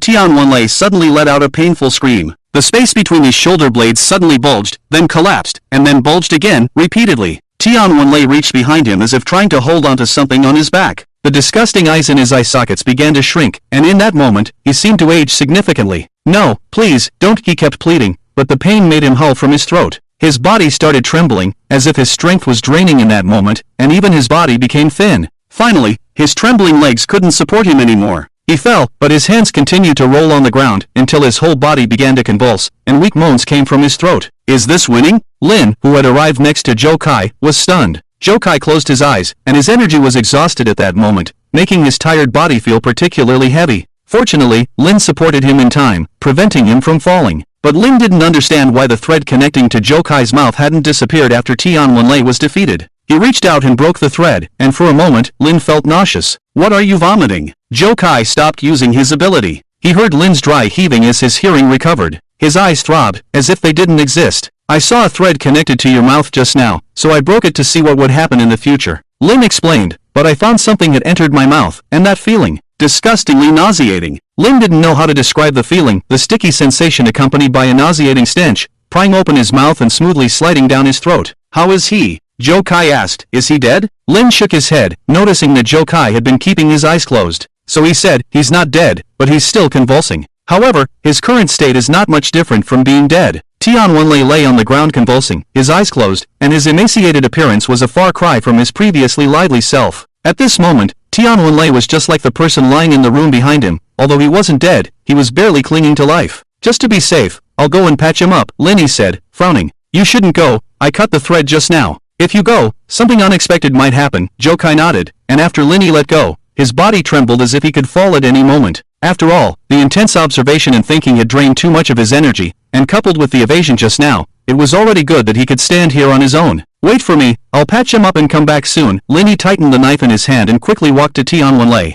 Looking at Tian Wenlei convulsing on the ground, Lin felt a touch of emotion in his heart. The Tian Wenlei in his memory was gentle and kind, patient enough to play with children. If it weren't for these damn anomalies, perhaps Tian Wenlei wouldn't have ended up like this. Uncle Tian, goodbye. Lin gritted his teeth and turned Tian Wenlei over. Tian Wenlei's body was so light that Lin only needed a little force to turn him over. He raised the knife in his hand and stabbed it forcefully at the position of Tian Wenlei's shoulder blades on his back. He knew very well that the reason Tian Wenlei was like this was because Zhou Kai had hit the weak point between his shoulder blades. So, to completely kill him, he had to attack that area. However, when the blade of the knife stabbed down, the sensation in his hand was very strange. Although the blade had penetrated the body, there was no sense of impact. As the blade pierced, an outline appeared on the back of Tian Wenlei's clothes. Ha! Lin frowned and quickly lifted Tian Wenlei's clothes. In the position of his shoulder blades, there was a hole that was extremely similar to the one on the person in the room. No! Lin suddenly became alert. Tian Wenlei's head lay on the ground, and Lin quickly opened his eyelids. There were no disgusting eyes that had popped out before in his empty eye sockets. Oh no! Zhou Kai! Lin realized that something was wrong. Quickly turning back, there was a sticky substance on the ground in front of Zhou Kai, moving closer to him. The color of the substance was extremely similar to the soil, and under the cover of the night, it was almost impossible to notice if one didn't look carefully. This anomaly hadn't died at all, it had been pretending from the beginning. It had targeted Zhou Kai's body, but Zhou Kai, who could use his abilities, always managed to dodge its attacks, so this anomaly came up with this method. It pretended to be killed by Zhou Kai, then detached from Tian Wenlei and took the opportunity to approach Zhou Kai. The painful appearance of Tian Wenlei just now was indeed